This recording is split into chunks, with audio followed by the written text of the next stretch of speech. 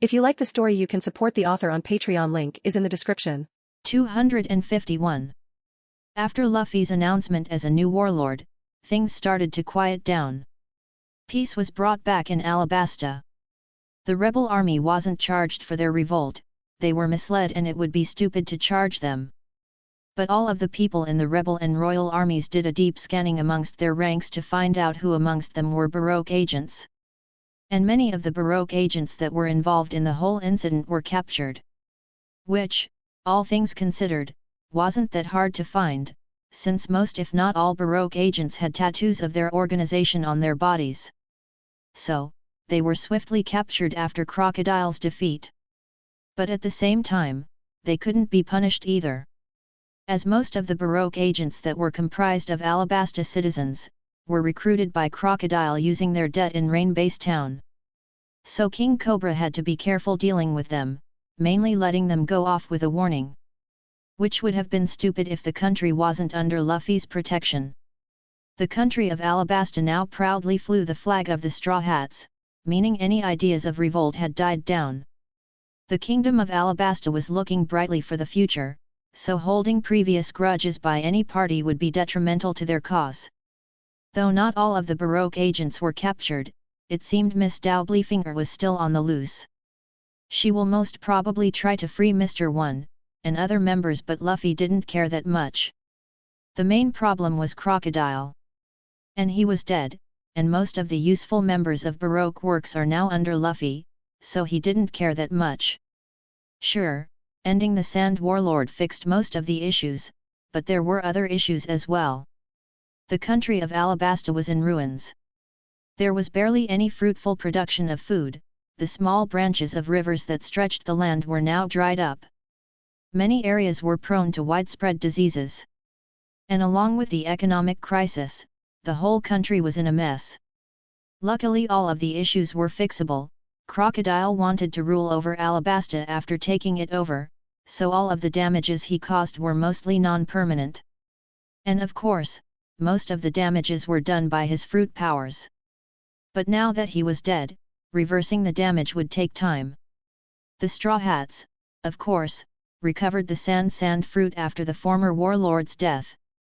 And even if there was a new user, the said user wouldn't be able to control the fruit's power quickly enough to undo what damage Crocodile did. It would take time, or that is what most would say. But Luffy had other plans. He needed to gain the trust of people here in Alabasta. And what other way than playing an active role in helping the country? Along with Alabasta, the Sakura Kingdom, formerly the Drum Kingdom, was also under the banner of the Straw Hats. But unlike the Sakura Kingdom, the people of Alabasta were still skeptical of him. Also, Alabasta was several times larger than Drum Island, with more resources and people living here. So he had to speed things up. The issues with the river branches drying up could be solved easily, just sending Kuina or Zoro to cut up new river branches and boom, problem solved. Heck, Kuina creating some large ice structures to cool down some areas also did the job. Problems with infertile land needed some time, but the researchers of Alabasta were already on it. Other things such as widespread diseases were solvable with Chopper's help. Mainly most of the diseases in Alabasta were due to malnutrition. Also, even though in regard to food production Drum Island wasn't any better, due to having a good relationship with King Dalton, they offered several tons of food they had saved up for the winter. Now that Wapole wasn't eating up all the rations, they could spare some food for their neighbors. The food problem was also being dealt with by Hatchin and other members of the Straw Hats. The sea was filled with dangerous and powerful sea kings, so hunting sea kings wasn't that hard. Sanji would have taken the job himself, but now that he was a devil fruit user he had to be cautious about the water. Well, at least until he got his powers under control. Things weren't all fine just yet, but Alabasta was on its way to recovering its former glory. Luffy sat across the window as he sipped on a local drink, made out of concentrated rose syrup, sweet and red in color. A drink that he was oh so used to having in his previous life. He sat on the balcony railings, in front of the royal library. Most of the crew were doing their own thing. Sanji and Hachin were most probably in the kitchen fussing over food. Zoro and Kuina might be either training or doing their own stuff, and Nami was most definitely going over all the loot they collected off of Rain Base Town and other Baroque hideouts they hit over the last few days. White Fury should be helping her in that regard. Johnny, Yusaku, and Bartolomeo should be sticking together, they make quite the idiotic and useful trio. Either gloating about their deeds or just going around sightseeing. And bossing around petty pirates that unfortunately came to Alabasta. What? He was a warlord now. He could officially cash in pirates of their bounty, so why not? The more money he could take away from the world government, the better. Jin and Kobe should be together, the unconventional duo did like training as much as Zoro and Kuina. But at the same time, both of their levels were equal to each other, so they might be polishing their skills. Chopper was most probably with the doctors that came from Drum Island to help the people of Alabasta. The mink really did like helping people and well, being a doctor. Luffy made a mental note to look for another particular doctor, as he was sure that Chopper would love having a helping hand. Momo was a mystery, but most probably somewhere in the royal castle, around Vivi. With Usopp's power, he had shrunken down to a house pet size, and was more than happy to eat and sleep. The poor Sea King barely had any rest since the start of his journey, so he was really enjoying this. That brought up an idea: Luffy should get back to Laboon sometime and bring him along for the journey. Usopp was fairly getting good with his powers, so why not? He did promise the giant whale, so again, why not? Speaking of Usopp, the last time he heard from the Long Nose was that he was trying to experiment with his new powers, and was bugging Kuina and Zoro about it. That, and he did hear some rumors about him, telling his tall tales around the capital. Though Luffy knew the last part was more than just rumors. Sabo, Ace, and Masked Deuce should be around Alabasta as well. They all were waiting for Luffy to wrap things up, and tag along with his journey. That, and hunt down a particular man together. Bon Clay, Mr. 2, Galdino, Mr. 3, and Marianne, Miss Golden Week, were mostly handling taking over Baroque works. Luffy wouldn't call them crewmates, they didn't want to join. And in all things considered, it was better that way. Bon Clay wanted to join the revolutionaries. Galdino and Marianne wanted to stay as bounty hunters and make their name that way. So he didn't push them. And they were willing to work under him anyway, so why not? 252. With all things done, Luffy looked at the newest member of his crew. Nico Robin. He looked at Robin, who was mildly minding her own business reading a book. Which in all things considered was quite productive on her part. Most of the Straw Hats might have accepted her, but there were some that didn't. And also, Robin was making no effort to earn their trust as well. So other than reading a book, she had nothing else productive to do. And that needed to be fixed. He didn't need Robin to trust everyone in the crew, but she would have to at least trust him, or Sanji. Because other than him, or the cook, she rarely interacted with others in the crew. Luffy rubbed his chin, looking at Robin. How should he go about this? The original Luffy did nothing, and with his luck, everything played out well. But he needed to fasten up the process. Building trust was crucial for the crew. Vivi was close to accepting Robin, so the only problem was Miss Archaeologist herself. The woman in question sighed, putting her book down, and looked at Luffy. Do you want to say something, Captain? Why do you ask? Robin gave him a flat look. You have been staring at me for quite a while now. If I didn't know any better, I would have thought you had a crush on me. Luffy grinned, wiggling his eyebrows, amusement in his eyes. Maybe I do. Robin gave him another flat look. I highly doubt it. You don't look at me the same way you do with Miss Navigator or Miss Wednesday, she said, waving her book at him. So, either, you are trying to annoy me just to get a reaction, or you have something you want to say. Ah, you got me all figured out, Luffy said, a bit disappointed as he didn't get the reaction he hoped for. He then flexed his biceps and the other muscles in his upper body. He was wearing an unbuttoned loose shirt, so he was showing off a bit. "But I'm good looking, aren't I?" Robin mused, humming, "Maybe, but you are a bit too childish for me." For some reason it hurt Luffy more than he should. So the boy made a face and stuck out his tongue maturely. Nico Robin's mouth curled up. "Like I said, childish." She chuckled when Luffy had slouched over in depression. She found her new captain oddly immature most of the time. It was like putting up with the antics of a younger sibling. She wondered how the rest of the crew dealt with it. But then again, in the short time she spent with them, she found out almost everyone had their own antics. In some instances, the six-armed monkey known as Sparky acted more mature than the rest of the crew. "Wait, monkey? Monkey D. Luffy? Who has a first name for monkey anyways?" Robin blinked, and a small, amused chuckle escaped her lips despite her efforts to contain it, which caused Luffy's grin to widen. "See? That's much better," Luffy said cryptically. Robin blinked, having caught herself, and her mask fell back in place. "What's better?" Robin asked in slight confusion. "Your real laugh. I like it. It's much better than that fake smile you put on." Robin was silent for a moment. "Someone once told me that a fake laugh is better than no laugh at all," she finally said. Thinking over the old friend that sacrificed himself for her. "Well, I'm sure he was wise." Luffy said. "Maybe he was a fellow D," Luffy joked. But Robin stiffened. Those were the words told by Jaguar D Saul once. And he was a D. What does D in the middle name stand for anyways? Robin muttered uncharacteristically. "It's simple," Luffy said, puffing his chest out, as if he knew the answer. Making the archaeologist lean in, wanting to hear the answer.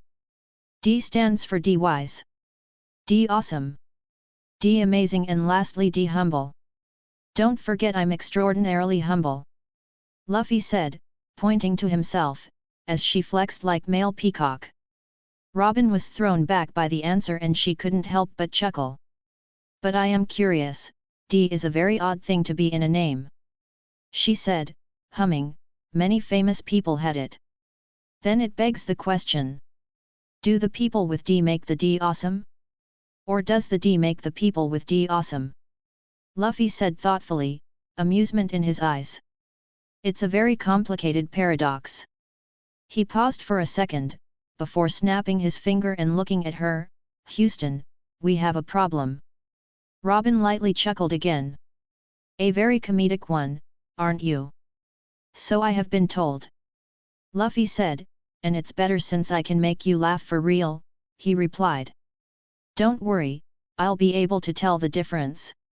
If it was just a few days ago, she would have been on guard at Luffy being able to read her. But now, she was more or less getting used to his antics. Like how the crew's sniper once said, "You are getting immune to the captain's luffiness."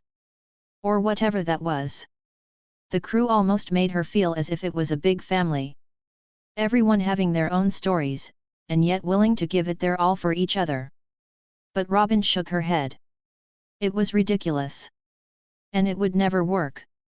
Eventually, the darkness of her existence would come to shadow him and his little crew, and she would have to either betray him or be betrayed. But would that be so bad? Even Alabastus Poneglyph was a hopeless dream now. Her life, it no longer had any purpose other than meaningless survival. She had seen with her own eyes the carefree nature of the Straw Hat Pirates. Maybe she could pretend she could live that life, just for a little while. Until things went downhill. Then, would she finally accept her fate? Only time would tell. At least she could enjoy her remaining time. For her, there was no happy ending at the end of the tunnel. Just sadness and ghosts of the past. No bonds, no family, she was alone in the world. Like always. In her ears a voice called out to her, that one day she would find people that accepted her. But the voice of her long-dead giant friend died out at the end. She sighed, before asking, "Do you need anything?"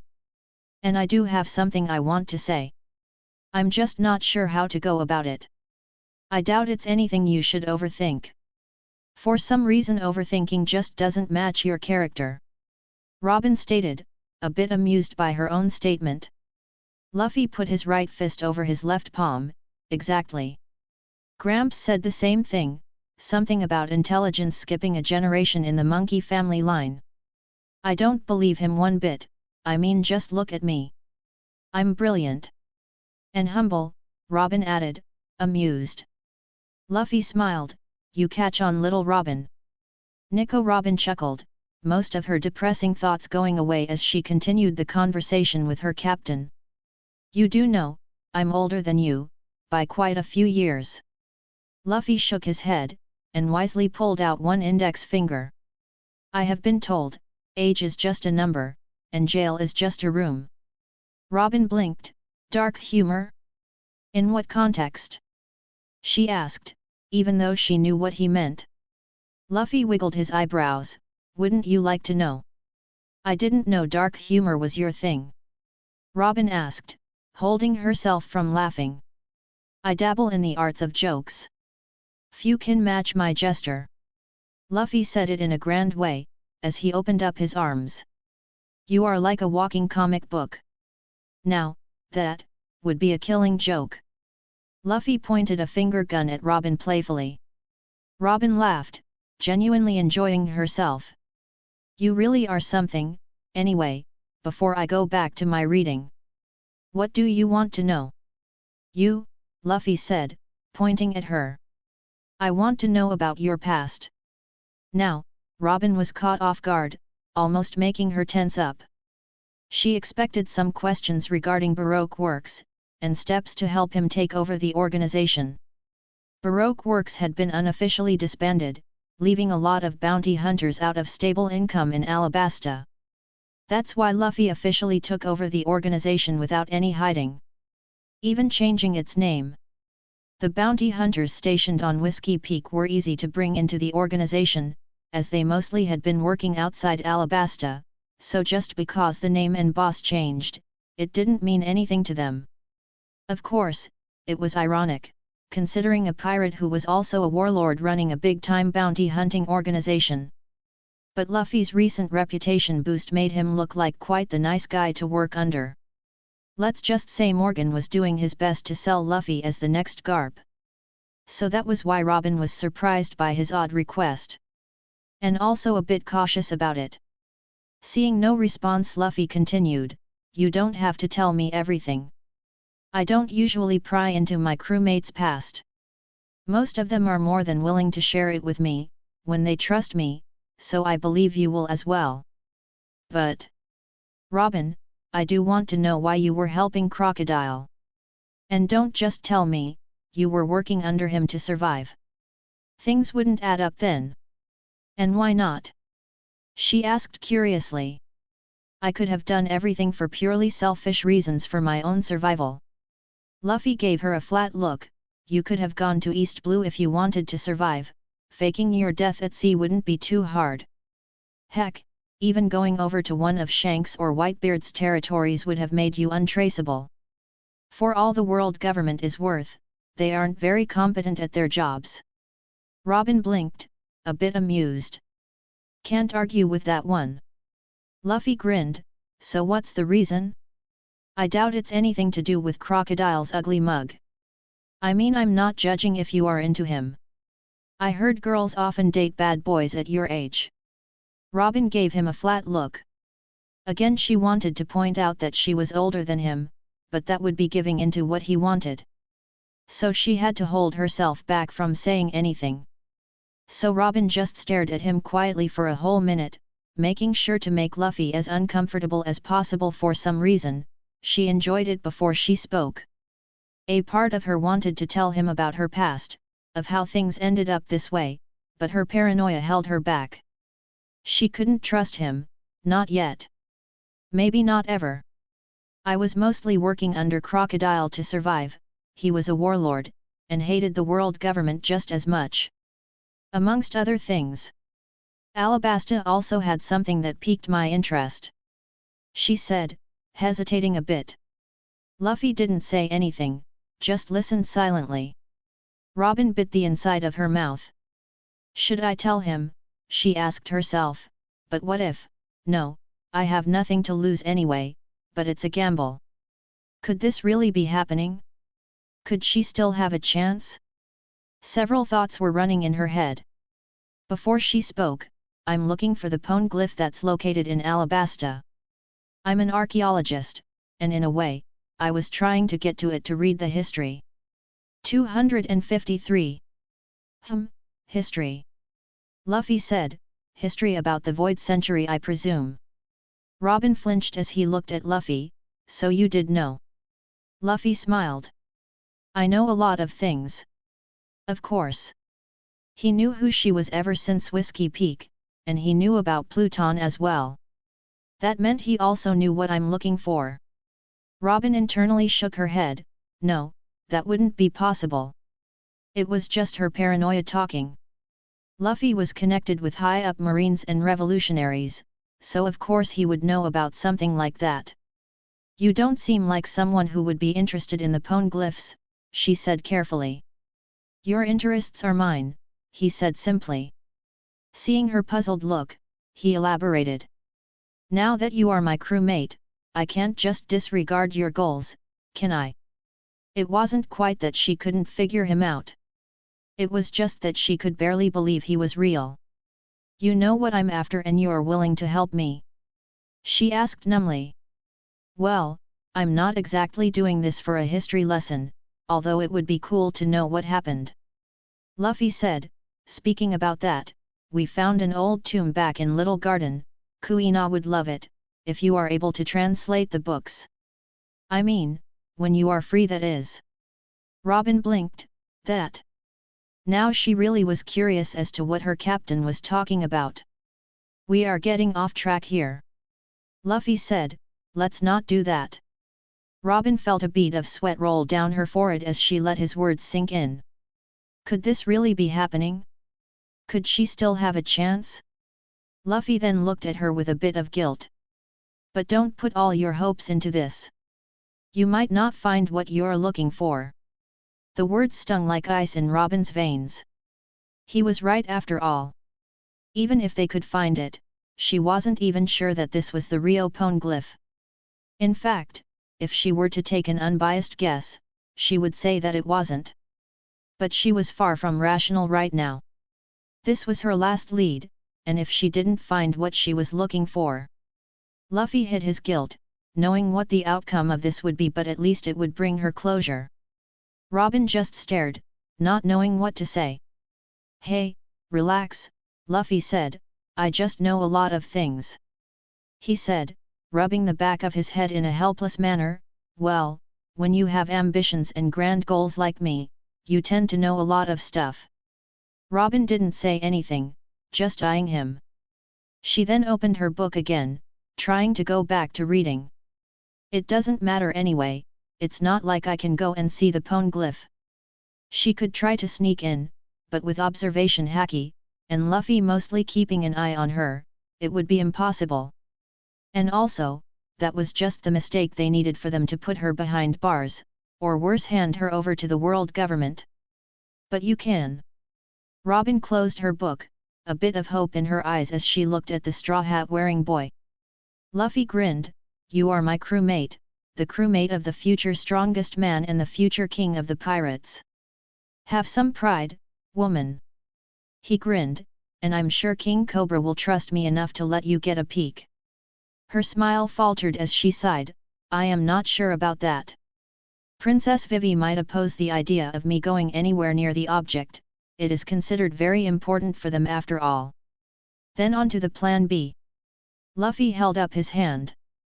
Robin blinked, I didn't know we had a plan A, but, well, continue.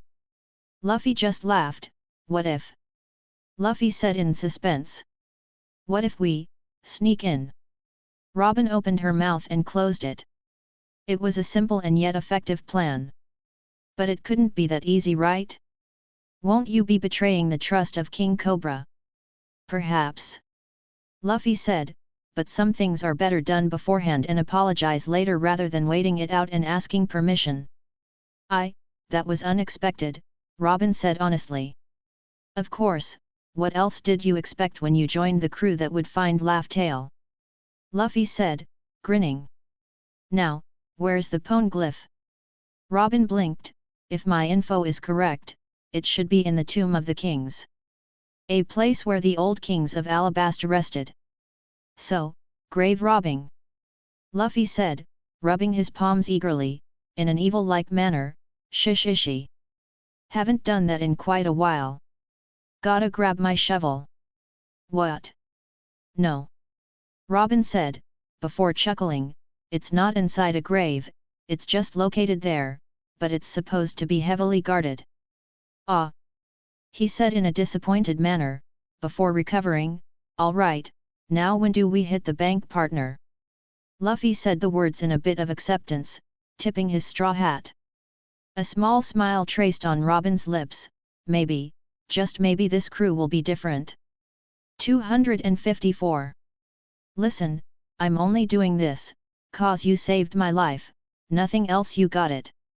Anchor huffed as he picked up the nameless naginata from the table, and started examining it. Sure, sure. Luffy waved him off as he and a few others eagerly observed Anchor doing his job.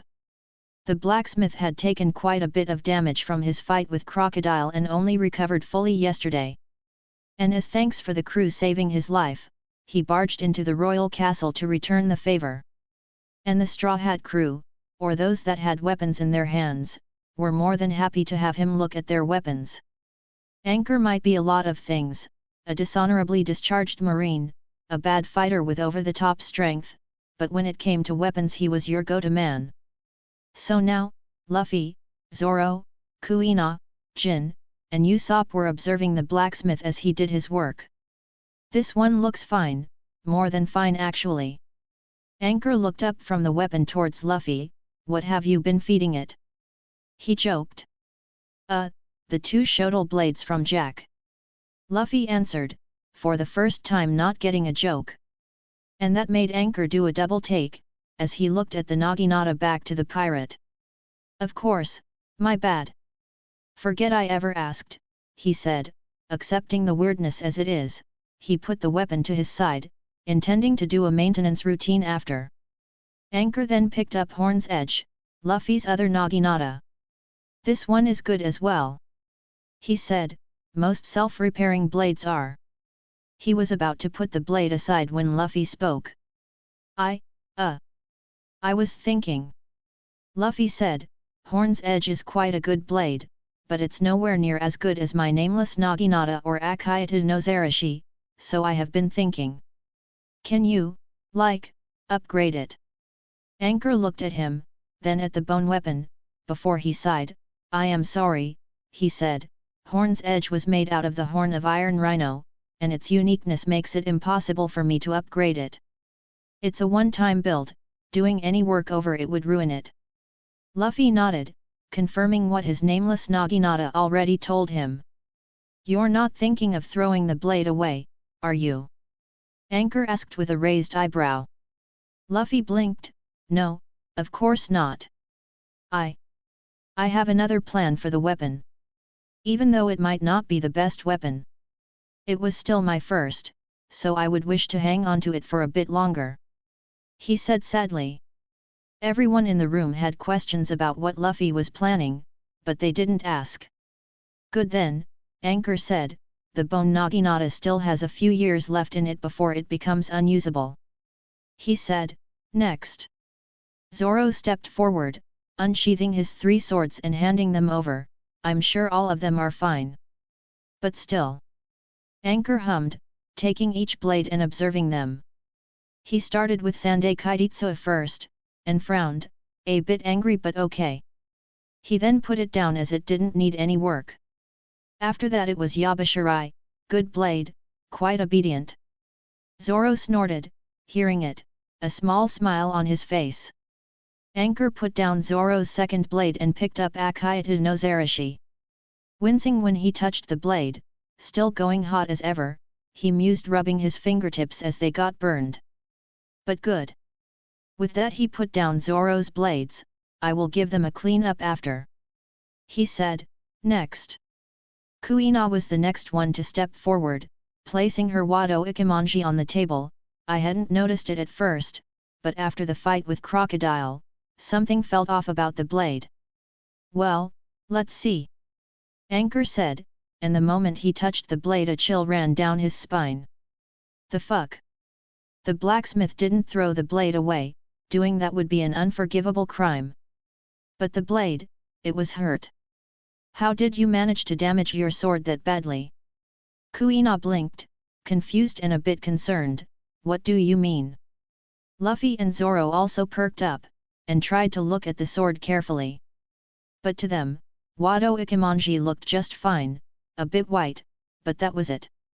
Your blade, it has a shit ton of fractures, don't tell me you guys can't see it. Anchor said, a bit confused, I mean you guys should have observation haki. I don't have it, but I heard it could make one see a lot of stuff. Luffy frowned, activating his observation haki. He was the only one in the room that could use observation haki. Sanji wasn't here, the same was with Sparky, both of them didn't have weapons and decided not to come. And just as he activated his haki, Luffy could see patterns run down Wado Ikimonji. They were so thin that it looked like someone had taken his time and decorated it with very thin line work to enhance the sword's beauty. But no, they were cracks, so that's why the sword was looking more white. Luffy muttered. Yup, energy is leaking out of the sword. Anchor said, looking at the swordswoman, that's why it's cold as well, must have been absorbing your energy and now is using it to hold itself together. I'm sorry, but is it really bad? Kuina said with a bit of worry evident in her voice. Well, your sword got damaged somehow, like really badly damaged, as if someone was trying to suck the life out of it. Anchor said as Kuina's eyes widened, but he wasn't paying attention. Crocodile did try to break her sword, maybe it got damaged back then.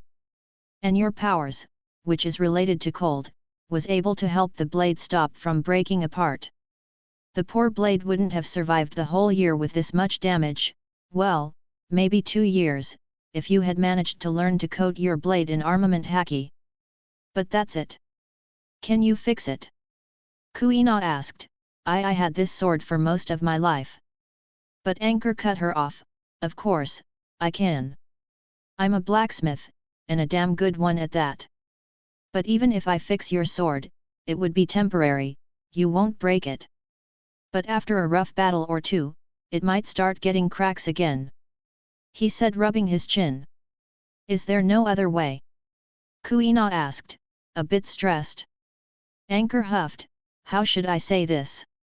Wado Ikimonji, or at least the core of the blade has been damaged, and unless I do a full rework like Akayata no Zarashi it won't be fixed. Then why not do it? She asked. Because once a sword's core gets damaged, it's real hard to fix that stuff. Anchor said, a bit ashamed, and I'm not that confident in my skill that I would be able to fix it. That was surprising. But at least Anchor was telling the truth. Luffy was scratching the back of his head. There was a way to fix the blade, remembering who made the sword in the first place. But going into Wano right now would take time and resources, not to mention the risk involved with it. But, how did you fix Akato no Zarashi? Zoro asked. This was totally broken, when I first saw it. Oh, that, well, Akato no Zarashi had a devil fruit power inside of it. And it helped with the reforging. Anchor said. Luffy blinked. Wait, so if we give you devil fruit, you could fix Kuina's sword? Anchor blinked. I mean I do know how to make a devil fruit weapon. But you would need to find a good paramecia fruit. The others didn't know what to say, while Kuina looked on hopefully. For now I could temporarily fix it. This will also make sure you can fight with your full abilities without holding back. Then it's decided, Luffy said, you will join the crew. Anchor's eye twitched, and how did you come up with that? Luffy smiled, well, someone needs to take care of our weapons, and what better way than having you permanently on our crew? He said, also, let's say we do find a good fruit for Kuina's sword, we would still need to find you after. He actually makes sense. Usopp said, that's, yeah, with 3 blade users, we do need someone in the crew for that. See? My sniper gets it. Luffy grinned, making Anchor sigh. I will get back to you on that later. The smith grumbled, not outright rejecting Luffy's offer. Next. Luffy's grin just got wider, but Anchor wasn't paying attention as he started looking over Jin's unique weapon and praising Usopp for his crafty skills. All in all, this was a productive day. Chapter 255. Luffy raised an eyebrow at the princess. Is there a reason why you pulled me into your room, princess? He asked, amused. Nami won't like it if she finds out. The blue-haired princess gave him a coy look, biting her lower lip with one of her teeth, as she backed away towards her bed. Maybe she doesn't need to know, she said, sitting on her bed as she crossed her legs in a way that made her look quite appealing. Luffy really had to hold himself from taking her here and now. All because it wouldn't be right. He sighed, stepping away from the door as he made his way towards her bed, and stopped right in front of her. What do you want, Vivi? He asked. The princess frowned, that's a stupid question. Luffy held back a chuckle, yes, but at the same time, you won't be getting what you want. That made the princess pout before she sighed. She hesitated a bit, I can't accompany you on your journey, she said, not looking him in the eyes, I have to stay here for the country. After what happened here, my people need me. And I don't, Luffy questioned, now he was kneeling down towards Vivi. You would choose them over me? He looked directly into her black eyes. No. I. Vivi didn't know what to say, that's why I'm willing to do anything for you, tonight.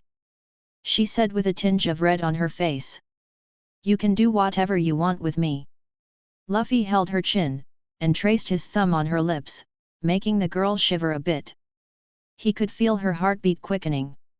I will do whatever I want with you, no argument there, he said, amused at the girl as her face started heating up. But no, not now. That would be betrayal. Vivi blinked, before she frowned again, this time a bit of heat in her gaze. Is this about Nami again? Am I not enough?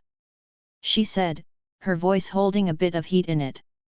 She doesn't even have to know this, she can have you whenever she wants, you guys will be together but me. No, Luffy cut her off, it's not only about her. Sure, I will be betraying her trust. But you will too, she thinks of you as a friend. And I don't want to strain that, not now, not ever. If I wanted to take you, I could have asked your father for your hand in marriage. Then why didn't you? Vivi shot back, almost tears in her eyes, don't you love me? Love you. Luffy cupped her face, of course, I do, Blue. Over the past month, I saw so much of you, that I can't imagine living without you. Vivi didn't know what to say as she looked at the boy. He was being honest, she could feel it. But are you up for it? You are a princess, Vivi. The moment I marry you, the world government, other pirates, the marines, all of it, they will target you, didn't I tell you what happened to the previous pirate king? Vivi bit her lips and nodded. He had told them about what happened to Roger's wife and only child. Though, he did hide the fact that it was Ace who was Roger's son. Luffy continued, and sure we can hide it for some time, but they are bound to find out. And I don't want to see you get hurt. Luffy said, remembering the last bit of One Piece manga where it showed Vivi went missing in the Leveille. He didn't know what happened next, but he wasn't willing to take chances. Also, I wanted to discuss this with you first before asking your father. I won't shy away from responsibility. Ever. I love you, and I'm willing to go all the way, he said with her face cupped in his hands. But I can't leave Alabasta, not when. Luffy sighed, I'm not saying that you have to leave now, you won't be in danger, now that I'm a warlord. But soon, things will change, you know it will. And trust me when I say this, you will be in danger. So, I can only give you 1 year, after that, I will take you on my ship. Vivi bit her lower lips, before nodding. Fine. But you will fix this, mister. I don't want to always be on the run, so, don't take too long. Luffy smiled. He got what she meant, if he was able to accomplish his goals, one of them being taking down the world government, she wouldn't need to be on the run. I won't, I promise. Right then, the door slammed open, then what about me? A very angry orange head shut the door. And stomped her way towards both of them. Vivi reflexively flinched as she tried to hide from the angry orange head. The said orange head, that was on the brink of tears. Luffy didn't even need to look back to know who it was. Don't you love me? Am I not good? Nami said, almost shouting. Is it because I have smaller boobs than Vivi? She whispered the last part, but everyone heard it just fine. Luffy looked back a bit amused, no, I mean just because I tease you all the time for it doesn't mean I don't appreciate your size. And like I always say, you will grow, believe me. He said, mildly annoyed with himself from teasing her too much. And besides I liked you since we first met, and that hasn't changed one bit. Regardless of your breast size. He winked at her. Also, I hear big hips help with giving birth to strong children, wanna test that out? That made Nami's anger wash away as her body stopped to process what Luffy just said. And before long a furious blush had gone up her face. You can't be serious. But I am, though that's after marriage, Luffy said. Like I said with Vivi. I love you both, and as a pirate, anything can happen. That's why I'm going to take responsibility. For both of you. The life of a pirate is too short to just mess around. That brought both girls' attention back into the conversation. You can't just take both of us as wives, Nami stated. No. That's not how it works. Vivi nodded along. Oh, but you guys get along so well, you two are even agreeing on something. Though I can't see eye to eye on that one. Luffy mused. You aren't joking? Both of them asked at the same time, before they looked at each other and then looked away. Both pouting. Luffy mused, no. I always planned on having multiple women. But I'm no scumbag, and so I'm willing to take responsibility for each of them. He said with a small smile on his face. I mean I will be the greatest man in history, but I do have my needs. And I want meaningful relationships, not just sleeping around. Both of them didn't know what to say, so Luffy grabbed the arm of Nami, and brought her close to him, before making her sit beside Vivi. He looked at them in the eyes. I was raised by Gramps, and sure I had Ace and Sabo around. But I always lacked something. Luffy said, in his previous life, he was raised by a single mother. His scumbag of a father didn't want to take responsibility and so he left. He saw how hard it was for his mother to raise him, heck it was the reason why she overworked herself to an early grave. And he didn't want that. Was it foolish to marry girls that you only know for a few months? Maybe. But when you are facing death all the time, you start to get comfortable taking leaps of faith. And if so, he would do things the right way. I love both of you. And I promise that I'm willing to love you equally. Take care of you equally. So don't let me choose between you, that would break my heart. Luffy said, a bit of pleading in his voice. I don't see a future where I can't live without you. He said looking between both of them, any one of you. The girls didn't know what to say, so they just listened.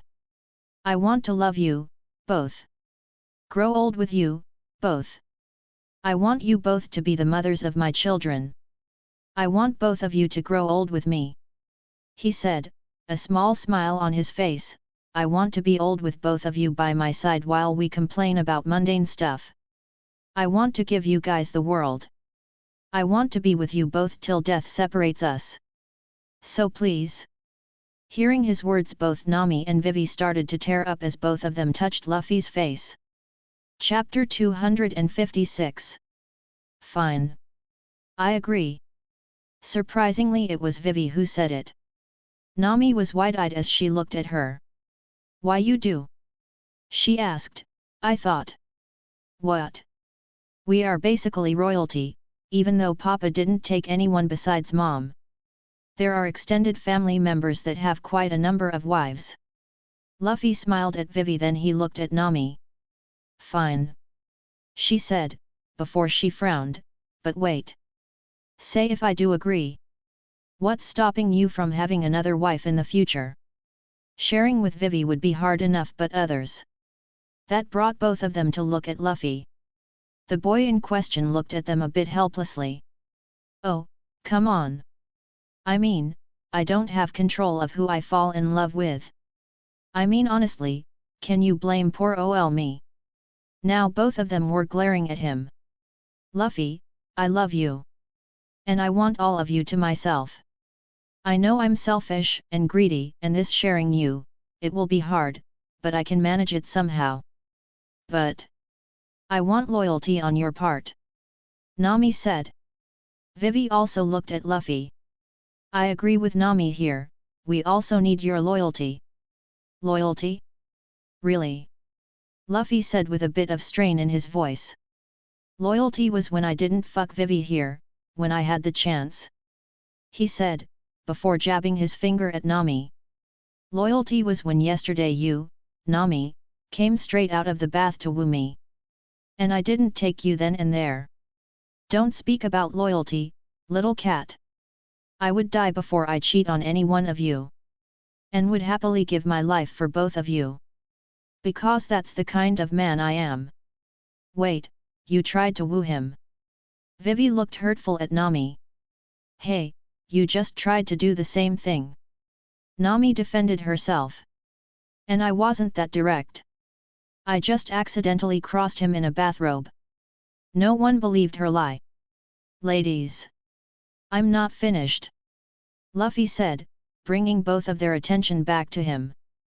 I love both of you. But I also know that I should be honest and be clear with what I want.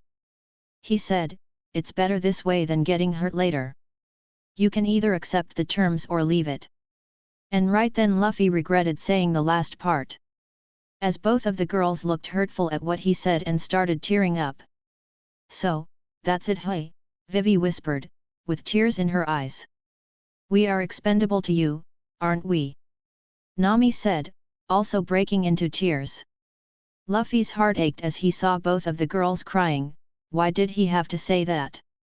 Me and my big mouth. I'm sure you won't have any problems going after Miss all Sunday, if we leave you. Vivi said, sniffing. She's the other one, isn't she? What did that bitch ever do? Now, that you mention it.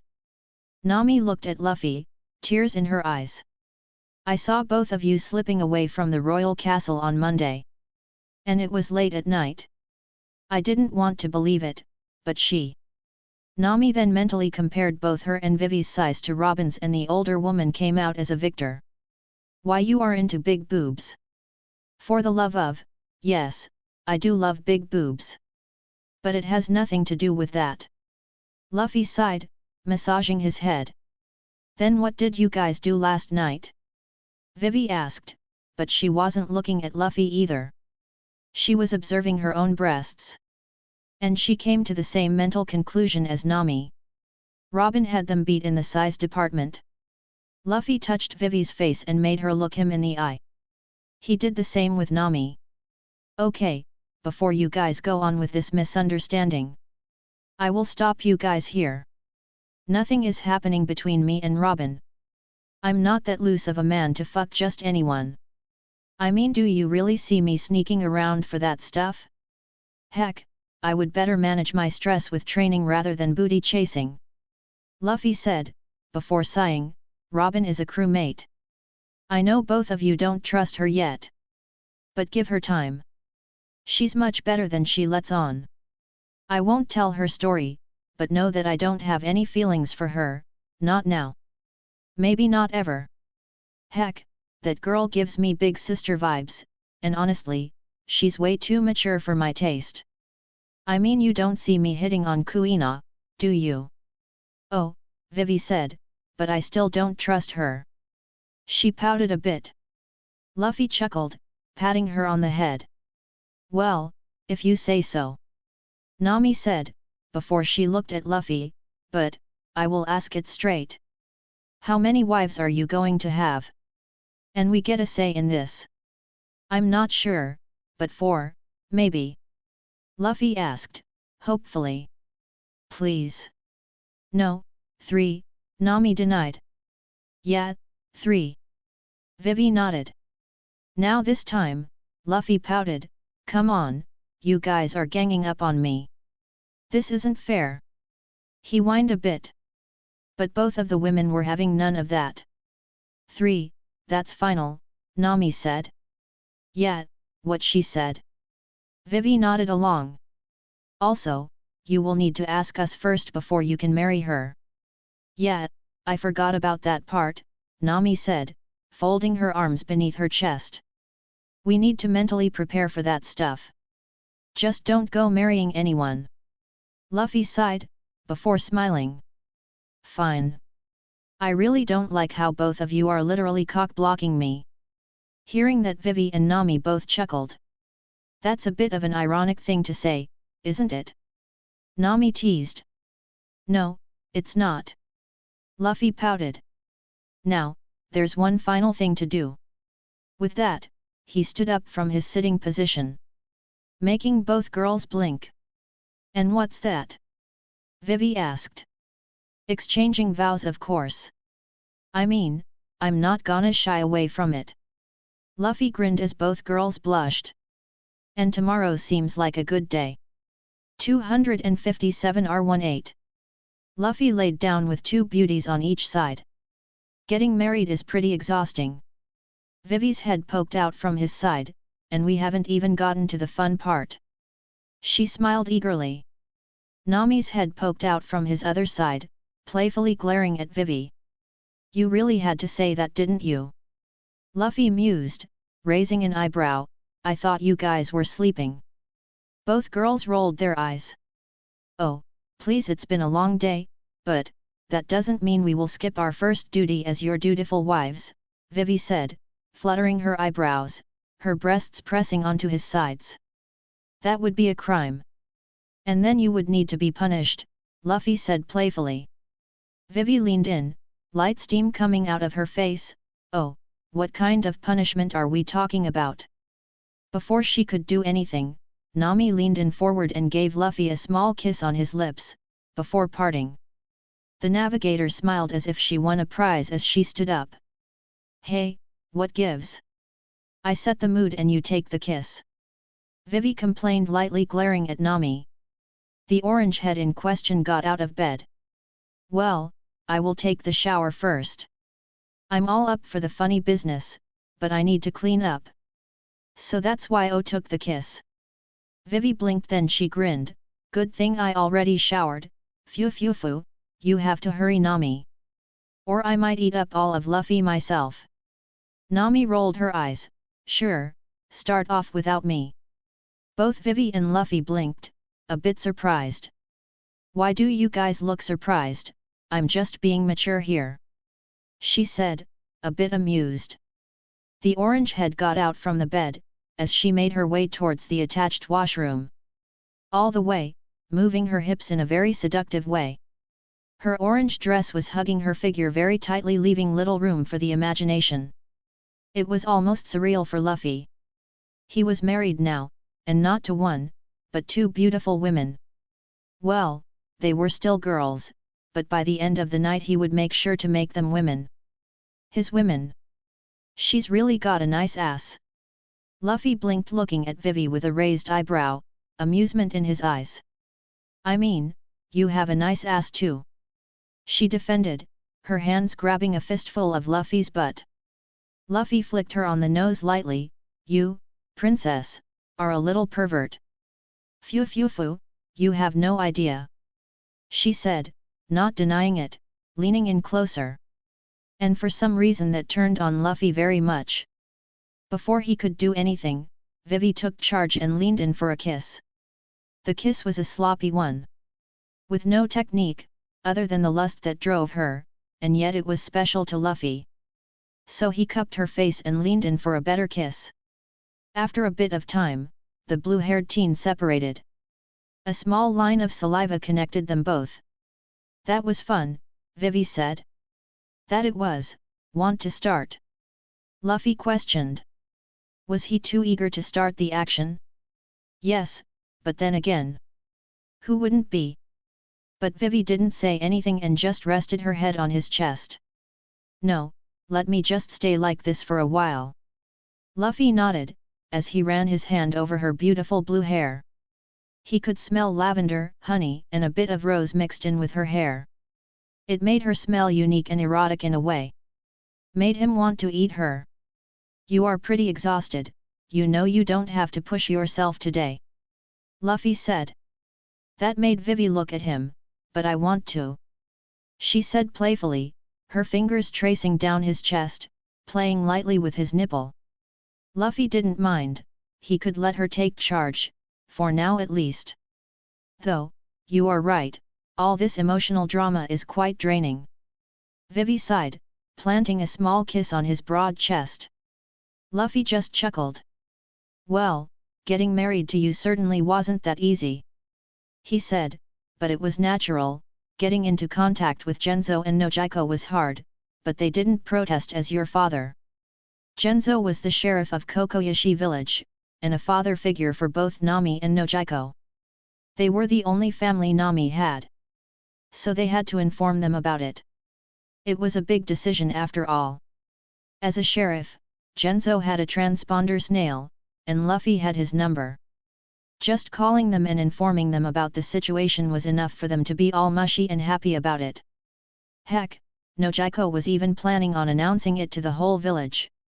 But Luffy had to turn them down. Their marriage needed to be a secret for now. The less people that knew, the better. Heck, both Vivi and Nami were very upset that they wouldn't have a large wedding. Other than the crew, only a handful of people knew what today was.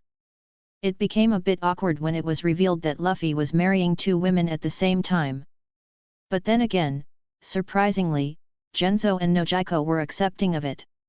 Polygyny was a bit of a common practice in the world, so they didn't mind. Especially since Luffy was willing to take responsibility for both of them. Though Genzo did warn Luffy to treat Nami fairly, other than that it went on without a hitch. Well, what else did you expect? Papa's pretty protective of me. And, I suddenly go missing for a whole year, then come back with a pirate of all people who also happens to be a hero to save my country from another pirate. She said, wiggling closer to him. And the said heroic pirate now wants to marry me, can you really blame him for fainting? Luffy smiled, holding back his laughter. That was quite the scene. No, it was completely understandable. He said, though, I was worried for a second that he wouldn't agree. Vivi leaned in closer, resting her head on top of his chest, but he did. Papa knows I'm a responsible girl. And he also happens to like your straightforward approach, so that might have helped your case as well. Honestly, I was worried about how things would end, but everything worked out in the end. Luffy traced his fingers on her smooth blue hair, getting drunk on her nice smell. And yet you are unhappy. Vivi looked at him, there was a tinge of sadness in her eyes. How can't I be, you will be gone in 3 days. And I will be alone here. I might be able to deal with loneliness, but, you will be putting yourself in danger. What if something happens to you? At least Nami will be there, but I... SHH. Blue. Luffy said, pressing his finger on her lips, it might not be fair, but things are as they are. We can't change it. He said, even though he wanted to take Vivi away, he knew that it would hurt her more. Why yet, it will just be a year, Vivi said, trying to forget about the sad stuff. Anyway, where were we, Eep? Luffy mused, see, you also have a good butt. Giving her bum another squeeze, getting another cute reaction from his blue-haired wife. Nami might not have shown it, but she wanted to give them some alone time, just because of this. Who knew the greedy cat burglar could be so caring, but then again, those were the little things that made him fall in love with her. Sure, Nami might be all greedy and stuff when it came to money. But she had a heart of gold when it came to looking after things. So, wanna take the lead? Luffy asked, but she shut him up, grabbing him by the head and slamming her lips against his. Luffy's eyes went wide in surprise as she leaned her entire body in. Her groin rested over Luffy's slowly hardening member, her arms wrapped around his neck as she moaned into the kiss. She finally stopped. Luffy was stunned. Her lip was covered with his salvia, she stuck her tongue out and licked it up, slowly, seductively. I thought you didn't know how to kiss. Luffy asked. Vivi looked a bit panicked. Wait. Was it bad? I'm not that good. Completely misunderstanding Luffy's words. No, it's actually the opposite. I actually enjoyed it. Luffy said, grabbing her by the hips as he sat down, Vivi still on his lap, with her legs around his waist. Carry on. Vivi leaned into the kiss, this time with much more passion, and Luffy was sure to return the favor. All the while, he slowly started to unzip his pants. Only after it got suffocating did she pull back, slowly, biting Luffy's bottom lip as she did. Oh, before I forget. Luffy said, making Vivi blink. I love you. Vivi's cheeks flushed red. I love you too, and I want you, she whispered in a husky lust-filled voice. Her hips ground against Luffy's throbbing member, that was still covered by his boxer shorts. Luffy this time leaned in, and started kissing at her neck, as his hands slowly made their way downwards towards her perky ass. He gave them a light squeeze, making her squeak in surprise. It was a good thing that after their marriage they could get a bit of privacy. They weren't in the royal castle anymore. They were still in the capital, but were in one of the empty vacation houses that they had here. By the time Luffy retreated, Vivi was panting, oh so hotly. Her breathing was ragged, and having light blush on her cheeks made her even more arousing. Chapter 258 R18. Luffy slowly cupped Vivi's face and brought it up, kissing it. He started slowly deepening the kiss as his hand slowly cupped her covered breasts, and started playing with them and pinching her nipples. The princess moaned into Luffy's mouth, but the pirate didn't stop. The clothes were becoming a bit of a bother to him. After aimlessly looking for a way to unwrap them, and finding none, he went the barbaric route. Vivi's eyes went wide when Luffy ripped off her clothes from the back, and forced her onto the bed. And tossing the remains of her clothes to the side. Vivi, of course, wasn't wearing any fancy clothes, but that was still one of her favorite dresses. She wanted to be angry, but when he saw the lust and love in her now husband's eyes, no words came out. Vivi, I want you, Luffy growled into her ear as his fingers played with her nipples, underneath her bra.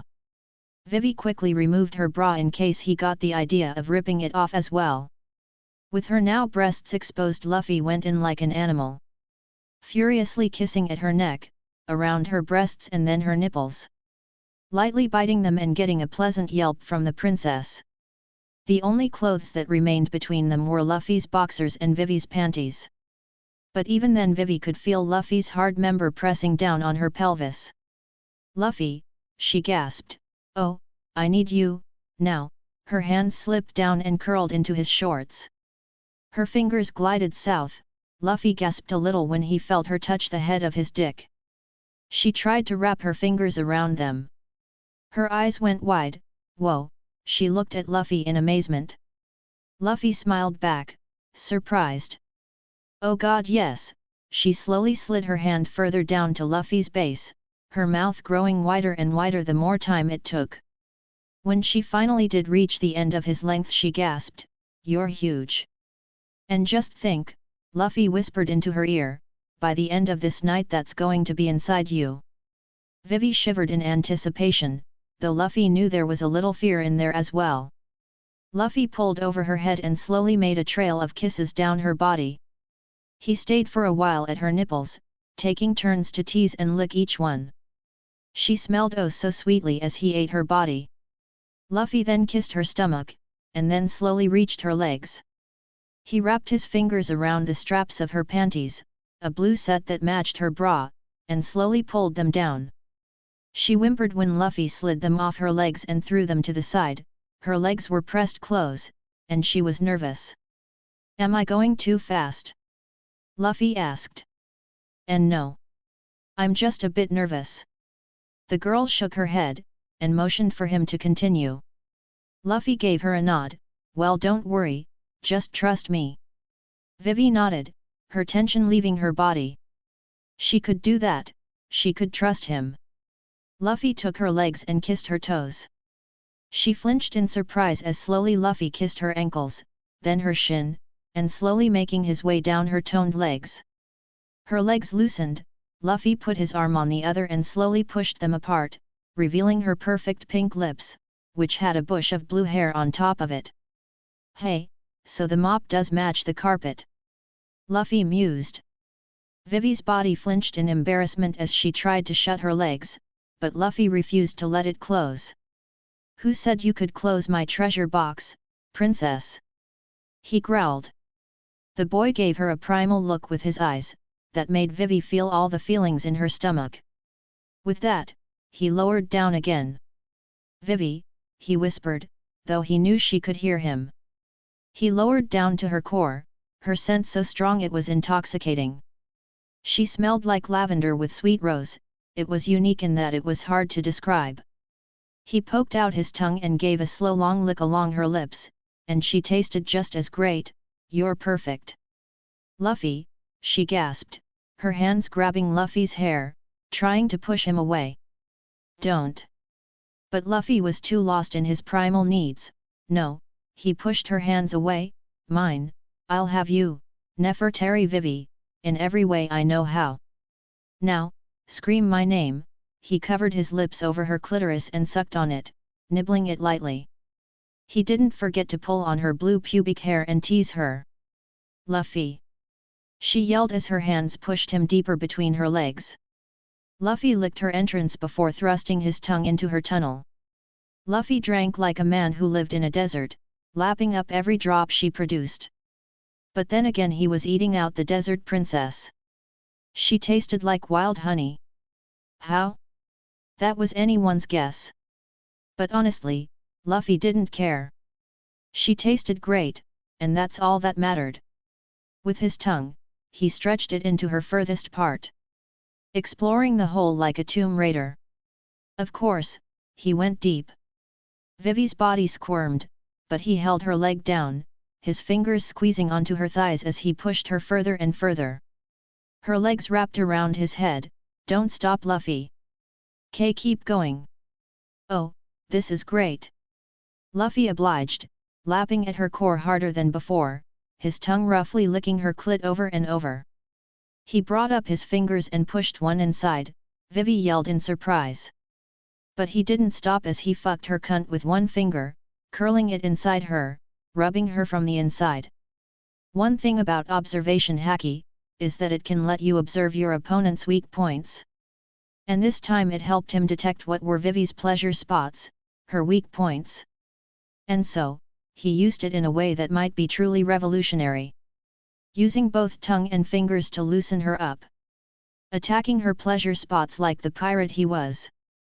And suddenly she screamed, "Luffy!"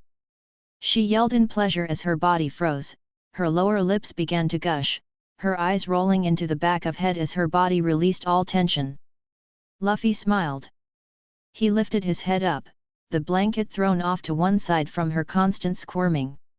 He looked down at her, her arms by her side, her flushed face that was drunk on pleasure, and her constant panting. Her breasts heaving from the orgasm, and he felt proud, and powerful, as he looked down at the woman he won over. There was a primal part of him that demanded he make her his, but there was a certain orange head that was ogling at them. Also, he had to stop himself from going overboard.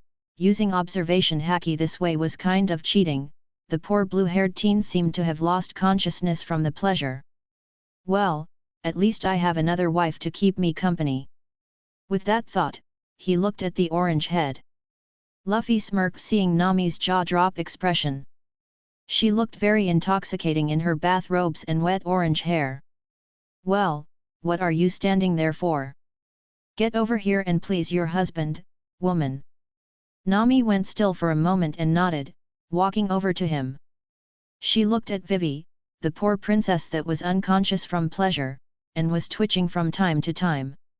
She swallowed, and gulped again when she saw Luffy's clothed member. Even with his boxers on, Nami could clearly guess the size and width. The orange head swallowed again, but this time with a bit of anticipation. Luffy smirked when he saw his wife eyeing his thing, and so he pulled on the fabric and ripped the boxers off, freeing his sword. Luffy's dick swung up hard as a rock, standing up in salute to the woman before him.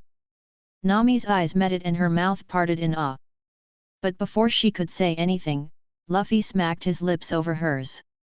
Nami screamed into his mouth, but Luffy didn't care. He unwrapped her wife from the towel, tossing it to the side, before grabbing her by the ass.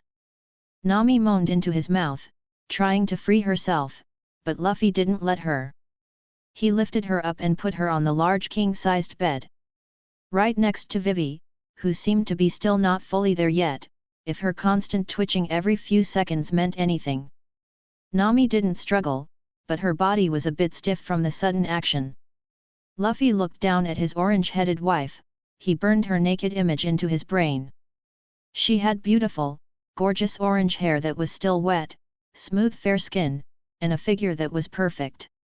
And to top it all off, he knew for a fact it would only improve over the years. Unlike Vivi, she had shaved her lower parts. But it didn't take away from her beauty. In fact, now that he compared, her nipples and womanhood were a shade of orange. Fuck, that was hot. Like what you see? Nami asked, her teeth playfully biting her lower lips. Well, I'm all yours. That you are, Luffy said. Chapter 259 R18. Like what you see?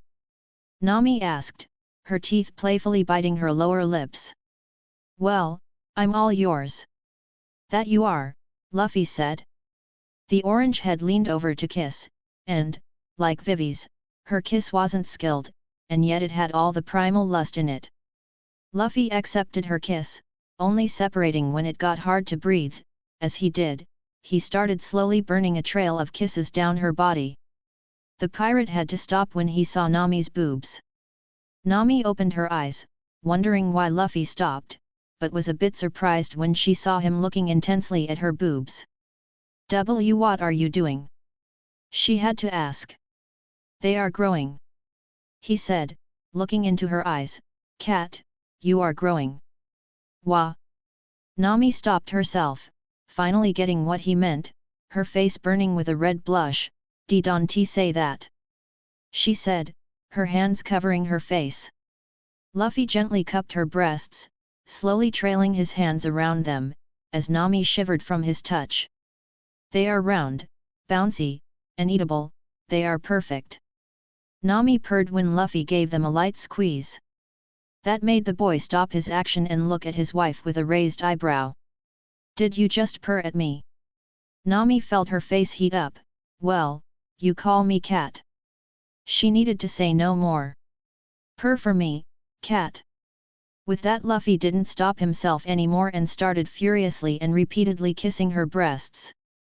Shifting from one mound of flesh to another, kissing them, biting them, lightly sucking on them.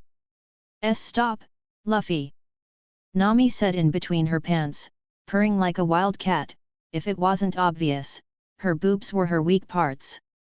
Again, thank you observation haki. It was a wonder how two women had two completely different sets of weaknesses. No wonder men had it hard understanding women. Stop. Stop Luffy, Nami said in between her pants. She purred and meowed from time to time. Give where credit is due, either she was really into cat stuff, or that was her natural reaction. But in the end, she did purr for Luffy. Luffy got off her breasts and looked her in the eyes, no. A simple reply, and with that he was back to enjoying himself on her boobs. Nami's eyes widened, she looked like she was about to faint from a rush of emotions. Luffy could smell sweet oranges coming off her, but it was lighter. That was unexpectedly hot. Her scent was different from Vivi's. Nami felt love for Luffy, and if it was a fight, she wouldn't back down. She grabbed Luffy by the neck, bringing him back towards her mouth to kiss. She didn't want to come just from Luffy's touch. No, she wanted to be eaten just like Vivi. Of course, she would never say it up front. But that wasn't needed. Luffy heard her wife's uncalled command and obliged. One of his hands was still playing with her breasts, while the other arm slowly started tracing down and automatically went to her ass. She moaned into Luffy's mouth as she slowly pulled back. Luffy, I love you. I love you too, Luffy replied as he felt his heart beat faster. The same was with her. Luffy pushed her onto the bed, and he slowly crawled upon her, his unsheathed dick poking her above the belly button. Nami looked down. That looks sharp. She growled playfully. Yes, and I'm gonna stab you with it. You are going to bleed, shiver and cry out my name when you do. Luffy grinned, he leaned into her ears, but not now. I'm not done playing with you just yet, cat. Nami was about to pout but she squeaked, one of Luffy's fingers sliding into her womanhood, while his thumb trailed on her clit. I will eat you. It was a statement. Then eat me. She said. Luffy closed her mouth with a deep kiss, before his lips trailed down her body. Cheek, neck, collarbone, breasts, all the while biting the skin with playful bites. Leaving a trail of hikis down her perfect body. Luffy! Nami shouted as her walls started to clamp around Luffy's finger. She was about to come. But Luffy stopped, pulling back his fingers. Who gave you the permission to come, little cat? Luffy asked with a coy grin as he separated from her body, sitting down on the bed. You need to be punished. With his hands on her hips, he brought her whole lower section up to his face, making the girl yelp. He covered his lips over her clitoris and sucked on it, nibbling it lightly. Luffy! She yelled, her thighs wrapping around Luffy's head unconsciously from his tongue action. But then she tried to push him away, her mind was going blank. Too much pleasure. She didn't know if it was his technique or the blood rushing to her face on the declined angle. But she was nearing her orgasm, a very powerful one. So she wanted to separate, get some breathing room. But the pirate was too cruel. Rather than going away, one of his hands reached for her breast, and started playing lightly with her nipple. Truly, thank you observation Haki, for taking away the guesswork. Nami moaned, her legs clamping down on Luffy, and now rather than pushing him away, she unconsciously started pushing him deeper between her legs. She couldn't take it anymore, she was going to burst. With that Luffy brought both of his hands down, cupping and playing with her breasts. Sometimes slowly tracing his fingers near her ribs to make the girl shiver. Those small actions added up, and Nami's legs pushed his head down to her core. Luffy licked her entrance as he thrusted his tongue into her tunnel. All of it tasted like orange, like sweet orange candy. Luffy wondered if her taste would change if she ate a devil fruit. They still had the maple syrup devil fruit in their hands. Honestly, she tasted good enough already, her juices were intoxicating. But her taste should theoretically improve if she ate the fruit. Hey, my brain goes into weird places. But that brought other questions. Vivi wanted to eat the sand fruit. Now that Luffy connected the dots, there was no way he was going to let her follow through with that plan. As far as he knew, the sand didn't taste good. Was he being selfish here? Yup. Did he give a fuck? No. They were his now, and if she wanted to get a fruit, he was going to make sure it made her taste good. Heck, he was all up for hunting down a few big mom pirates to get a good candy fruit. They were all about food-related stuff anyways. With that thought out of the way, Luffy continued his feast of her body. Nami's body squirmed, but he held her breasts down, his fingers squeezing onto her flesh mounds, and playing with her nipples. As he did, her legs started to tighten around his head. "Don't stop, Luffy!" Nami purred shamelessly as Luffy ate her. I'm about to." She couldn't finish her sentence as she yelped again, when Luffy bit her clit, almost making her near her climax. "Who gave you permission to speak, woman?" That was the message. Luffy licked at her core harder than before, his tongue roughly licking her clit over and over. With observation haki, he knew how to move his tongue the right way to get what reaction. He tongue-fucked her cunt, curling it inside her, rubbing her from the inside and out, licking around all weak points. And suddenly she screamed, "Luffy!" She yelled as her body curled upwards, her hands wrapping around his head in a tight hug as her lower lips began to gush right onto Luffy's face. Carrying a woman's body right on a man's face would usually result in a broken neck, but Luffy was no ordinary man. So he held his wife high on his face, as she constantly twitched thanks to her powerful orgasm. Finally, when Nami was done, Luffy picked her up, and softly laid her body down on the sheets. The navigator was still panting, her chest heaving, from pleasure. The poor woman was barely holding on to her consciousness. Luffy didn't go any further, she needed some rest, and it seemed his other wife had just woken up. Vivi grabbed onto Luffy's dick, while her other arm cupped his face and brought him into a deep kiss. "Don't you dare ignore me!" "Never," Luffy replied, as he bent down and closed his lips with hers. Vivi tasted the other woman's juices from his mouth, and in some way, it made her feel hot. This time he kissed her back, grabbing her neck as he pushed in harder, dominating her tongue under his. Vivi's hand, which was still holding onto his dick, started going up and down his shaft, making Luffy shiver a bit. She might not be skilled, but that didn't mean Luffy wasn't nearing his limit. Heck, his dick was throbbing. But not like this. Luffy pushed her down, his dick right above her belly. "I want to make you mine, princess," he growled. "I want to take you like a savage." "Oh, please make yours, oh Pirate King," she replied with a purr at the end. She was picking things up. "Good girl. Shove your strong blade into me." Luffy blinked, before he burst out into a small laugh, making the princess embarrassed as she covered her face, all flustered. "You are a dirty little princess, aren't you?" he teased, "but I like it when you beg me for it." Vivi didn't cover her blush anymore, too much into the game. "Stop teasing.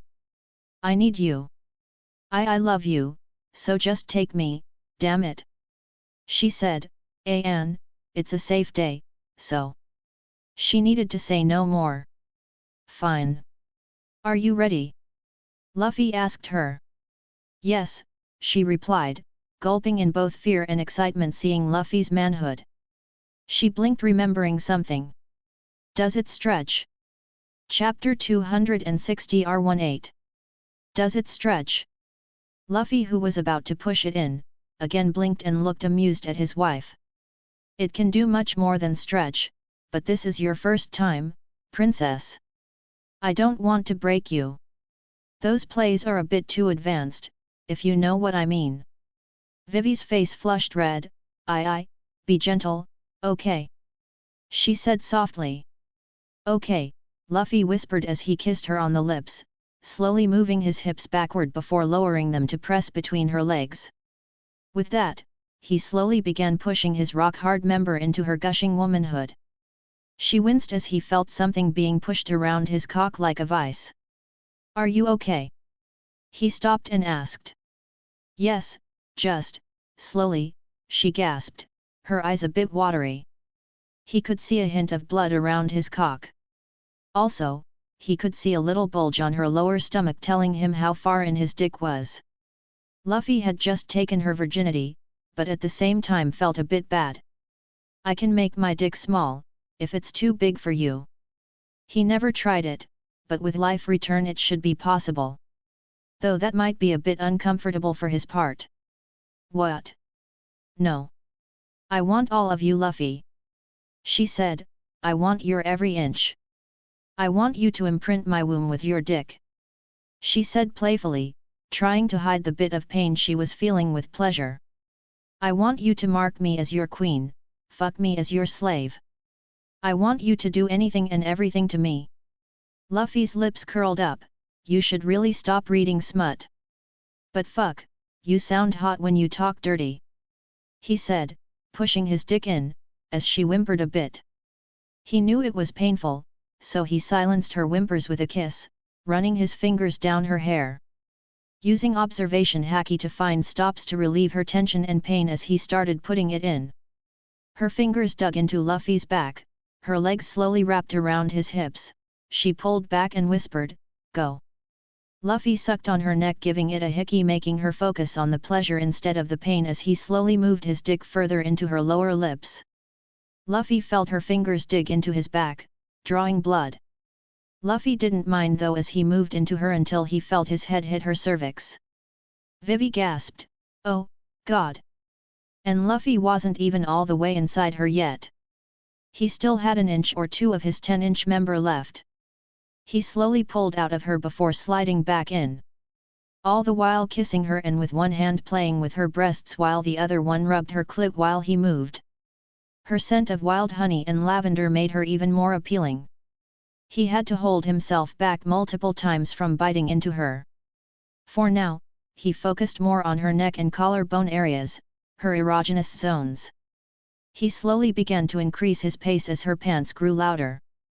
They were loud and meaningless as his hands grabbed her tits, squeezing them as he bit her lips. She pulled herself up and captured Luffy's lips, moaning into his mouth as he began to take her at a comfortable pace. He then suddenly jerked his hips forward, smashing his cock head into her cervix. Vivi moaned in pleasure as she broke the kiss, shoving his head into her breasts. Luffy took this as an invitation and began to kiss her tits, licking her nipples before playfully biting them. Luffy kept thrusting, he could feel it contracting around his cock as she grew tighter and tighter. Are you going to come for me, princess? He asked her, licking her nipples. Why yes. She moaned. Come.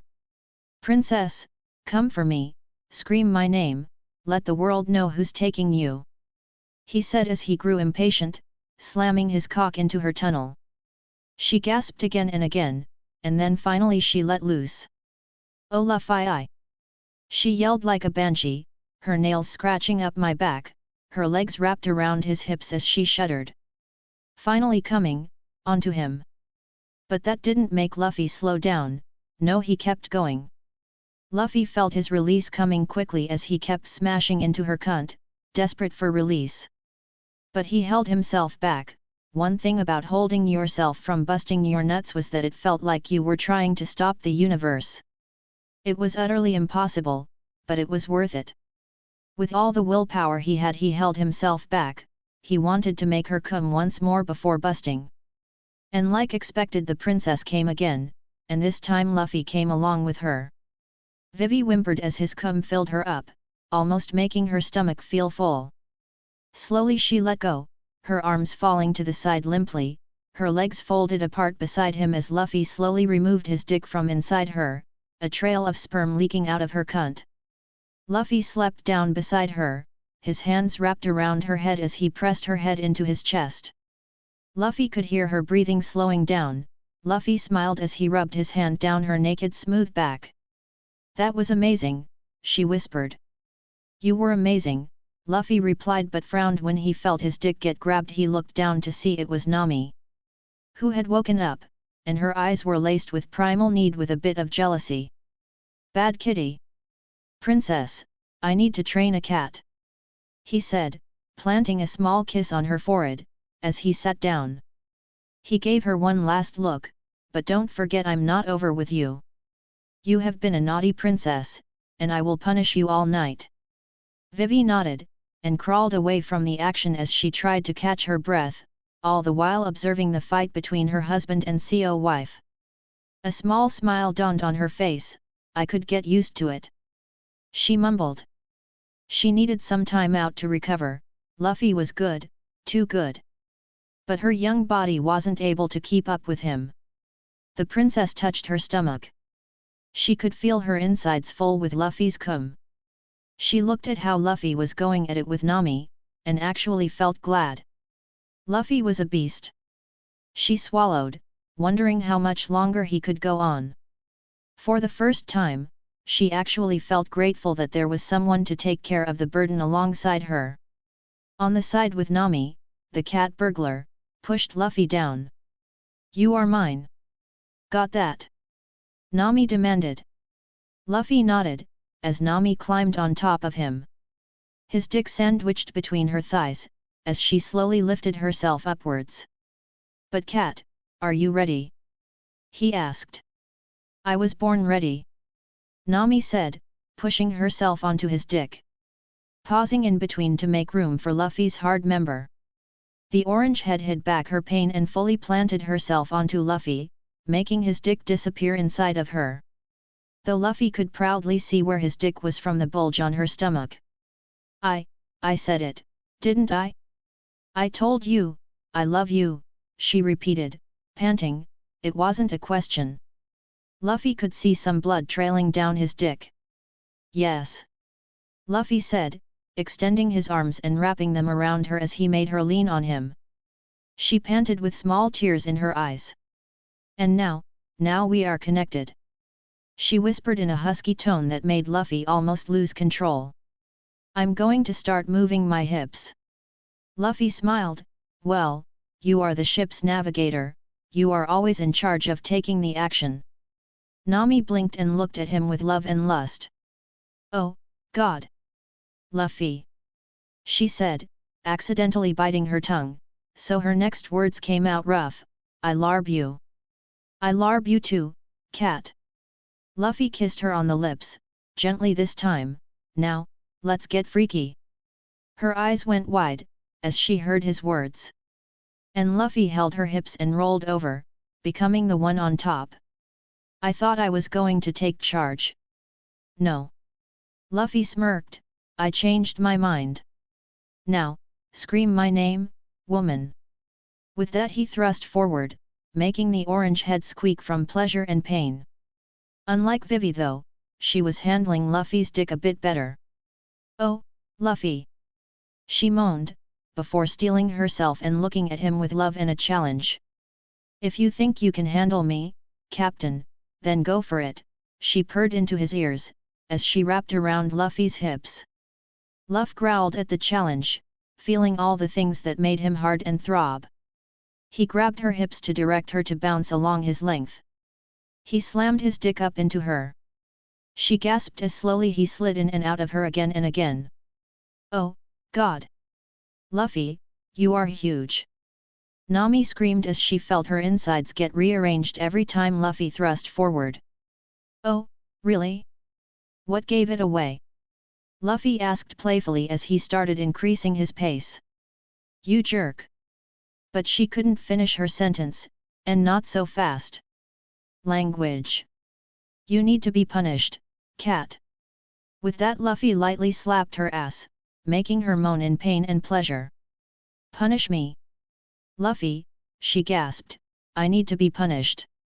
Luffy slapped her ass again, this time with a bit more force, his handprint marking it red. Don't tell me what to do, cat. Luffy growled, he could feel her tightening around his cock. So she liked it rough. I'm sorry, Nami purred, but don't stop, please. I have been a bad girl. Please punish me. Make me yours. Fill me. Luffy smirked, another weak point discovered. Be careful what you wish for, cat. 'Cause I will rough you up, inside and out. Why yes, keep going. The night went on, Nami's moans were the loudest, Vivi's the softest. The room quickly filled with the sounds of sex and the aroma of lust. Their inhibitions and desires fully taking over. Luffy took turns switching from one wife to the next. With his stamina it wasn't that hard, he could keep the pace up all night. But unfortunately the same couldn't be said for his wives. The three spent each moment exploring the other's body. Mostly Vivi and Nami fought to get Luffy's attention, but by the time half of the night was over, both were too eager to throw the other Luffy's way and get some rest. But the future Pirate King was relentless, and merciless. He promised his wives not a blink of sleep tonight and he would keep that promise. Hickeys covered most of Nami's and Vivi's bodies, with bed sheets drenched with love juices from all of them. By the time the night was finished, both Nami and Vivi were exhausted from pleasure. Luffy could of course keep going, but he knew when to stop. They were his now. And nothing could take them away. And this was how the first night between them went, a night of pleasure, promises, and adventure. 261. Robin, Sanji, and Usopp entered the capital city of Alabasta, Aluberna. Crossing through the front gates, into the big city. As the three Straw Hat Pirates entered, the people of the town looked at them with awe and respect. Clearing the way for the three pirates as they made their way toward the royal palace. Even the marines that were working, stopped and gave them respectful nods as they saw the three pirates. A very odd scene. One that Robin was having a hard time getting used to. Mainly because all her life she had to shy away from attention. But then again she didn't need to worry, she did wear a face mask. Now that Luffy was a warlord she could, in theory, come out in the open and say that she was a Straw Hat Pirate. As Luffy was relatively sure the Marines or the world government wouldn't care that much. But Robin still wanted to hide her identity. That was the reason why she dressed completely differently. Wearing very traditional clothes, that usually Kuina wore. Well, then again, she did borrow that dress from her. Robin tied her hair up, and dressed in a black traditional geisha outfit. Her outfit was a purple kimono in white and purple square patterns, that made her look quite attractive, but a bit out of order since she had a scary-looking white ONI mask that covered her full face. With this, she didn't even remotely resemble her Miss All Sunday counterpart. Hee hee. Some things never get old, Usopp said, as he waved to the people of Alabasta as some of them cheered as they walked past. Kids mainly were great fans of Usopp, mainly due to him spending a few days in Aluberna telling the tales of their journey. That and Usopp had a knack for helping little ones, so he was quite popular amongst children. All of the Straw Hats were, mainly because of their good deeds spreading throughout the country. Not only did they stop the corrupt warlord Crocodile, they were also helping people rebuild their towns, lands, and other areas that were harmed by the previous warlord. Like Robin, Usopp had also changed his outfit. Wearing clothes that made him look cool and menacing at the same time. He wore a yellowish-green coat that looked similar to the Marines' justice coat, except the color was different. And on the back there was the kanji of Sniper King written on his back. Underneath his open coat his upper body was bare, while he wore cargo shorts with lots of pockets to carry enough ammo and other stuff like ore for his weapons. He also had his two dual revolvers hidden underneath his jacket and his black large slingshot strapped to his back. He also wore a pair of yellow round sunglasses, and bandages wrapped around his arm to give him a cool look. It was Luffy's idea to bring their fashion up to a good standard as they had a public image to keep. Most of the Straw Hats had changed their clothes to look much more modern. Only Sanji's look remained relatively unchanged with an added overcoat that had an kanji of cook on the back over his regular clothes. All three of them were getting a lot of attention in Alabasta. As they entered the royal palace, Robin spoke, "So, Sniper-san, what actually was your devil fruit ability again?" she asked. Even though she knew it from the information she collected previously, Usopp's fruit power wasn't what it looked like. Usopp blinked. "Oh, yeah, we didn't tell you about my fruit," he said, scratching the back of his head. "Well, she did join the crew late," Sanji said. Robin looked at Usopp from underneath her mask, so it's not the shrink fruit. Usopp grinned proudly, nope, it's actually the size fruit. He said, puffing up his chest. Luffy wanted me to hide it as the shrink fruit so that my opponent underestimates my ability. Robin was a bit surprised but nodded. Well, information is power in a way. That, and we are making a lot of enemies real soon in our journey. Sanji casually said, we have to take every advantage we can get. Usopp nodded. Though, I wasn't trying to hide it or anything. We are crewmates after all. He said, not wanting her to think of him wrongly. That, and I didn't give any of you any reason yet to trust me. Robin said politely. Earning a wary chuckle from the sniper. Well, I don't know about others, but I do trust you a bit. I mean, I trust Luffy. If he wanted you to be part of the crew, then that works for me. He said, he didn't go wrong with any one of us, so I don't see why not. You guys really do trust your captain, don't you? She asked, as they walked through the corridor. Well, isn't that what a crew is meant to do? Trust each other and share each other's burdens.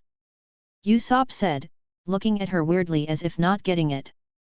But then again, the sniper had little experience knowing other pirate crew dynamics. You would be surprised that most crews don't actually work like that, sometimes they just fear the captain altogether or they just bear with him.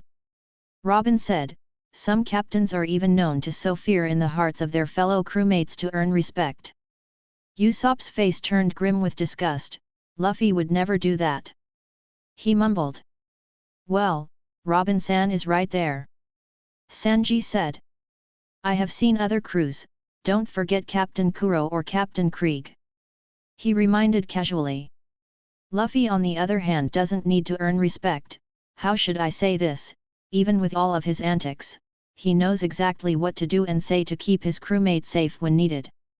Usopp blinked before he snickered, that and he could beat all of our asses if he wanted to. Luffy is strong. Unworldly strong, but at the same time, he is a man of character. You just joined the crew recently, but you will see, he is totally different from anyone. Yup, he's the only stubborn idiot of a captain that I can respect. Sanji nodded, he kind of reminds of Jeff in a way. He mused, before he looked at Usopp. Speaking of being stubborn, do you think he will recruit Anchor this time around? It's not a question of if, it's a question of when. Usopp snickered. A small smile appeared on Robin's face behind the mask. It seems that you guys are sure he will join, he was an ex-marine after all. Both Usopp and Sanji looked at her, before smiling. Yo guys! I would really appreciate it if you gimme your stones and boost the story to top 10. I might do a double release if that happens. A/N, read my other FICS if you have the time. And guys, for those who want to read ahead and support me at the same time, go to my Patreon. Naruto, Tales of Obito Uchiha, 20-30 Advanced Chapter. One Piece, The Unreal Adventure, 20-30 Advanced Chapter. Pokemon, an ashy start, work in progress for now. But please do add it to your collection. Don't forget to leave a review or power stones. Every help counts to boost the story.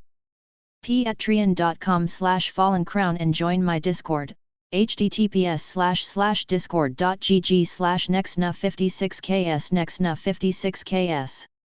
262. Well, let's just say you haven't been part of the crew too long, Robin-san. Sanji said politely. Usopp chuckled. Yet, Luffy's stubborn, and this time, I'm sure he will somehow manage to bring Anchor into the crew. And thinking about it, we have a lot of weapon users in the crew, sooner or later we would need a smith. I'm good, but not that good. Robin just hummed. She wasn't really thinking about Anchor, no, she was more interested in what power Usopp showed.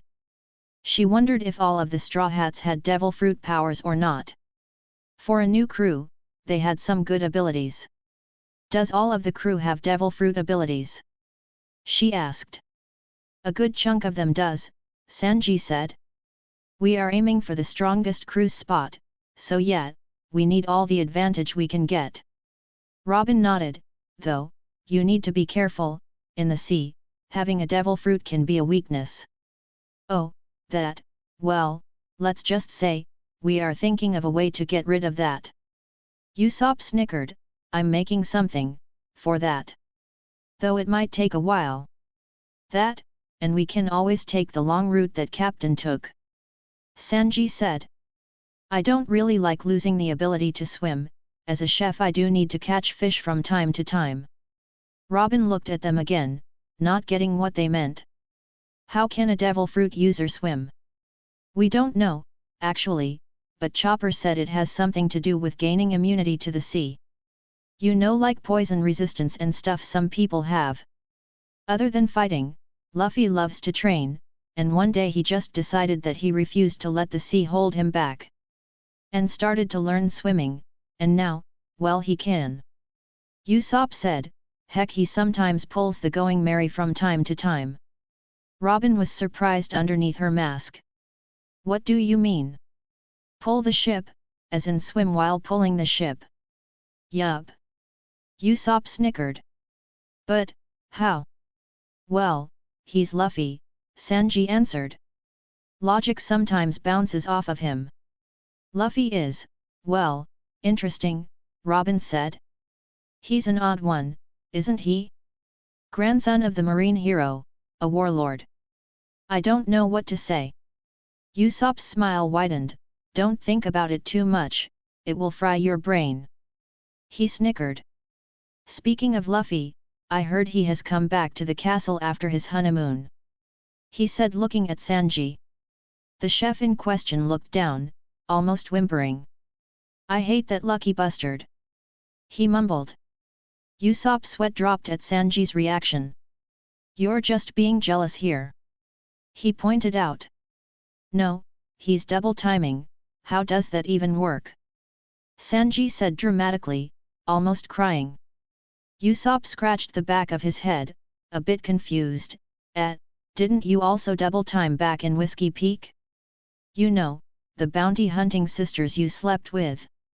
He couldn't finish his sentence when Sanji grabbed his mouth. I don't even know what he's saying, Robin Swan. He cleared, almost making the sniper go blue due to not being able to breathe.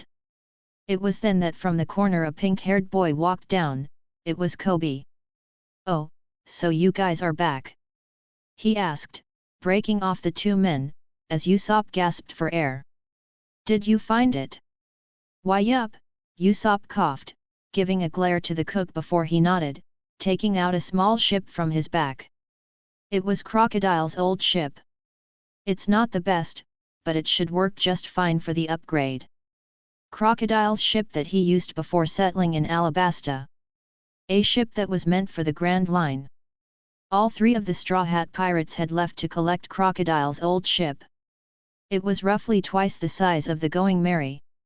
Located in one of the uninhabited parts of Alabasta. They didn't intend to switch ships. No, there were some shipwrights in Alabasta, who were willing to help upgrade the Going Merry. That was why they left to get the ship. As Crocodile's old ship was made with good wood that could be used to upgrade the Going Merry. Other ships that were on the island didn't have good materials in them for the upgrade. It would take around 2 days to upgrade the ship, change the damaged parts, and reinforce the weaker ones. But after that, the Going Merry would be in pristine condition. Oh, before I forget. I need to ask Luffy something, Usopp said. He's a bit busy right now. Kobe said, looking around to see if anyone else was there or not.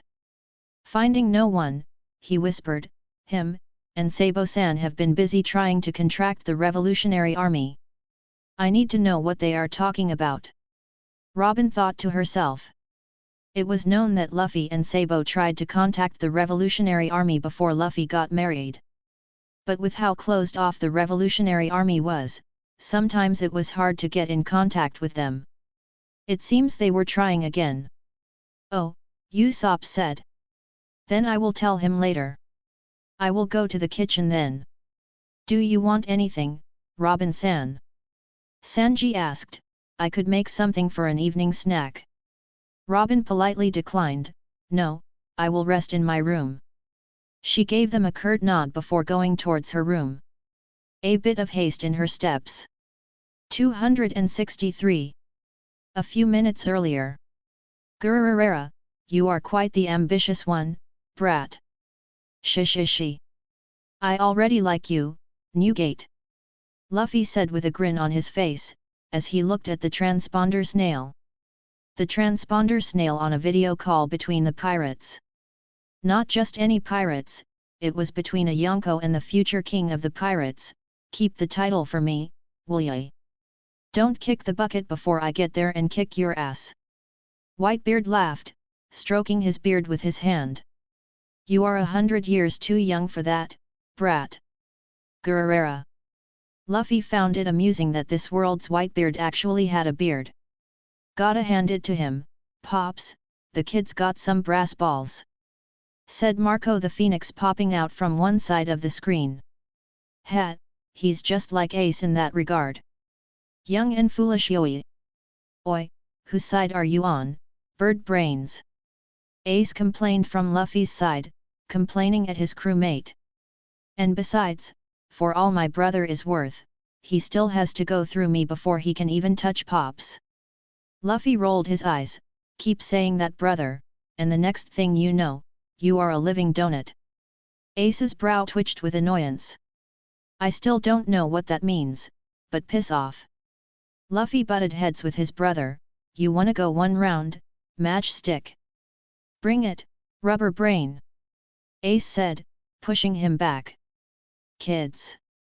Sabo chopped the air between them, breaking off the fight. Stop fighting. Both Ace and Luffy looked at the blonde and did the mature thing, stuck out their tongue, and pulled down their eyelids. Gururera. Whitebeard laughed from the other side seeing their antics. It seems you got the brains in the family, Yoi, Marco mused. All of them present here had been talking for quite a while now, detailing the terms of the alliance. They even brought in the fact about Luffy and Ace wanting to help the revolutionaries, but Whitebeard didn't say anything. For now, the old man would rather only involve himself with the Straw Hats, not the revolutionaries at large. Worked out for him. Political relationship or any relationship for that matter was a give-and-take exchange. If Luffy proved to be beneficial for the Whitebeard pirates, then he was sure the old man wouldn't mind allying with in taking down the world government. But then again he did see it from the old man's perspective. Newgate was in a Rocks crew that all things considered did just that and failed. So from his perspective, they looked like brats that didn't know stuff. You know I'm serious about fighting you, Luffy said with a grin, but not like this. I want to fight you at your prime, if possible that is. Whitebeard raised his eyebrow, before understanding what Luffy meant. Ace had informed him before. Though it was no guarantee of success, Ace was still keen on trying. The old man had an unreadable expression. For all it's worth, you are a strange one, brat. He hummed, though, I see myself as a legend of old. Know this brat, I'm more than capable of fighting you. Age and sickness can hardly hold me back. Don't underestimate Pops, Luffy. Ace said, before leaning in, he's got a mean punch. He whispered aloud, getting a grin from Whitebeard and Marco. It was then both Whitebeard and Marco looked towards their left. Luffy and the others could hear some background sounds. It seems the party is on Yoi. Marco said, we will catch you guys later. Whitebeard gave a curt nod, while also Luffy and the others agreed to end the call. With that, the transponder snail blinked off, and the video feed was cut off. Right after the call was over, Ace looked to his side, eyeing Luffy. Sabo blinked as he eyed Ace and Luffy, before musing. The younger brother raised his eyebrow, but the Fire Logia didn't say anything for a while, just glaring at him.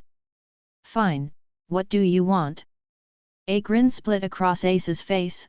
Well, little bro, can you tell me how you intend to make Pops go back to his prime? Any super rare medical potion? Or some kind of devil fruit powers? He asked, I'm really curious. Luffy grinned, should I tell you? He hummed thoughtfully, making his older brother whine. He chuckled, fine, it's actually a theory, but devil fruit powers are rare, and have a vast range of abilities, so. But his speech was cut off when. Pair. The transponder snail called. But it was not from Whitebeard, no, it was from Dragon of the Revolutionary Army. Talk about timing.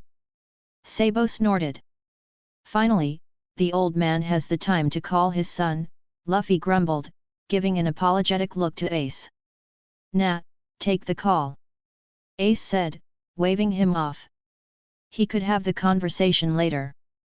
Thanks, Luffy said. Before taking the call, a video of Dragon came up. He looked menacing as ever, with tribal tattoo on his face and with a green cloak. Oh ho ho, if it isn't my dear old dad. Finally managed to take some time off your work and call your son. Dragon gave him a small smile before he nodded. I was busy with work so I didn't return the call. Excuses, Luffy said, waving him off, but I did hear something about setting up new bases here in Paradise. Dragon nodded. Let's just say that your recent incident at the G3 base gave us quite the opportunity to set up revolutionary bases in the surrounding islands, Dragon revealed with a grin. Also, congratulations on becoming a warlord. Hey, thanks. I guess. Luffy said, wait, does Alabasta also have a revolutionary base? Dragon shook his head, no, unfortunately, the world government has marines and spies all over the country, placing revolutionaries there wouldn't do us any good. He said, and besides they don't need any, the country has a good ruler, with a lot of resources. The marines are very much active there, and along with other things, we are not putting any bases there, yet. Oh. Luffy then scratched his chin, I might also have an idea. You see, I'm unofficially taking over Baroque Works, which was under Crocodile. And I need new members to fill out the roster, powerful bounty hunters. I even changed the names to CDs. So. You want some of the members of the Revolutionary Army to join your little bounty hunting group? He said, thoughtfully. Going over the benefits, that could get us some connections, also, the extra income through an official source would also help. We weren't able to cash the bounty of most pirates. We might be able to do that if some members join your bounty hunting organization. Many won't even bat an eye if it's under a warlord. He said, mainly thinking over the other warlords and how lax the world government was with them. Luffy grinned, yeah, but I would still need to be careful. The world government might let me spread some influence on the first few islands, but I would need to be careful with CDs. Dragon nodded, before asking, what does this CDs stand for? Luffy was about to reply, Ace chimed in, court dating service. Luffy pushed his face down, while Dragon gave an amused smile. It's courting death service, you idiot, Luffy said. Only he was powerful enough to name his organization with such cringy grace. Also, our motto is courting death to any and all pirates. Dragon gave another amused chuckle when Sabo broke their fight off. Anything else happened while on your visit to Alabasta? All three brothers stopped before Sabo and Ace glanced at Luffy. 264.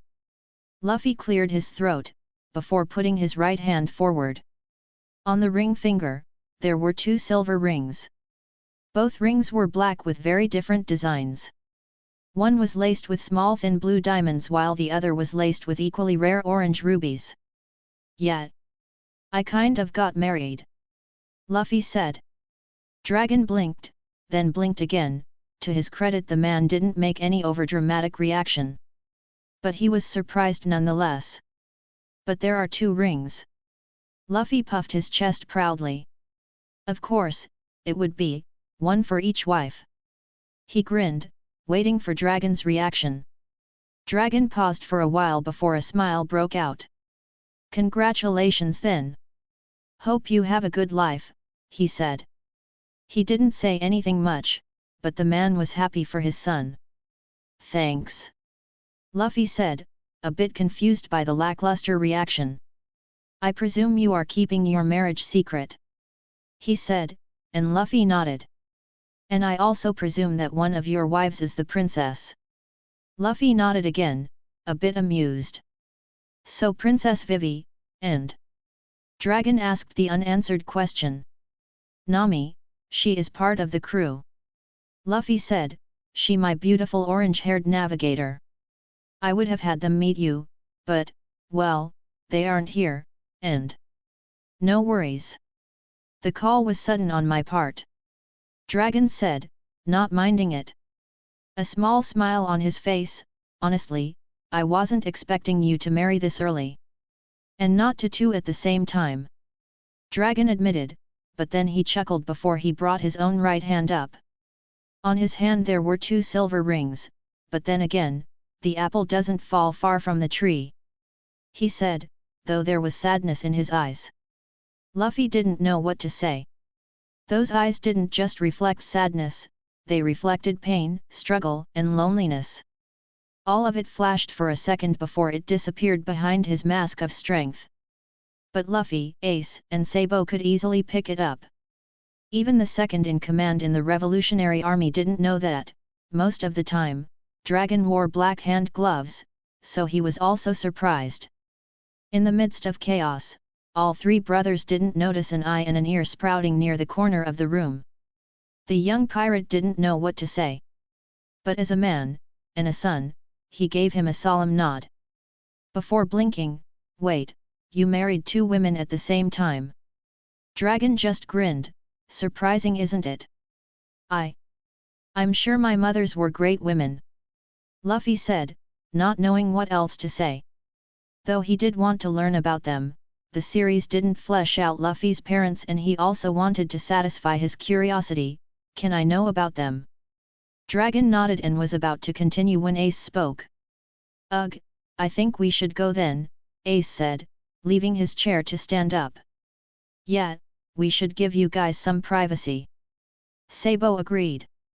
No, stay. Dragon said, waving them off. I might be Luffy's biological father, but you are his brothers. Some relations go deeper than blood. Yeah, you guys can stay. Luffy agreed with his father. It would be a bit awkward to have a conversation one-on-one. This man might be his father, but he was mostly absent for Luffy's life. The only person he considered a father figure was Garp. The old marine might be tough, but he was a lovable bastard. Both Sabo and Ace looked at each other and shrugged, taking their seat. They were also curious about the world's worst criminal. Dragon waited a bit before starting. I married both of them at the same time as well. I wasn't as young as you, but young nonetheless. He said, smiling at the fond memories. I was maybe around 25, had recently left the Marines at the time, and I was the captain of the Freedom Fighter Pirates then. The Freedom Fighters weren't actually a pirate group, but an early team of revolutionaries. Later on Dragon founded the Revolutionary Army from there. We were a very small group back then, Dragon said, and I met both love of my lives there. Where should I start? Let's start with your mother. Dragon said, smiling. She was a kind-hearted woman, she joined our small group a bit later. Free-spirited, compassionate, and a dreamer. Luffy and the others could feel the fondness in his voice, remembering the old times. Dragon's lips curled up to a smile, before it went away. She was also a princess, though her kingdom had perished when she was young. You wouldn't even find a mention of the island, the world government made sure to erase that part of the history. All 3 boys gave a grim look, they didn't know what happened. Maybe a buster call, but they didn't question it. How did she? Luffy didn't say the last part, but it wasn't needed. Luna was sick, her condition was incurable by the time we found out. She passed away a year later after you were born. Dragon said with regret in his voice, maybe if the disease was found earlier she could have been saved. But like Alvia and your older sister. I failed her. Luffy blinked, surprised. I have a sister. Dragon sadly nodded. Yes, but my precious little flower was from Alvia, you are from Luna. My daughter. I failed her as my firstborn. He said, there was shame, sorrow, and disappointment in his voice. That is also the reason why I didn't want you to stay with me. I didn't want you to get into trouble. Luffy just nodded. Dragon continued, I fell in love with both Luna and Alvia. He said, grinning, and like a real man, I didn't want to choose between them, and I never regretted that choice. Luffy smiled thinking that he wasn't much different from him. Alvia and I worked together even before I defected from the Marines. She in a way worked for the world government, he said. I first met her when I was still in the Marines. She was a strong woman, we clashed heads in many ways, but that's what I loved about her. The revolutionary continued. After I left the Marines, I needed some help to stay under the radar of the world government, and well, she came in for the help, joining our small group and acting more or less like a double agent. But then things happened, and I needed to go into hiding.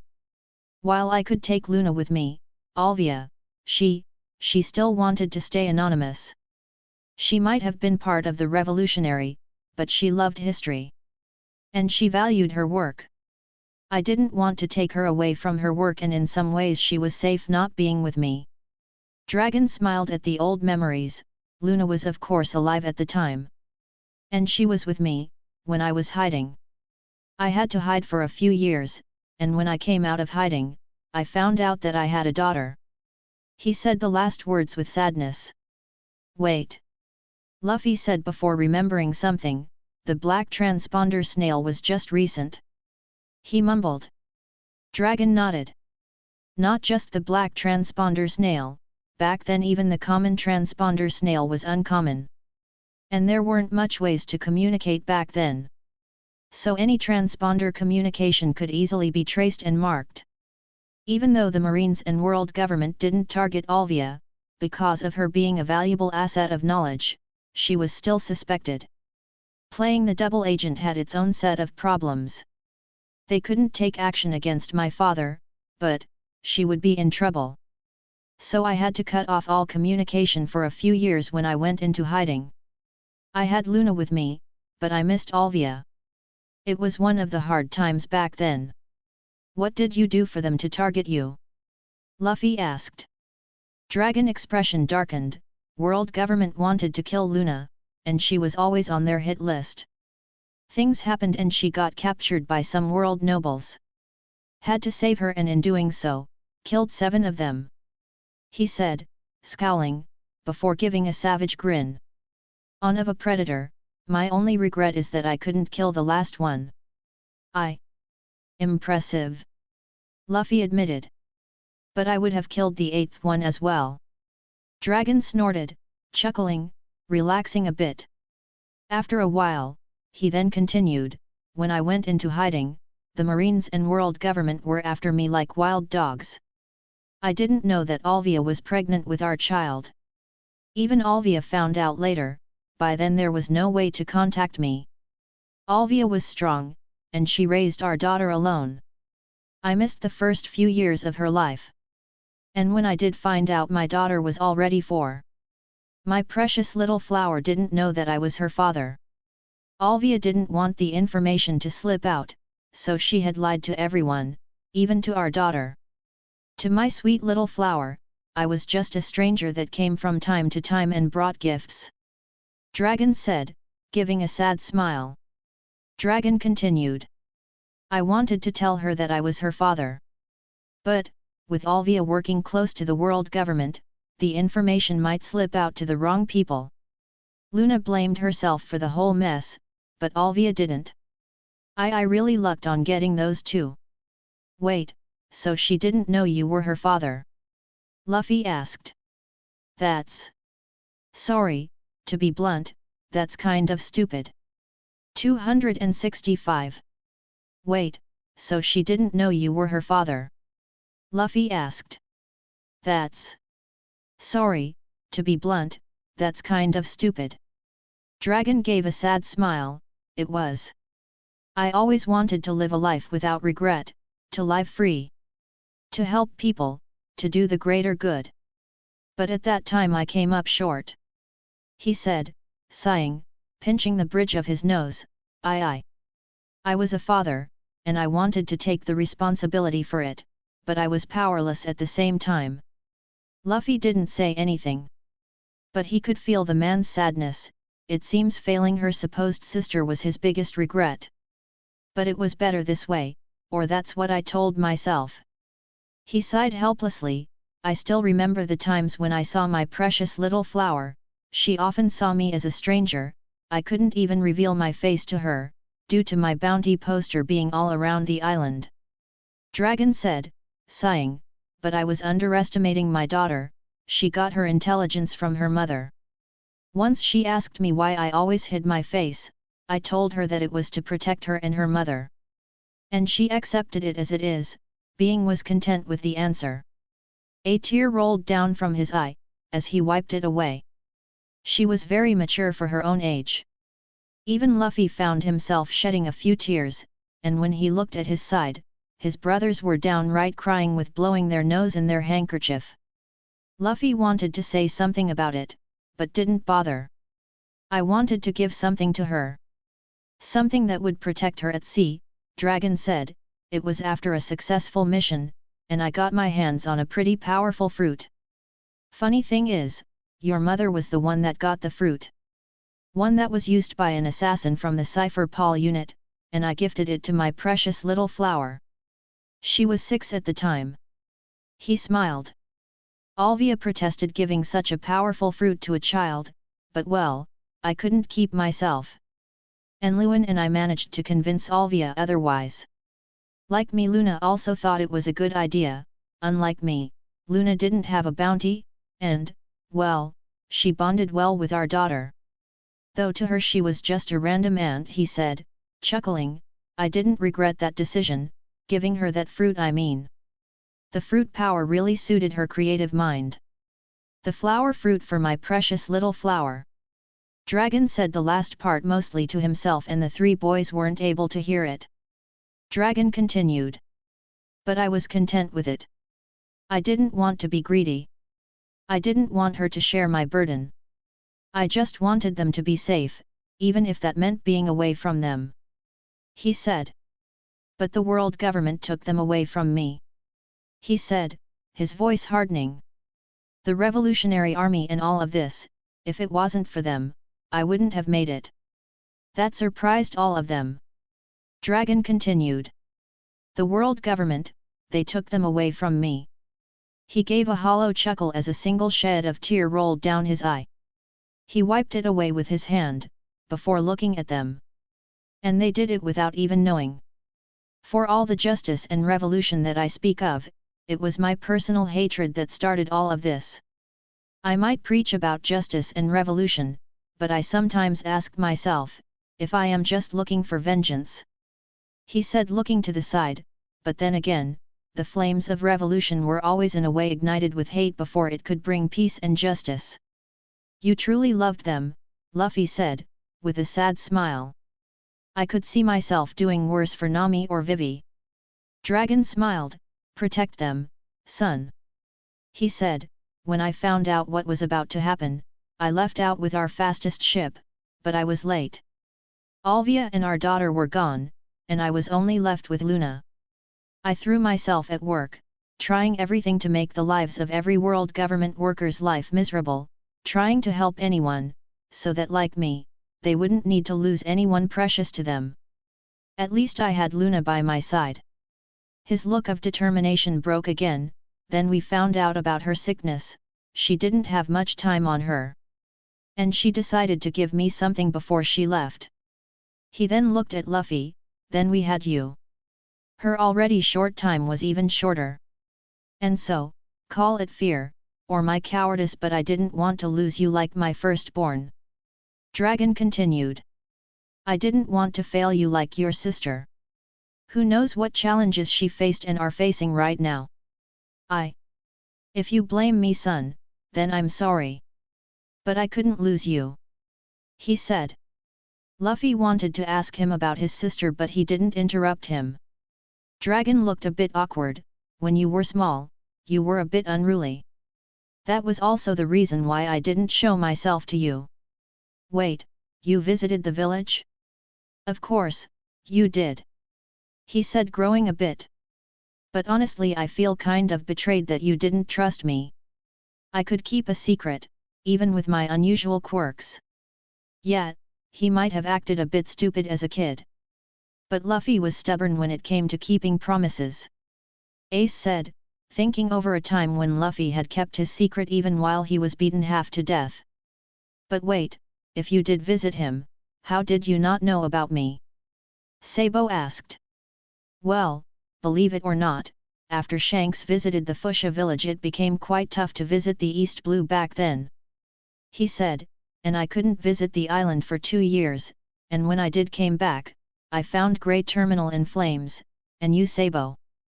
I didn't actually think that you would be connected to Luffy. Goa Kingdom was very far from Fuchsia village, and well, you lost your memories. Sabo internally winced and nodded.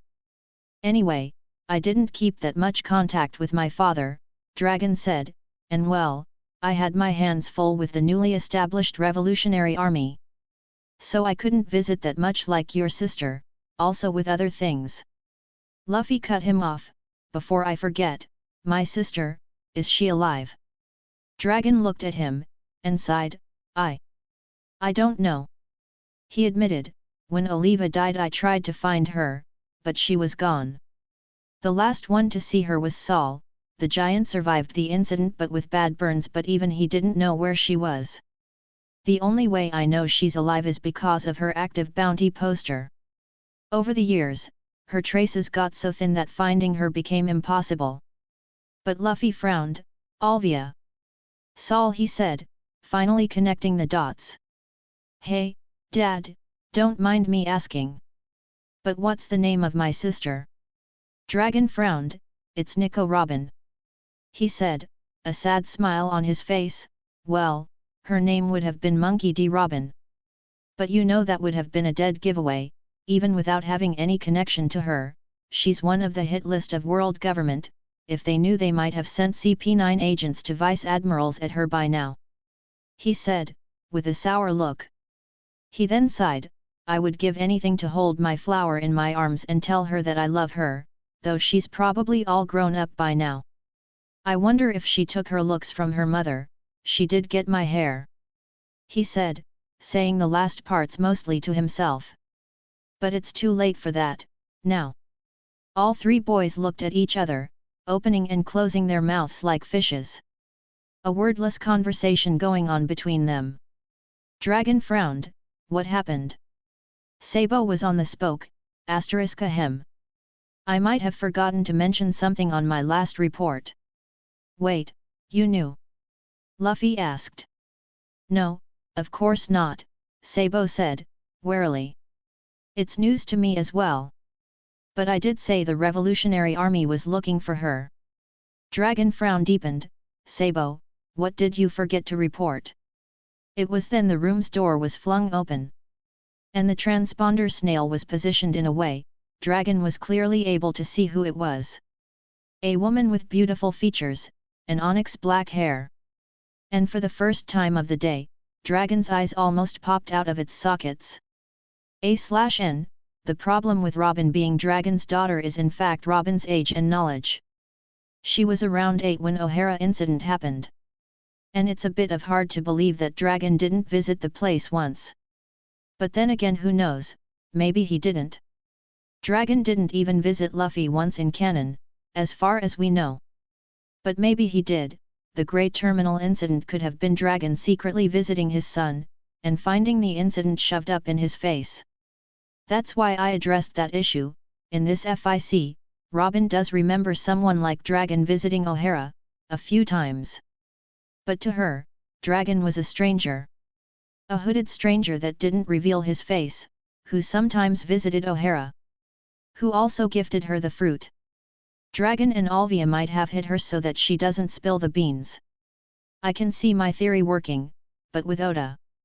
Nico Alvia would be Dragon's first wife/lover, then after his death, Luffy's mother would have been his second wife/lover. I named Luffy's mom Luna, cause, well, I liked the sound of it. It means moon or moonlight in some countries. I would have named her Lily, but well, with the recent chapters in the manga, I decided otherwise. To my patron readers, I have changed a few things. I write most of the blank stuff with theories and my imagination, so I would recommend going into all of this. One Piece has its fair share of plot holes.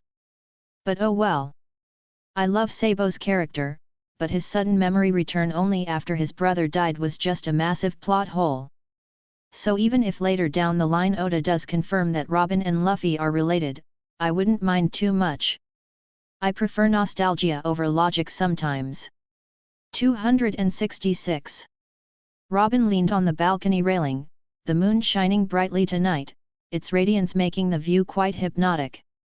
From here she could see the long desert, the deep blue night sky, filled with stars, and the shining moon. The view was mesmerizing and she was using it to not think about what happened today. I have a family. A whisper in her ears. She shook her head. It was out of character to just barge in through the door and confront the leader of the Revolutionary Army, who also happened to be his deadbeat father. She sighed. I have a father now, she thought, her lips becoming a thin line that stretched into a small smile. All the years of emptiness were gone.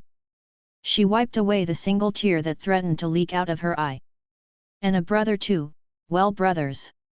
She mused about the three boys. Luffy might be her biological brother. But in Ace's words, all of them came in a package. And hence now, she has three brothers. From an orphan to now having an actual blood-related family, in just a few days, that was quite the promotion. And Saul is alive.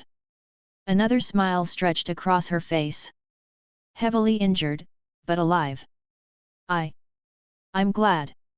She wondered if this was the crew her old friend had told her about. A crew that would accept her, people that would trust her. And, another smile crept her face while tears rolled down her eyes. And, she was actually smiling now. She wasn't faking it anymore, was she? She didn't know how long it's been since she could actually smile, be carefree. Be safe, at least to feel safe. A small voice still called her to be paranoid. To look over the corner, but no, she wouldn't. She had hope and she would protect it with all she had. Because she finally had it. Hope. The day was quite emotional in her books. And a lot of crying, well, she could understand the three boys crying. Luffy and his brothers wore their emotions on their sleeves. They were over the moon happy for her. Her father too cried, the fearsome leader of the Revolutionary Army had cried, for her. It warmed her heart seeing the man care for her. At the same time, the man cleared out any doubts she had of her origins, and why he didn't look for her. Well, he did. It seems for all it's worth, her skills in hiding were good. So good that even the revolutionaries' leader couldn't find her. And he's been searching for her for 2 decades now. The man wanted to come to Paradise's side immediately and apologize to her. To hold her, to hug her, to say sorry to her. To at least be the father he couldn't have been. But Luffy, her brother, a small smile appeared on her face. Who knew she would join the crew of her own brother? She shook her head. Luffy didn't want Dragon to come into Paradise, it made sense, as that might put all of them in danger. Finally, Luffy was able to gain the barest amount of trust from the world government, so he didn't want to waste it. And of course, if somehow the world government knew that Dragon also had a daughter, one that could read the ancient texts, well, a buster call would be a mild response on their part. But that was logical. Dragon for the most part wasn't listening to reason and told his son to shut up. Which brought about a verbal battle between the 2 Monkey D family members. But after he reassured him that she would be all right and along with other things, Dragon agreed with holding off his visit for now. Luffy had then also brought up how his grandpa, or their grandpa, would react. A father, 3 brothers, and now a grandfather. Suddenly gaining that many family members, that felt surreal. Robin again found herself wiping away her tears. She wouldn't cry, she wasn't sad. No, she was happy now. All of this felt surreal. Almost as if she would suddenly wake up and find all of this to be a dream. And she was afraid. Sorry for bothering you, Robin-san. But here's your drink. It was Sanji who spoke, the chef waiting at the door with a tray. You haven't eaten anything for lunch, and Captain is worried. He was as well, but he knew better than to say that right now. Thank you, Robin said as she quickly wiped away any remaining tears that she had. Not wanting to show any weakness, as years of habit wouldn't go away in one day. Sanji walked in and placed the tray on the table, before walking down towards the balcony railing, standing a bit away from her. He looked over the horizon, the moonlight casting a shadow over his face as he leaned on the railing. I heard what happened. He said, the whole crew knew. If you want, I'm a good listener. Robin didn't say anything for a while and Sanji was about to get back to the kitchen and resume his duties when she spoke. Can you stay? Of course, my lady. No one said anything for a while, there was a comfortable silence between them. Sanji was the first person in the crew that had accepted her alongside her brother, and she found the blonde cook quite comforting to be around. 267. Time passed and after a while, Robin finally broke the silence. You know, most of my life, for nearly 2 decades I was alone. Jumping from one pirate ship to another, just to survive, not staying in one place, afraid of what might happen if the world government finds out, all the while looking for anything resembling a family. Robin said, and just in few days, not only did I find a crew that actually accepted me, but my family as well. Can you believe that, Sanji? Sanji didn't look towards her but rather looked at the open horizon on the front, as Robin sniffed trying to hold back her tears. All my life, I thought I was cursed. The world government gave me the epithet Devil's Child in my bounty poster, almost as if mocking my curse. I was hunted down by marines and bounty hunters alike, and all I did was survive. All I knew was how to survive. She said, wiping away her streaming tears. She had glanced a few times to know Sanji wasn't looking at her, and she was thankful at that. I couldn't show myself to others, doing anything to survive, doing things that I regret just for my own survival, all the while I tried to hold on to hope. A foolish dream. Sanji didn't say anything but passed a handkerchief to her, still not looking at her. Robin took it, giving a wordless thanks. I am an archaeologist, maybe my purpose was finding the poneglyphs. To find the history of the Void Century. But that hope died down as well, when I saw and read the poneglyph of Alabasta. She said, remembering how she and her brother sneaked into the Tomb of Kings to read the ancient text. A small smile crept up her face. A real smile, and she continued. I had no hope, no nothing. I had no meaning to live. The only thing that was keeping me alive was the hate for the world government. And then, when all my hopes were lost, I found this crew, and I found my family. I had a family, and Saul, my giant friend who saved me from O'Hara, he was alive. Robin said, her voice cracking as she sniffed from time to time. Just a few days ago, I had no reason to live. And now, I want to live. I want to be happy. Isn't that selfish? No, it's not. Sanji said. It was then a very cold wind blew, almost making the girl shiver. Sanji walked over to her while taking off his coat and putting it around Robin. Thank you, Robin said, and Sanji nodded. He then looked right into her eyes. We are kind of similar, Robin. He said. This was the first time he called her without any honorific. We aren't much different, and I'm happy that you actually found your family, a family that loves you. He smiled. Robin didn't say anything, so the chef continued. Captain is overprotective of us, doing anything and everything for us, and I can only imagine what he would do for his own blood. He is a man I admire and he is a man that I'm jealous of. Sanji said, walking away from her before again taking his spot near the railing. Unlike me, he's strong. Unlike me, he's self-controlled, and unlike me, he's committed. You know, when I first joined the crew, the only ones that were loyal to Luffy was Zoro and then Jin. After that, one by one, I saw how a boy that was younger than me, won over the hearts of his crewmates. Won over their loyalty. He gave a shallow grin, that Bustard even has me wrapped around his appreciation. Heck, I wouldn't mind giving my life for the crew or him. While I am around seeking blind revenge. Well, he's different. He then looked at him, you really are lucky, Robin. And I'm happy for you. Robin flashed a small smile, if I didn't know any better I would have thought you had a crush on my brother. Sanji's face turned green for a second, don't say that. Now, don't say that. I have a very vivid imagination. Just imagine, you and him, half naked on a bed, shirtless and only covered by a blanket. She mused, how scandalous. Oh, God! You are evil. Sanji said, his face turning fully green. Now, I can't get that image out of my head. Robin chuckled, oh, what if rather than the captain, how about our certain green-haired swordsman? Phew phew phew. She teased. You seem to have deep feelings for him. Please, can you not?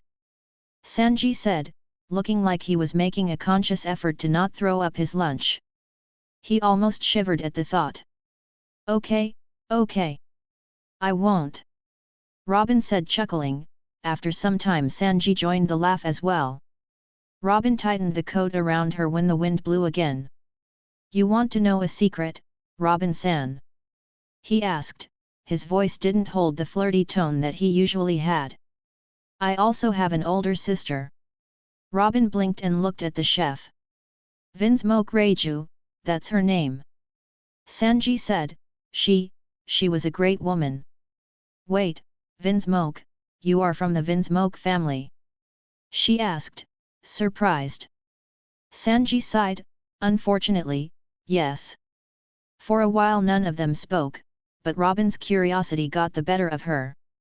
You said, she was, as far as I know the princess of the Germa kingdom is alive. She kept tabs on the most prominent members in the world, so she had some info on them. Well, she is alive, but I don't think she's herself anymore, Sanji said, with sadness in his voice. Judge, my biological bastard of a father, wanted the best soldiers for his kingdom and cause. And what better way than to experiment on your own children? Robin looked at Sanji, horrified. Reiju was the firstborn, or so that's what the normal people believe.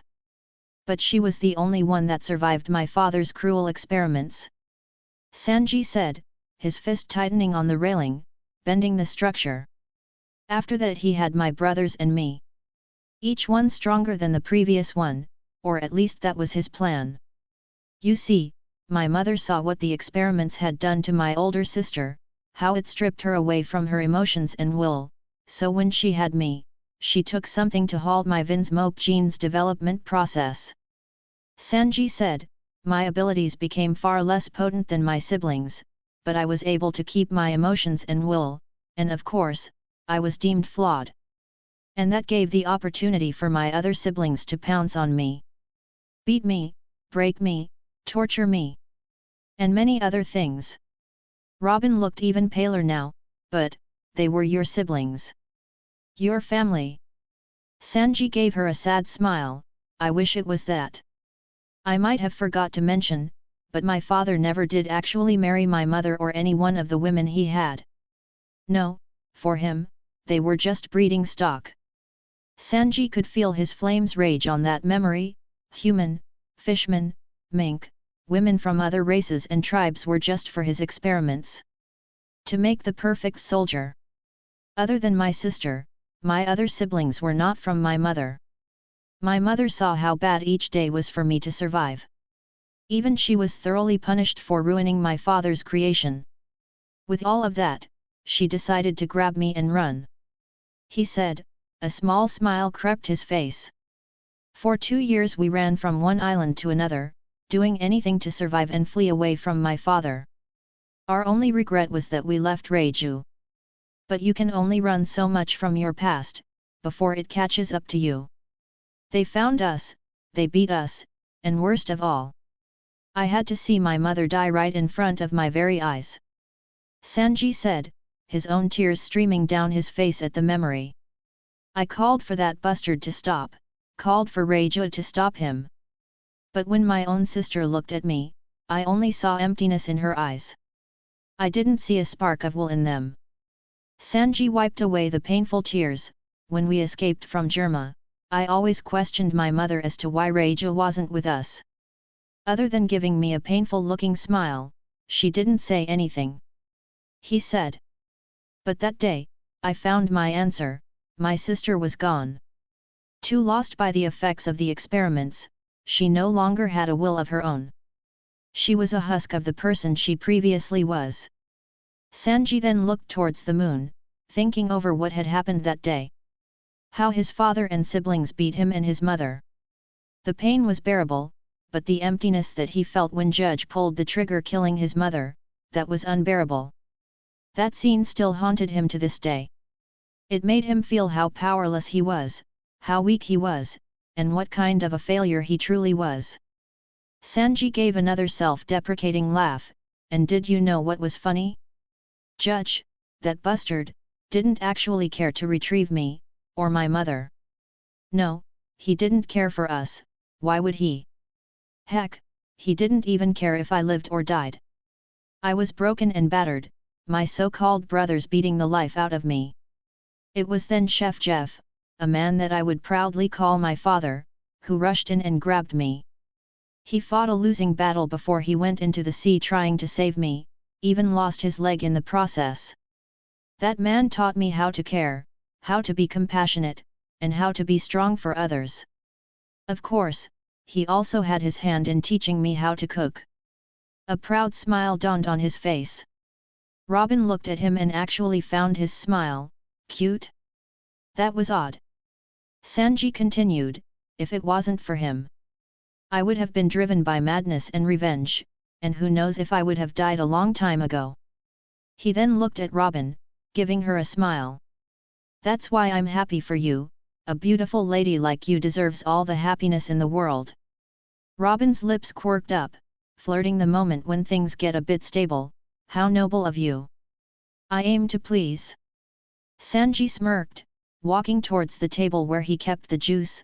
Now, I would be more pleased if you have something, don't want all the emotional baggage ruining your beautiful skin. So you are only after my body? Sanji's body went still. And here I was thinking you were different. Sanji didn't know what to say, only after a bit did he realize Robin was teasing him. He sighed, smiling as he brought the glass of juice to her.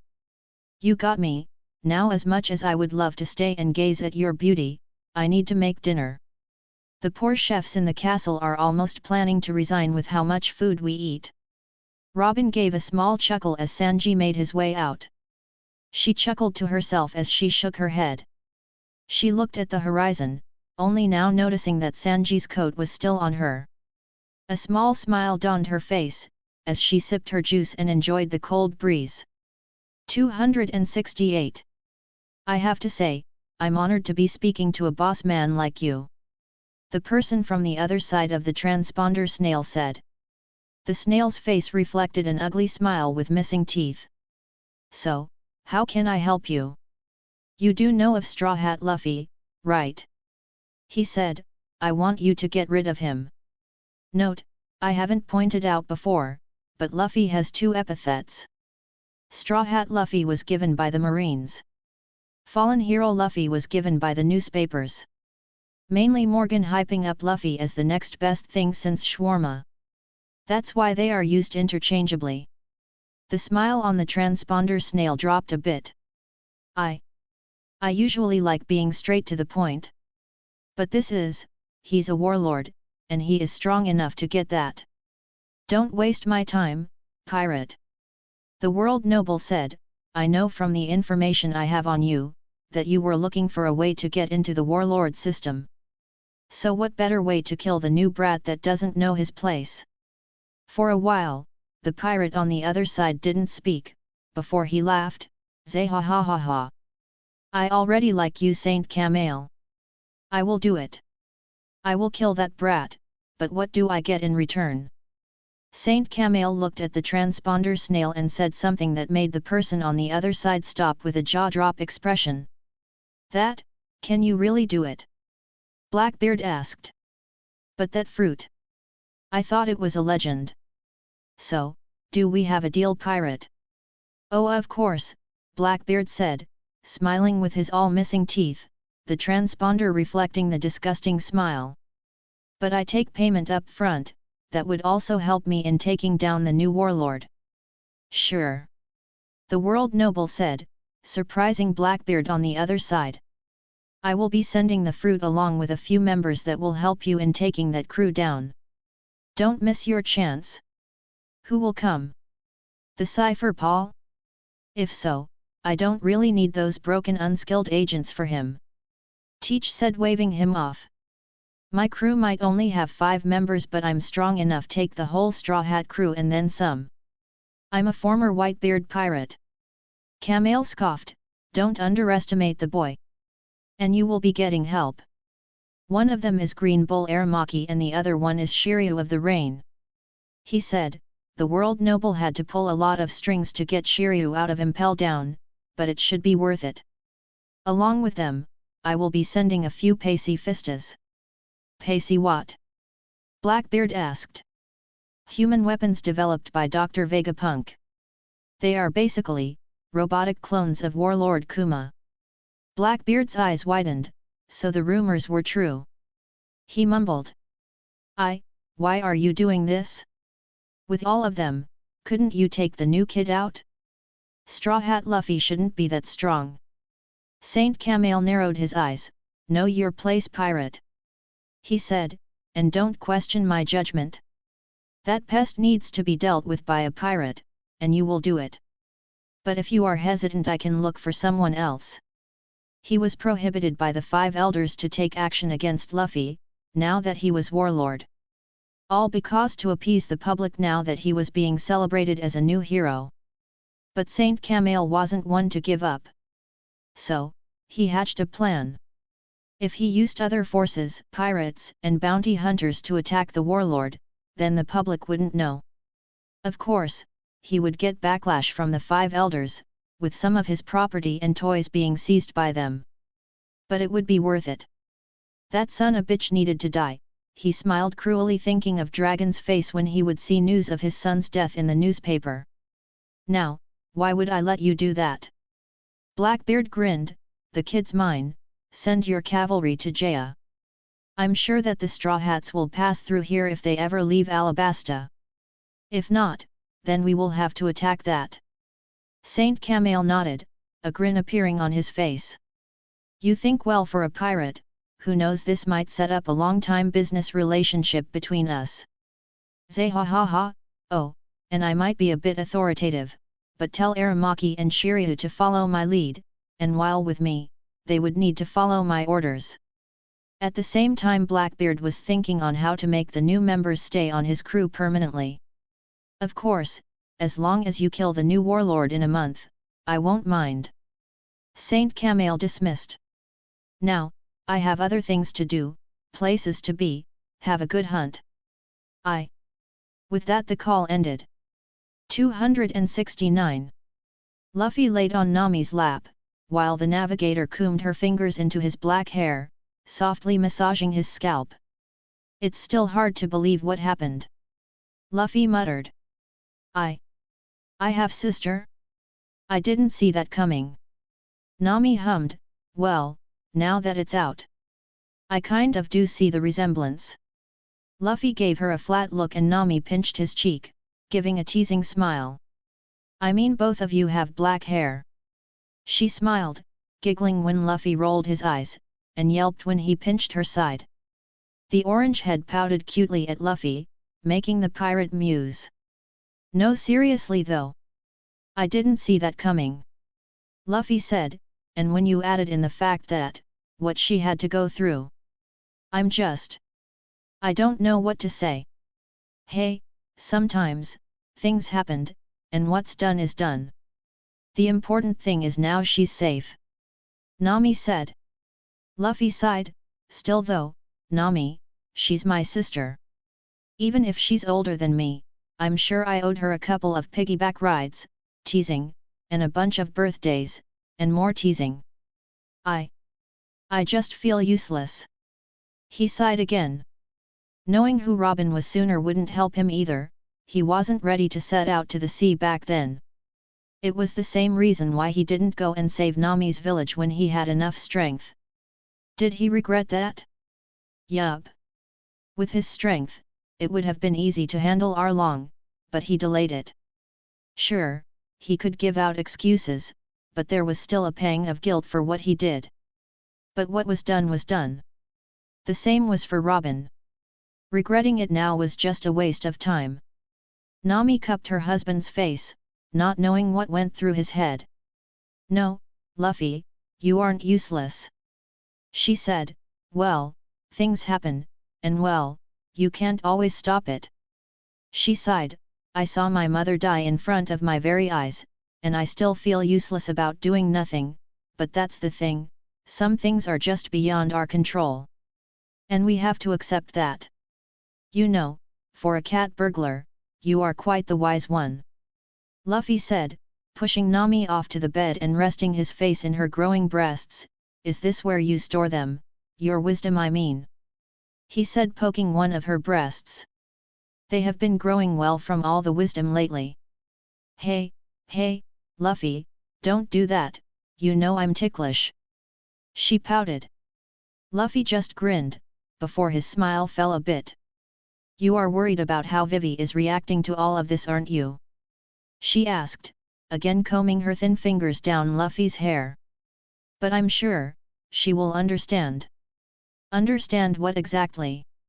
Vivi said, entering the room. Luffy and Nami both sat up looking at the princess as she entered the room. Vivi was wearing a blue dress and in her hand was a tray full of sandwiches and 3 glasses of drinks. Vivi, for all the wild she was, seemed to love taking the role of a traditional wife.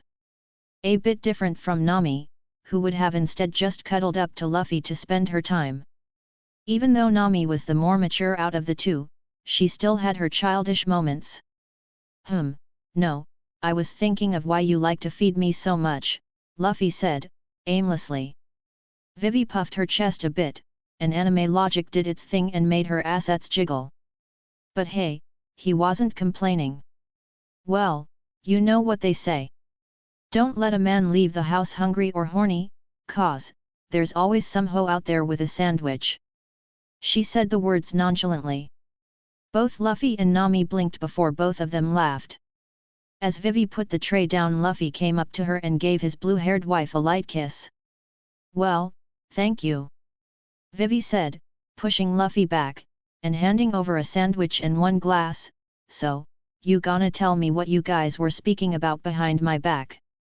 She said with slightly narrowed eyes. We were talking about what happened with Robin, you know, the whole family thing and stuff, Luffy answered, appreciating the sandwich and biting into it. It's kind of surreal that she's my sister. Oh. Vivi said, feeling a bit awkward. Luffy noticed it. Hey, you don't have to say sorry to her or anything like that. He said, she might be my sister, but what she did was totally wrong. Though, you should give her a chance. What happened to her? Vivi asked. I only know that her homeland was destroyed by the Marines. But other than that, I don't know anything. Nami looked at Luffy. Yeah, same here. She said, having her own sandwich. It would probably help if we knew her whole story. Some of us have messed up backgrounds, so we could relate in a way. Luffy looked at both of his wives. Even though it's not my story to tell, alright, let me give you a brief summary, but remember you never heard it from me. And keep it a secret. They gave a nod, so with that Luffy went into all details he knew about the O'Hara incident, about Robin's mother, Jaguar D. Sol and Aokiji, Akainu, and her life after that, jumping from one crew to another. Of course, the last bits of information he told from canon knowledge he had. And he had to make sure Robin wasn't snooping around, or that would open a new can of worms in the matter. By the time the explanation was over, both women looked horrified. Luffy also hinted at Robin's depression, about how she saw no meaning in living, though now it might have gone better. Still, he had to check on her. I thought my backstory was messed up, but that, oh god. Nami said, looking a bit pale. She didn't know the full story before, only knew that Robin was on the run for nearly 2 decades, but now that Luffy had gone into details about what happened, she could see why Robin turned out like that. That, she has been through a lot, Vivi said, biting her lower lip. She could only wonder how she would have turned out to be if her homeland was destroyed and she was on the run for that long. I have to say something to her. She stood up. But Luffy caught her hand. I know that would mean a lot to her, but let her figure things out for herself for a while. Luffy said, I would love for both of you to fix things between yourselves. And with things going like this, I think we should stay in Alabasta for a few more days. Let things settle in before starting the journey. Vivi blinked, happy that Luffy had decided to stay a little longer. The pirate continued, so maybe later, let her think things through. Just not showing open hostility would be enough. Also, don't look at her with pity, if she's anything like me in any sense she would hate that, rather, just be normal around her. And if you do want to confront her, do it tomorrow, it's pretty late right now. Also, they weren't staying the castle, but in one of the royal guest houses that was away from the main castle, for some privacy. Also, what was left unsaid was that Robin couldn't know that Luffy knew her backstory. That might backfire. And sometimes, letting things heal with time was for the better. And even if Vivi wanted to confront Robin, it would be better to do it tomorrow. Robin was emotionally stressed, with all the crying and literal worldview shattering. It would be better to leave her alone for the day. It was then the transponder snail went off. Paraparapara. Paraparapara. All three of them blinked. Who would be calling now? At this hour no less. Luffy frowned, picking it up. Moshi Moshi, who's this? It's big news, Morgan. The Birdman said from the other side, and I bring bad news. With that the Birdman continued. By the time it was over, Luffy was very happy that he decided to hold off on the journey. Things in the sea are about to get wild. 270. Next day, King Cobra took a walk as he was going over the recent reports of his kingdom. Behind him Chaka, Pell, and Igaram followed.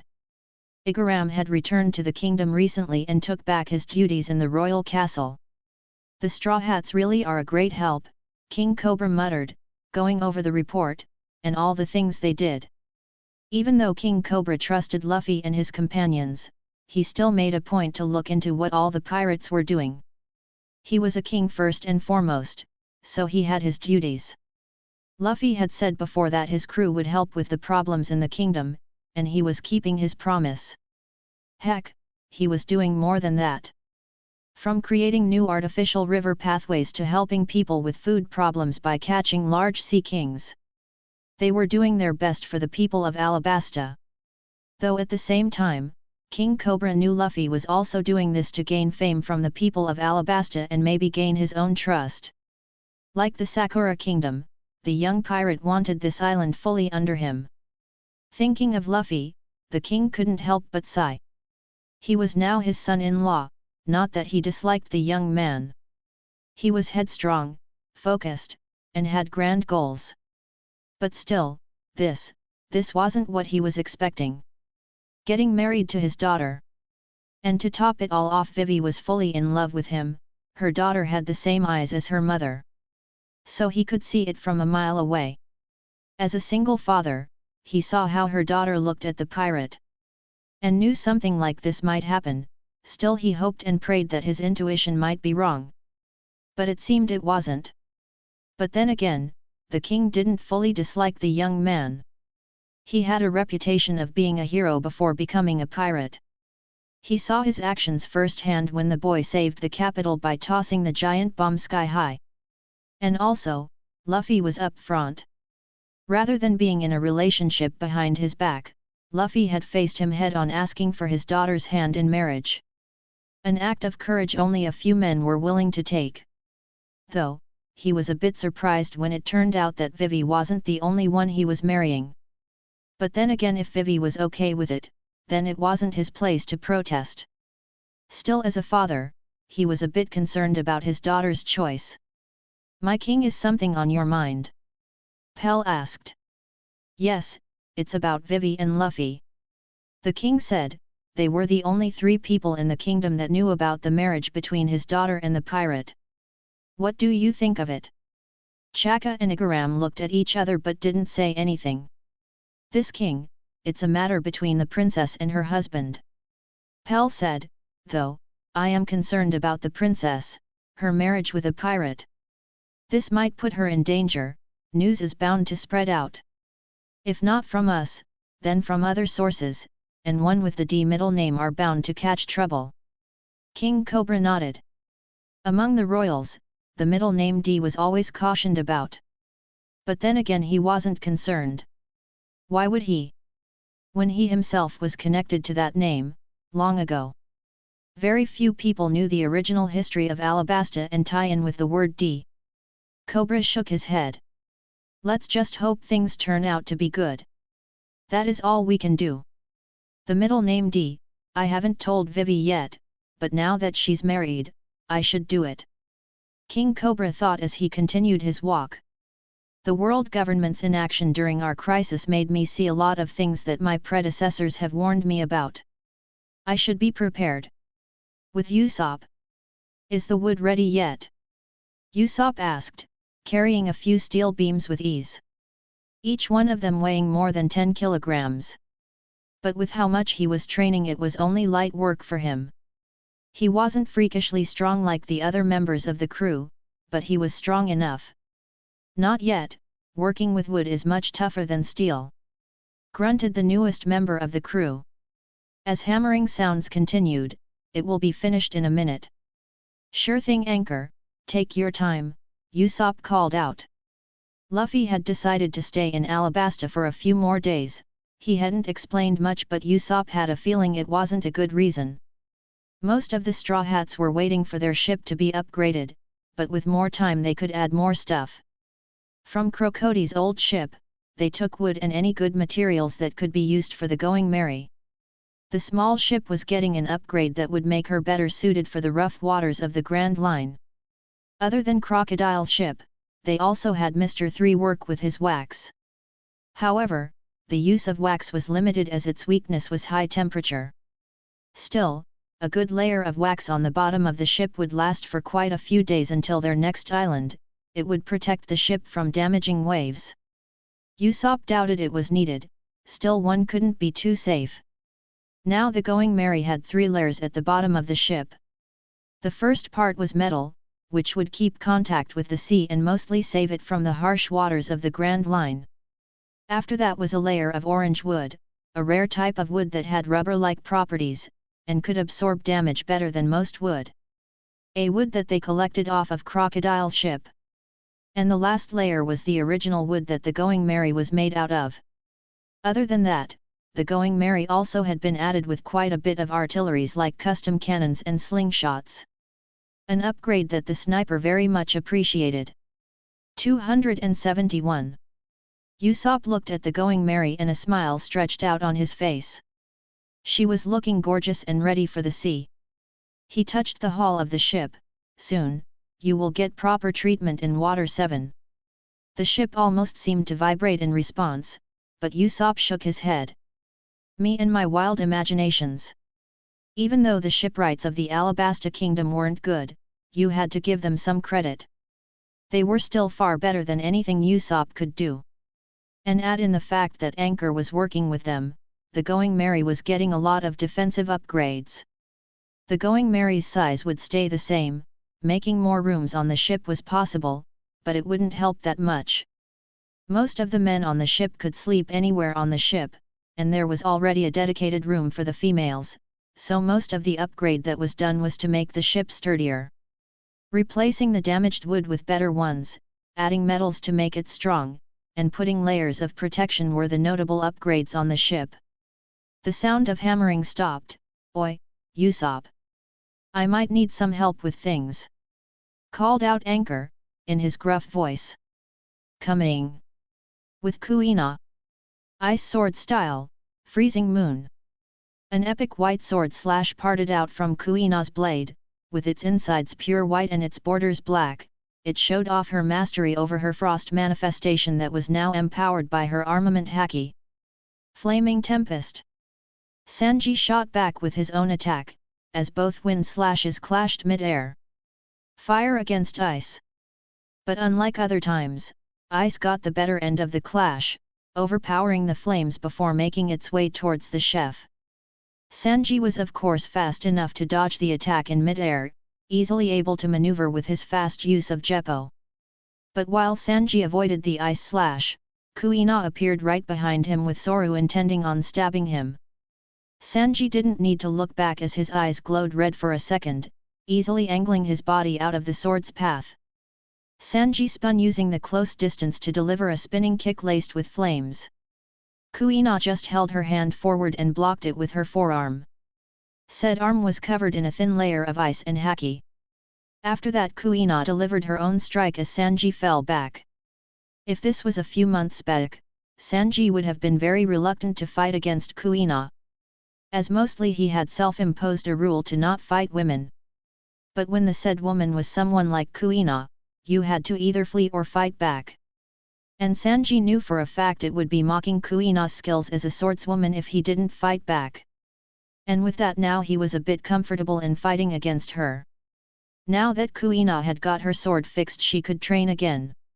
Even though she needed to be careful with Wado Ikimonji, she could use most of her abilities with it and that's all that mattered for now.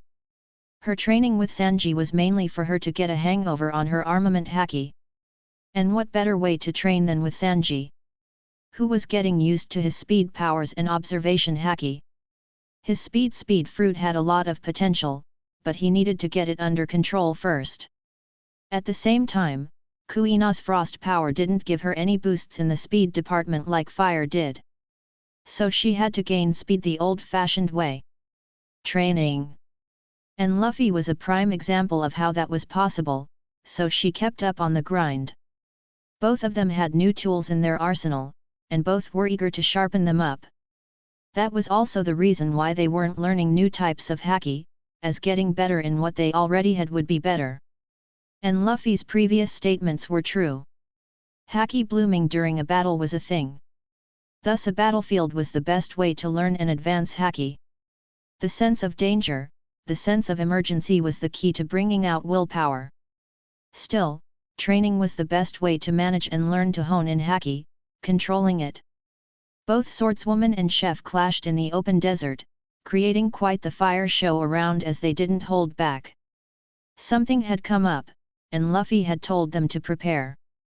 This was much more serious. Even when facing a warlord, Luffy didn't look serious. And so both members of the Straw Hat Pirate threw themselves into training trying to get better at their skills. With Kobe. Kobe grunted as the large sandworm, one that could rival a sea king, came out of the sand wanting to swallow the young pirate up. "Wanna eat me, ugly?" Kobe grunted before he jumped, right over the sandworm's mouth as it slammed its face into the ground. "Not happening," he said as his 3-foot-long arm blades dug into the beast's side as he ran through its body, creating a line that cut through its thick body. The sandworm roared in pain as it flung its body trying to get Kobe off of him. Blue blood spraying out of its wound. The young pirate had used the claws on his feet to hold him in place as the sandworm moved. "Heads up!" Someone called as Kobe could feel the air vibrate dangerously. He jumped away, barely missing the flaming arc that decapitated the sandworm's body. Kobe had jumped away but still got some of the blue blood from the creature splashed onto his body. "Ugh! This stinks!" He grunted, shooting a glare at Zoro. Only for him to widen his eyes as he used Geppo to sidestep multiple arcs of fire-laced wind blades that targeted him. "Keep your eyes sharp, Pinky." Zoro grinned. "I never said sandworms will be your only challenge. You are enjoying this more than you should." Kobe grunted before he flicked his arm forward, multiple small bone blades popping out from his arm as they targeted the green-haired swordsman. 272. You are enjoying this more than you should. Kobe grunted before he flicked his arm forward, multiple small bone blades popping out from his arm as they targeted the green-haired swordsman. "Nah, you are just imagining it," Zoro grinned, holding onto his nozarashi, one sword style, blazing Tatsumaki. A flame-laced tornado shot out from Zoro's attack that only grew larger, making its way toward Kobe. The young pirate had moved with his fast speed, running in the air to avoid the attack. Still, the young pirate cringed as the flaming twist grinned up the sandworm's body, killing it. Two large sandworms came out of the ground, reminding Kobe of the old legend of the Hydra. "If a head is cut off, two more shall take its place," he mumbled and got ready. The two beasts wanted to jump Zoro first, as that was the most dangerous target. But a wave of haki washed over everyone, even Kobe felt the will of the king. The sandworms stiffened and eyed Zoro cautiously as they knew doing anything would result in their death. "I ain't the target, shit face," Zoro said, before pointing at Kobe who was still in air. "Pinky is, if you eat him before you get killed, I won't kill you." And that was the exact motivation that the sandworms needed as they shifted targets to Kobe. "I freaking hate you, pirate hunter." "Hat, keep telling yourself that, hero." He cackled like a villain, before pointing at the worms. "Now, onwards my minions." Kobe could only grit his teeth as he faced the sandworms, though it would be lying if he said he didn't enjoy this. Zoro was also trying to get control over his armament haki, and along with it, he was also trying to learn more about Conqueror's haki. It would have been better if he trained with Kuina or Sanji. But no, Luffy wanted Kobe to be trained up as well. As Zoro was already stronger than Kuina and Sanji. And at their level, gaining strength from training was very rare. Only control could be improved, which he could do easily while training Kobe. Kobe needed to polish up his skill. The young pirate needed to better his skill with his claws, and make them sharper. And to hone in on his fighting style as well. Now that the pink-haired pirate was getting called the hero of the Navy port incident, Kobe was fully pumped to better himself in any way possible. It seems that his growing reputation only helped him fuel more oil into his burning hero complex. Even though outwardly he complained about training, in truth, Kobe didn't mind the hard work if it brought results. While Kobe was training with Zoro, they weren't fighting against each other. No. With Kobe's enhanced sense of smell, they were looking for any dangerous animals in the desert of Alabasta and were testing their skills against them. Kobe was trying to tank their hits with Iron Body, other than Zoro's sword slashes and the giant-ass sandworms, but he was more or less failing. But due to his regenerative abilities, it wasn't much problem. At the same time, he was trying to learn Tempest Kick or any wind-slash variants. Now that he knew how to cut steel, it should be easier to do so. But still, things were going pretty slow on his part. Zoro on the other hand was training with his control over haki. Mainly armament haki with Conqueror's haki on the side. Alabasta had quite powerful animals on the island, and one of them was large sandworms. Some of them equaling the size of sea kings. Some areas of Alabasta were filled with them. They were quite the problem, mainly if any of the sandworms decided to attack any of the cities. When Crocodile was the warlord, he was keeping an eye on them. Before that, the kingdom would spend resources to cut down the numbers of the beasts, but due to the crisis on hand that couldn't be done. But then again, Zoro and Kobe were more than willing to reduce the numbers of the big creatures. "Ugh, these are disgusting," Kobe said, wiping his body of the blue color mucus. "Or sandworm blood. And my shirt is ruined, again." Around them were multiple large-sized sandworms, and their cut-up bodies. But even then their numbers weren't reducing. From the ground 5 sandworms came out, as towering as the sky as they glared at Zoro and Kobe. "Back to hunting it seems," Zoro said, taking out Yubashiri. A small smile on his face, he then looked at Kobe and pointed his finger at the targets. "Pinky, use razor wind." Kobe felt his brow twitch at Zoro's command. "For some odd reason, that pisses me off," he said before dashing towards the sandworms with his arm blades extended. 273. With Bartolomeo. The green-haired barrier user screamed as he shot down from the sky, tears leaking down his face due to the wind resistance. But rather than looking terrified, the man was thrilled. "Yet! Barrier bullet!" He crossed his arms along with making a hand sign as he fell from the sky towards a pirate ship. A green barrier took form, morphing into the shape of an artillery shell. With Barto inside, the green construct dug into the ship, almost sinking half of it due to the weight. "Ack! We have been hit!" One of the pirates screamed as they ran. "Who's attacking?" another one asked. "The Navy? I didn't hear a cannon being shot." "Nope, it's something worse," a voice said, bringing all of their attention to the crow's nest where 2 people were looking down at the pirates. They were Johnny and Yusaku, who looked coolly down upon their targets. "They aren't much, do we really get paid 50 mil for these cheap shots?" Johnny asked. "I suppose," Yusaku shrugged, putting his axe and shield back, before cracking his knuckles. Seeing this, Johnny raised an eyebrow. "Don't wanna poke them with pointy things, you know." My mistake," Johnny said, putting his own spear on his back. "Oi, don't look down on us," one of the pirates said. "Who are you guys and how did you get here?" a pirate asked as he unsheathed his sword, and pulled out his gun. "Well, we are part of the Straw Hat Pirates," Johnny said dramatically, musing at the horrified reactions of the pirates. "And consider your lives forfeited." "Gee, get them," said one of the pirates, who had 2 hooks for hands, both of them made out of gold. Either he was trying to copy Crocodile or he really was into hooks. But it didn't matter, Johnny wasn't one to judge people based on their kinks. "You will regret setting foot on this ship," the captain of the ship said. "Yet, you will face the wrath of the hook pirates," said the person by his side. I thought they made a cream for that," a voice called out from behind. "It's wrath, you buffoon, not rash," all of the pirates said at the same time, looking behind. Only for them to blink, seeing the green-haired barrier user. Barto picked his nose. Same difference." He shrugged. "No. It's not.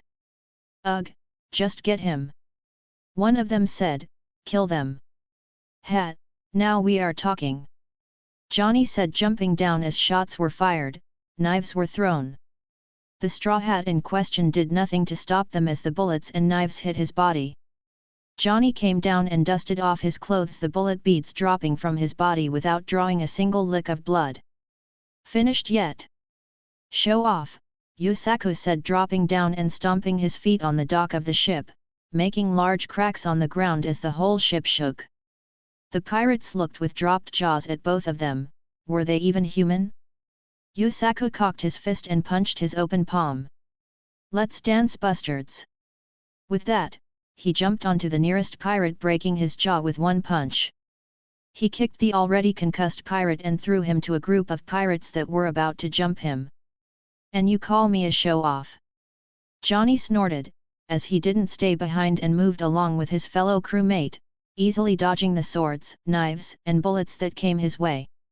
Of course, he could tank them with iron body, but it would limit his movements, so he opted to dodge the subpar blows and attack his opponents. On the other side of the ship, Bartolomeo was rushed by multiple pirates. But before they could jump on him, "Wait!" Barto said, halting their movements, by creating a wall barrier that multiple pirates, comically, smashed into.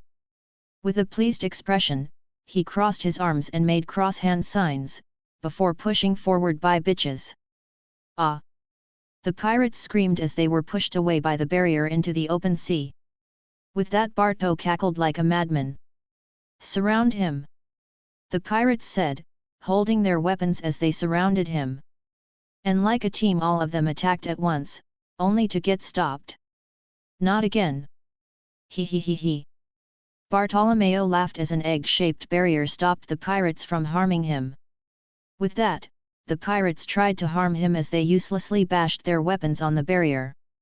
Bartolomeo, seeing this, pulled his eyelid down and stuck out his tongue, enraging the group. At least a group of 20 were now trying to break into Barto's barrier. He could have dealt with it in other ways, but this was a fight where he needed to improve, so with that, the Straw Hat Pirate brought his hand forward as he concentrated. All the training with changing shape was paying off. And now he could do much more with his barriers than he could do previously. The only downside of complex builds was that they were fragile and would break from a strong attack. Bartolomeo's barriers, if used to their maximum potential, couldn't even be broken by Luffy with his armament Haki Enhanced Strike. Only using advanced armament was he able to break the barriers, but with time Barto knew he would be able to stop them as well. But rather than only making his barriers strong and being a one-trick pony, he wanted to use his fruit in a creative way. With his concentration on a new construct, the egg-shaped barrier started flickering, making the pirates stop as they observed what the green-haired guy was doing. Suddenly a new shape took form around Barto's hand, the barrier molding it into a shape that many were familiar with. "Meet my ultimate creation," Barto said, holding up his new green construct, "and your doom." "Is that? No way." Bartolomeo pulled on the lever as the construct made a buzzing sound. "He he he, now!" He held the green up and running chainsaw in front. "Who's up for a party? Run! You can hide but you can't run." And like headless chickens, the pirates started running. Yusaku rolled his eyes at the scene. Who brings a chainsaw to a fist fight?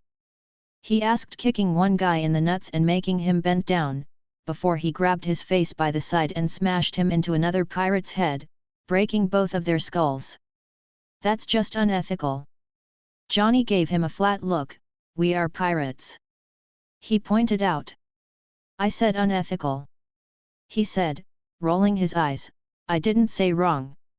Playing unfairly is what is right for a pirate."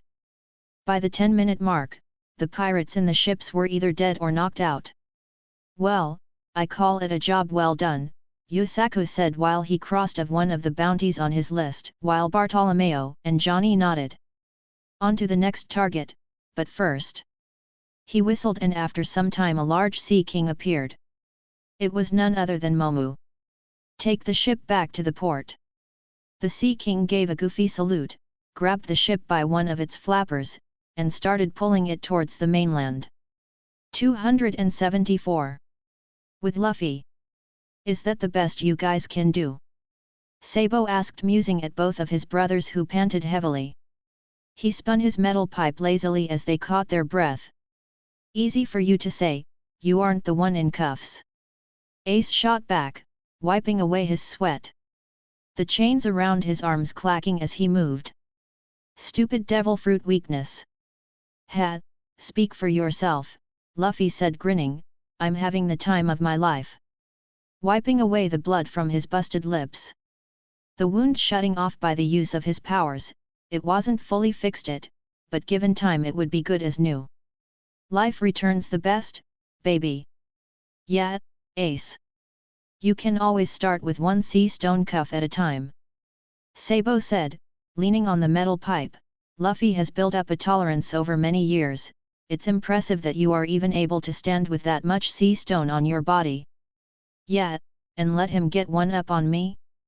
Never," Ace said, pushing himself up and resting Inma on his shoulders. Even standing still took a lot out of him. On Ace's hands were sea stone cuffs, thick ones that were the bane for devil fruit users.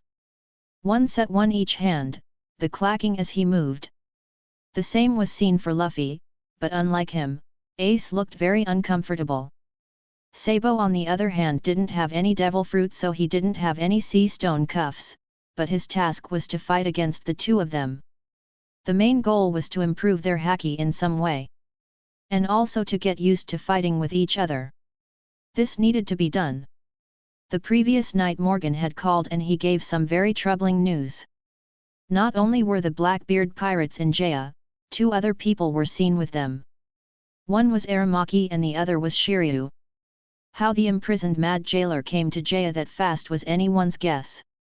But the newspaper birds of Morgan were able to confirm that he and Aramaki were with Blackbeard's crew. Someone had planned this. Someone that might be trying to take him down. Teach wanted the warlord position, so he could see a certain world noble giving him that opportunity. When Luffy had caught the Cypher Paul agent Ken, who tried to blow up the ship he had told him about Saint Camale. He should have asked Dragon about that bastard, but with all the things going on, he forgot. Luffy was half expecting the world noble to stop attacking him now that he was a warlord, but it didn't seem like it. Now he was using backhanded means to attack him. But it didn't matter. He was making preparations for this. This was also the reason why he was delaying the journey as much as he could, with the excuse that their ship needed more time to repair and he wanted to spend a bit more time with his Vivi. Even though some might think that his crew was ready to take them on, he knew better. He would rather be overprepared than to take useless risks. In Blackbeard's crew, there was Doc Q he needed to worry about. Luffy didn't know if the man already had his overpowered fruit or not. And not to mention Van Augur and Lafitte were also wild cards, as one of them had the warp fruit. Another had some kind of wing or bird devil fruit, it might possibly even be a mythical Zoan for all he knew. From the info he knew previously and from Morgan's research, they weren't easy targets either. Jesus Burgess and Shiryu might be strong, but at least they didn't have devil fruit abilities he needed to worry about. Aramaki on the other hand was a different story. Last time he was toying with him. Now that he was strong, he was sure he could fight one-on-one with him. But his fruit was another story. Aramaki was stupid for not utilizing his fruit's ability. But this time, what's stopping him from attacking his crew? The chemical fruit was an overpowered fruit. That's why he wasn't going to underestimate his foes.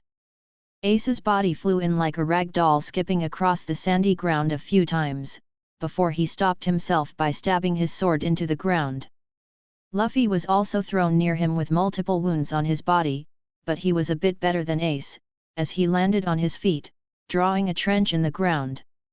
"The heck, Sabo?" Ace grumbled, before shooting a look at his brother. "Why do you guys know the marine techniques? First Luffy and now you. We are pirates, damn it." He was pretty annoyed at getting his ass handed to him due to the restrictions. Not used to fighting without his flames. It also showed him how much he relied on his fruit's abilities. "Well, for one, they are quite useful," Luffy said. "Just Geppo and Soru alone should give you enough reason. Not to mention Tekai and Rokuagan. And second, not all of us have broken devil fruit powers to save our ass in an emergency." Sabo finished.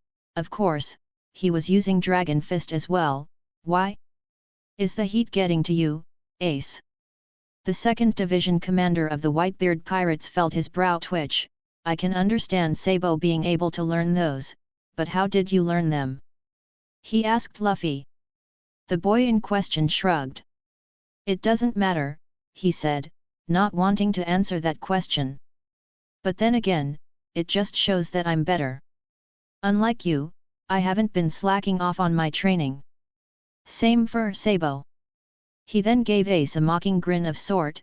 "Be careful, brother, your seat as the strongest is on the line here." Ace felt his brow twitch from his younger brother's comment, but this time he didn't say anything. But then again, who the fuck actually thinks of training with sea stone cuffs on? The sea and sea stone cuffs were the bane of devil fruit users. Most devil fruit users made a note to stay away from the sea for a reason. But it seemed common sense was something that his brother didn't know. And his said brother had found a way to work around the problem that plagued most devil fruit users for most of their lives. And that wasn't all. Luffy was strong, as in physically he doubted even Yozua could wrestle and win against him. That level of strength just showed how intensely he was pushing himself. On one hand Ace felt frustrated, on the other hand he kind of felt proud of his little brother. It also showed that he was slacking off in his training compared to his brothers. Yes, brothers as in, while Sabo was weaker than him without any restraints. He wasn't the second in command of the Revolutionary Army for nothing. Even without a devil fruit, with skills alone, he could give a good fight against Ace. And that was saying something. Thank God, Rayleigh had found him before he entered the new world and drilled some training into his younger self. Without that training, he wouldn't have been the strongest among the three brothers.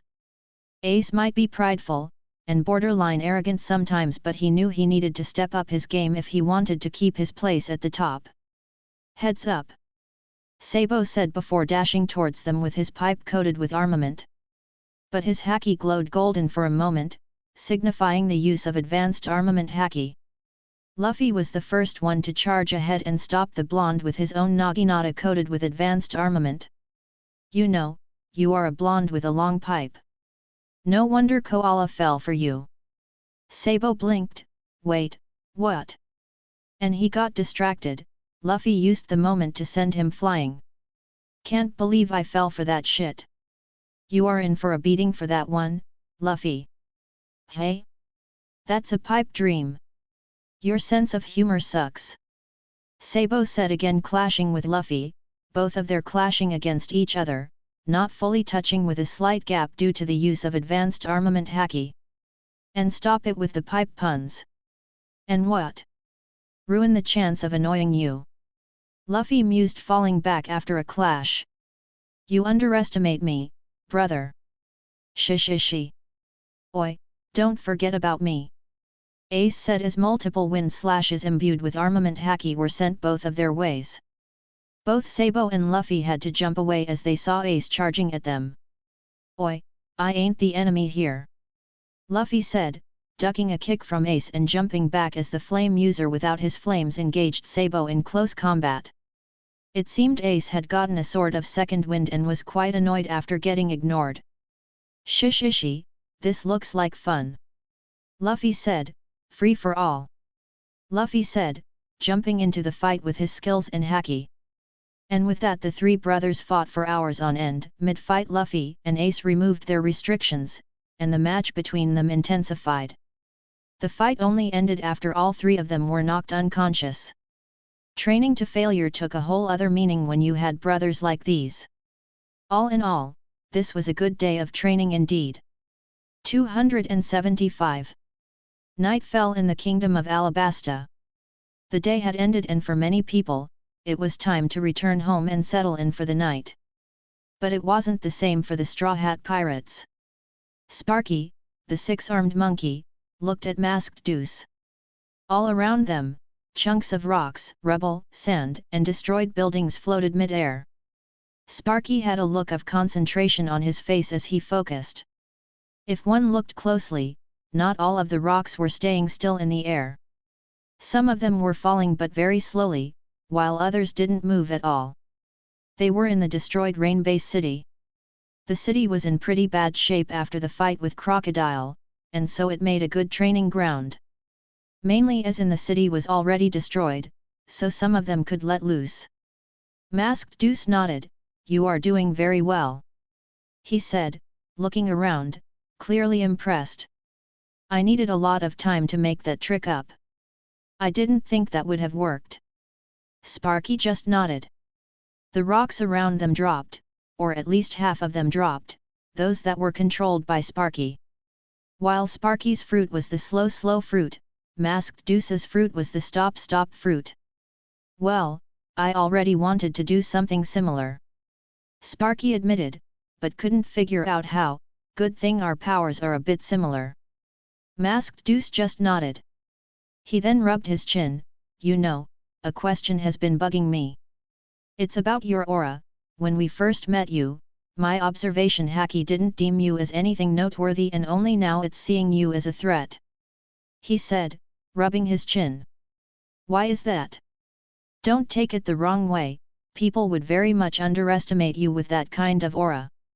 And you could take advantage of that. Sparky just scratched the back of his head. Well, you are right on that one. My theory is most observation haki users don't see my aura as anything other than that of an ordinary monkey's. I still don't know why it works, but it just works. He shrugged. Heck, we were able to surprise Aramaki with this. Most observation haki users don't deem me as a threat until I become one. Masked Deuce blinked, clearly surprised. Wow, he's no easy bounty hunter. I'm impressed. He said, nodding. I only know one other person that is able to hide from observation haki, but well, he's in a totally different league. Speaking of haki, one thing that I forgot to mention about my powers. While it's not common, devil fruit powers can sometimes be negated by the use of haki. Wait, so, some can break free from your stop ability by using haki? Sparky asked. I have used my powers on Luffy and others before and they weren't able to break free from it. Well, it's uncommon for a reason. And you have to have really strong haki. Masked Deuce said. We first discovered that when we visited Wano. Let's just say you need to be careful on that front. That's why, against stronger opponents, it's better to focus your ability on one single individual rather than spreading it around. Sparky thought over his words for a moment before he nodded. Let's go back to training. Sure, Masked Deuce said as he snapped his fingers. His shadow moved as if it was alive. And stretched outwards, making arrow-shaped heads before stabbing into the destroyed chunks of buildings and rocks, and throwing them upwards. Masked Deuce's stop ability lets him stop anything for a limited time if it can be stabbed with his shadow arrows. The shadow can also be used like extra limbs to move and attack without the use of his ability. The moment the rocks and debris started to fall, Sparky clapped all 6 of his hands together. A universal wave of slow beam came out of his body, that slowed down everything around them to a crawl. A look of concentration was showed on his face. Masked Deuce had jumped back so that the wave of the slow beam didn't affect him. Unlike the others, Sparky wasn't doing combat training, rather, he was trying to improve his devil fruit ability first. They were going to stay for a few more days so it would be better to improve his fruit abilities as physical training can be done anywhere. A bit away from them, towards a clearing in the desert, one could see a battle taking place. Large strikes created sonic booms, with white sparks of electricity that could be seen buzzing in that area. Is that the best you can do? Jin asked in his half-Zoan form, his weighted tonfas resting on his shoulders. They were a bit larger, matching the size of his half-Zoan state. I thought you were supposed to be some kind of wild beast. He said with a grin. The only response he got was a loud roar before his opponent tackled him. The opponent was almost twice Jin's half-Zoan size. But Jin held off against the tackle, even as the electricity burned off his scales. With a flip, Jin sent his opponent flying behind, crashing into the desert sand with a loud thud. Jin looked at his own body as the white sparks of electricity went away, leaving behind a few burns. You know, the first time it hurt quite a bit. Now it just tickles. Jin said grinning, the passive recovery of an ancient Zoan was no joke. Come on. I know you ain't dead, Doc. He cackled. The beast in question stood up from its place before it roared. The beast in question was around 26 feet tall, around 8 meters, its white fur crackling with electricity. It took a step forward before it fell on its knees, its dark eyes finally regaining a red pupil for the 3rd time of the night. I am back. Chopper panted in his Solong form, as he could finally take back control over his own body. Unlike other minks, he didn't need a full moon to transform, just being exposed to the moonlight was enough to make him transform. He didn't even need to see it. That's why his control over the form was very necessary. So far, when he was in the Going Merry, he always used a raincoat to cover his body from the moonlight at night so that he didn't accidentally transform. But that wasn't the solution, there had to be another way. That's why they were training to gain control over the form, At the same time, Chopper was doing research on his rumble balls, one of them so that he could keep his sanity while transforming. Another one so that he could take on his Solong form in the day. The first rumble ball had already been developed and now was in its testing phase. And it was working for only a few minutes or so before he returned back to his berserk state. Though it seemed beating him up made him gain back his sanity. Jin was helping with that. Chopper would have liked to write down his findings in his reports, but couldn't as he could only transform once a day. The transformation took a lot out of his stamina. That's why he was keeping his Solong form while trying to increase the time where he could stay in control. "Can you fight?" Jin asked, walking towards him in his half-transformed state. Chopper nodded. "I need to get this under control," he said, a small smile on his face, "and now that I'm back in control, I really want to get back at you for the cheap shot." Jin shrugged. "You weren't the one guarding," he said, grinning, spinning his large tonfas. "Come on then." With that, both of the Straw Hats threw themselves at each other. 276. A few days passed and the Going Merry was ready to set sail. Along with her, the crewmates of the ship were now prepared to face the storm that would come their way. The small ship looked quite bold in its design, having a black-colored metal coat, most of its areas boosting its defensive capabilities. Along with that, it now supported a few well-built cannons and a few other weapons. The ship had gained a lot of weight due to the modifications, but with Momo pulling the ship, it wouldn't be much of a problem. And speed also wasn't an issue when you had a speed-based devil fruit user on the board. Also, they had rarely used the sails on the ship. Only when Momo was resting or having his chow time did they pull on the sails to continue the ride. Speaking of the Sea King, he also had gotten an upgrade. After seeing so much improvement being done to the ship for its defensive purpose, Nami had raised a very good point. Most of the time, Momo would be pulling the ship. Wouldn't the Sea King need protection? Sure, stray cannonballs or attacks could now be tanked by the Going Merry to an extent, but what about Momo? Meaning, the Sea King needed armor, a good set of armor at that. And so Anchor had made a giant-sized armor that fit the Sea King. The blacksmith was very much up for the challenge, and did as best as he could. An armor for a Sea King, even one that wasn't as large as other Sea Kings, would need a lot of metal. But it seemed Anchor was able to put the pieces that were left unused for the Going Merry to make the armor. Previously the adorable and cute Sea King now looked utterly badass. The upper part of the armor covered his back and chest, with chainmail dragging down the lower portion in a way that wouldn't make any difficulties for his swimming abilities. The armor was black in color, matching the Going Merry, making him look menacing. Though the most impressive design was the large helmet that Momo had. It had covered most of his face, along its horns, and given them a sharp edge. The Sea King got used to added weight. And underwater the added weight didn't matter much, and Momo rarely left the sea, so it didn't matter. Momo loved the design and had worn it since it was made. The Sea King also wanted a large trident for some reason, but that couldn't be made now. Anchor needed his sweet time when he got into making a weapon.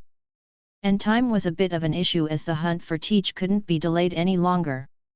Luffy hadn't revealed that he knew exactly where Teach was. Ace would have gone then and there to avenge his crewmate. Instead, he played on the bought time and trained with his brothers, while his crew sharpened their own skills. But now it was time to leave. With the Going Merry ready to set sail, the Straw Hats started undocking the ship. It was late in the night. Other than the Straw Hat crew, only a few people knew that the new warlord was leaving Alabasta. It was for the best. Most of the pirates didn't want to get anywhere near the desert island due to Luffy being there. And Luffy wanted to ensure the peace for a few more days. His new bounty hunting organization, CD's, Old Baroque Works, was still setting up things. With Mr. 3, Galdino, being in charge along with a few others, Alabasta should be relatively safe. Be careful, okay? Vivi said as she sniffed, hugging Luffy. The girl is already missing him. And be sure to call, and, And, be careful. Luffy separated from the hug, and gave her a smile. I know. I know, you have said that a few times already. He said, cupping her face, don't worry about me, princess. I'll miss you. So, just be careful. Vivi snorted, wiping away her tears, I will miss you too. She said, before looking behind him. You and the rest of the crew. Behind them, most of the Straw Hat crew were either crying or were silent. Heck, even the giant Sea King was crying. Which really didn't match his new intimidating look.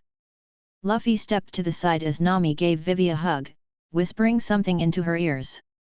Both girls gave a small laugh as they wiped away their tears, easing the mood a bit. Vivi then looked ahead and gave a small nod to Kuina, who returned it. She then looked at Robin and also gave her a nod. Robin nodded back with a small smile on her face. Both women had made amends with themselves in the past few days. A very good development on their part. A large snake rubbed Vivi's cheek, making the princess look at her. White Fury also looked sad as she was going to miss the crew. She wasn't going to continue the journey, rather she was going to stay with Vivi. White Fury really had bonded well with Vivi, and as she was staying in Alabasta, the snake would be staying with her as well. Vivi was the first human that the large snake appreciated as a friend, and she didn't want to leave her. It was a very hard choice for the snake, as she also wanted to continue the journey, but she wanted to be with Vivi. In a way, White Fury viewed Vivi as her most treasured friend and didn't want to leave her as a result. The princess had appreciated it. Having another friend around would help her. And while Karu had some thoughts on that matter, the super spot-billed duck kept those to himself. After the tearful goodbyes, the Going Merry finally sailed upon the ocean once more. Luffy looked at the island as it shrunk into view. Vivi was worried, but she had reasons. She was there when Morgan had called, and she knew what Luffy would be doing.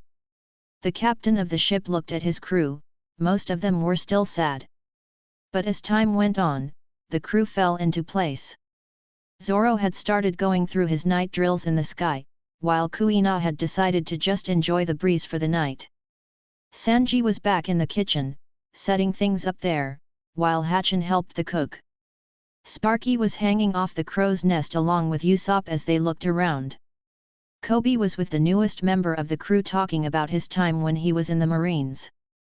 Jin was fishing with Bon Clay as a tied-up bait for kissing him, while Barto was warily keeping an eye on them.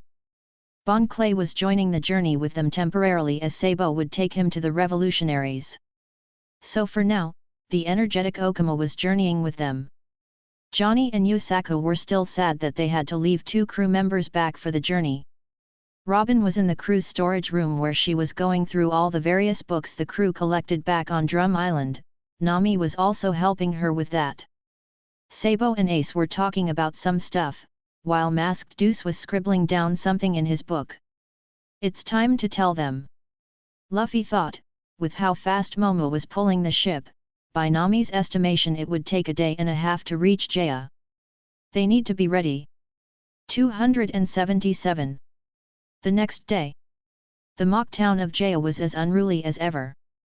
A common place for pirates, criminals, and bounty hunters alike. People were either fighting, drinking and killing, or doing anything as they liked. No one stopped them. It was a lawless island after all. The port near the town had a small gathering as an odd-shaped ship had risen up from the sea. A modified submarine ship, only the upper part of the yellow submarine was visible. The ship also flagged the Heart Pirates Jolly Roger, marking it as a pirate ship. The ship, however, looked very out of place with the other pirate ships, and many pirates were eyeing the ship with interest. Malicious interest. The door on the upper portion of the ship opened and a man walked out, followed by his crewmates. This place is a rough house, so don't go picking any unwanted fights. And if you do, be sure to win them, Law said as he eyed the area. Penguin, Shachi, and Uni, you guys are on resupply duty. Popo, you are also coming along. The three of them pumped their fist in the air. Very eager to get to land after their rough journey into the Grand Line. The other 9 members slumped as they knew they were on ship guard duty for now. They would need to fully turn the ship to the other side of the island and dock there before they could set foot on the island.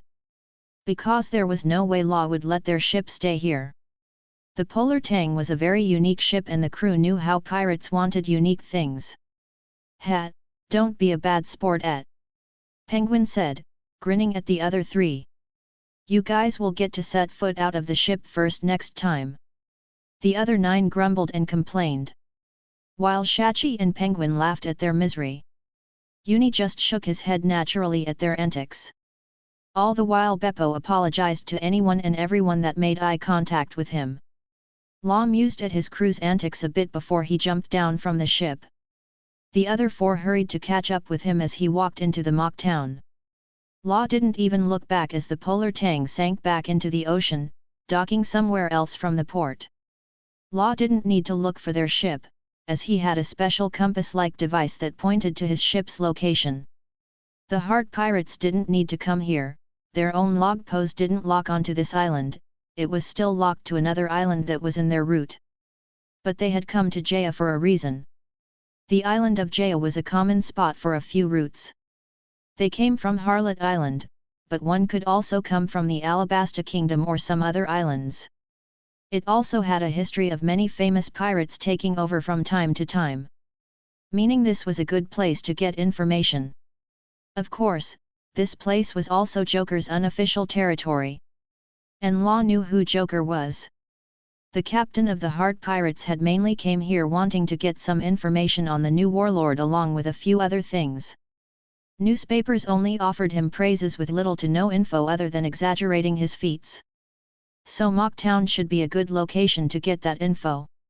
As Law was pretty sure the new warlord had already crossed the island beforehand.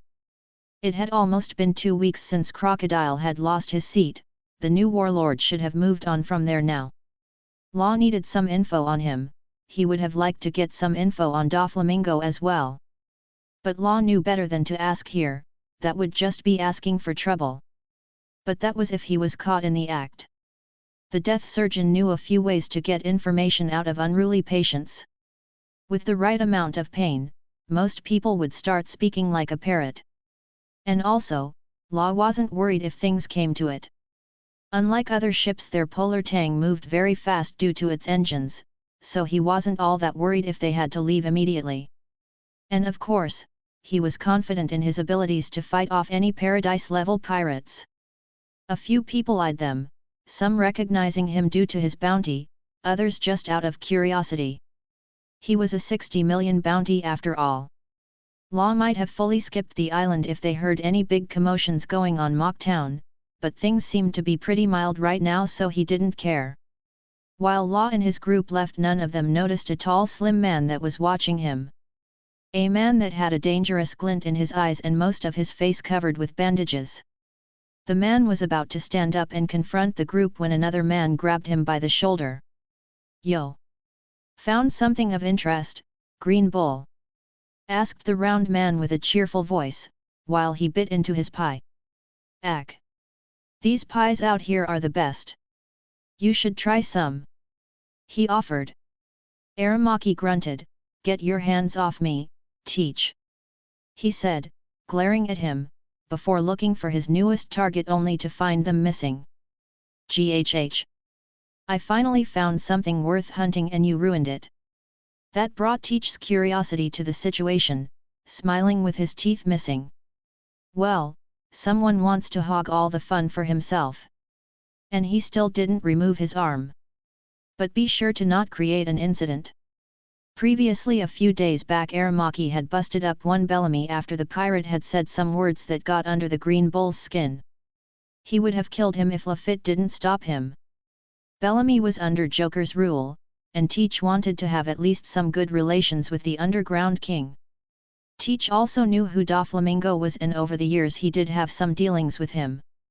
Good thing that the small fight between Aramaki and Bellamy happened in a secluded area, so damage control was a bit easy.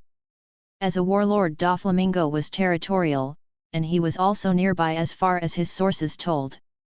No need to bring his attention here. Aramaki swatted the hand away, "Go fuck yourself, weirdo." He said, I fking hate all of this. He said, getting away from Teach as he walked the other side towards the jungle. I will find some new prey. He said after a click of his tongue. The various people of the island parted as the tall man left. As Aramaki left, Teach's smile dropped down. Aramaki is a bit hard to get a read on, but I need to get him to join the crew. Shiryu was way easier compared to this, but Aramaki's tough. If it doesn't work out, getting his fruit for one of my crew would work as well. He thought to himself. Teach was about to leave for the nearby bar when somebody started walking towards him. He looked back and saw it was Van Augur. Captain, I have come to inform you of something. The man said politely, his large rifle on his shoulder. The gun's safety was off, making Teach realize that the man was out for a hunt. Van Augur was a man of few words, so Teach had to pick up on the small stuff with him. But nonetheless the man was very loyal like Luffy. You want to hunt someone as well? Teach asked. Sure, go ahead, you don't need to ask my permission or anything. Just be sure it's none of Joker's men, that's all. Mocktown was a town that got destroyed and rebuilt on a daily basis, so most of his crew could let loose on unfortunate losers that crossed their ways. The sniper sighed, Captain, don't tell me you haven't noticed one of your targets entering the town. Hey, the new kid's here? He asked, snapping his head from one side to another looking for the new warlord.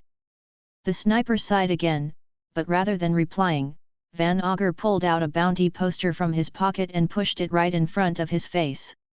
Teach blinked as he got a look at who it was. And his eyes widened with glee, he almost squealed like a kid. He's here? Where? We have to catch him. Like right now? Yes, Van Augur cut him off, and we will have to get him before Green Bull does. Good thing you distracted him away from the kid. He said in a so-and-so manner. Teach opened and closed his mouth. I did?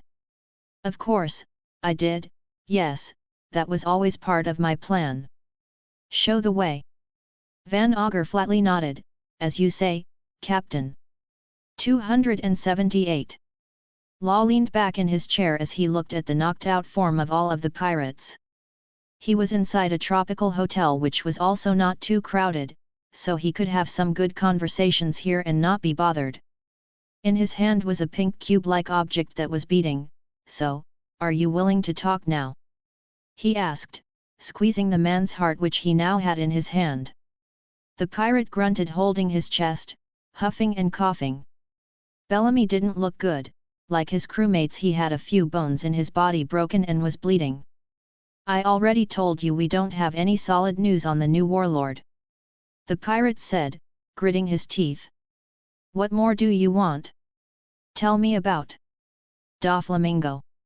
Are you mad? He would kill me if I told anything about him. Law gave him a flat look, giving another squeeze to his heart. And you think I won't? The pirate grunted again, as he held his chest. He gritted his teeth, before looking up. Go fuck yourself. Bellamy grunted. Law sighed, a small smile on his face. The hard way it is then. He said. Now why would you want to torture the poor lad? Asked a voice, bringing both of their attention. Law saw a large man, twice his height, and the death surgeon recognized him immediately. It was Teach, a former member of Whitebeard's crew and one that had caused quite a bit of competition a month ago on Drum Island. And he wasn't alone either, there was a thin man with a large rifle along with him. How did you get in here? Law asked, on guard, as he palmed his sword's hilt. He hadn't seen them enter the room, and the room only had one entrance. Teach showed him a dark grin and Law saw the shadows in the room shift. An explosion destroyed a good chunk of the tropical hotel, bringing people's attention towards it. Wait! Isn't that where Captain Law was? Penguin asked. Yeah. Shachi said with a frown. By his side, Uni and Bappo were also wary of the situation. Law wouldn't have caused that kind of scene. Their talk was suddenly cut short when they saw Law appearing outside the tropical hotel. The death surgeon stopped and teleported towards them. The 4 heart pirates were shocked when they saw Law's bleeding form. He was panting and blood was coming down from his head. What happened? Boss? Uni asked. No time to explain, we need to get to the ship, now. Law said, looking back only to widen his eyes. Room. He said before expanding his room and switching all 5 of them away with rocks. And he did that just in time as 5 bullets whizzed past where the 5 members were previously. Law didn't stop using his ability to teleport all 5 of them away, multiple times. And with that, all of them appeared a few hundred meters away at the border of the mock town, near the jungle. What was that? Shachi asked. Who was that? No, time to explain. Law said, looking at his crew. You guys have to leave. Now. Their target is me. But Law, we can fight. Penguin protested. Law shot him a glare to shut him up. Even I'm not sure if I can take them on, they are New World level pirates. He coughed with gritted teeth, the last hit from that fat bastard had hurt quite a lot. You guys get to the polar tang. I can always follow through with my ability. But you guys can't. Both Penguin and Shachi wanted to protest and Bapol looked helpless, but before they could speak, Uni spoke for them.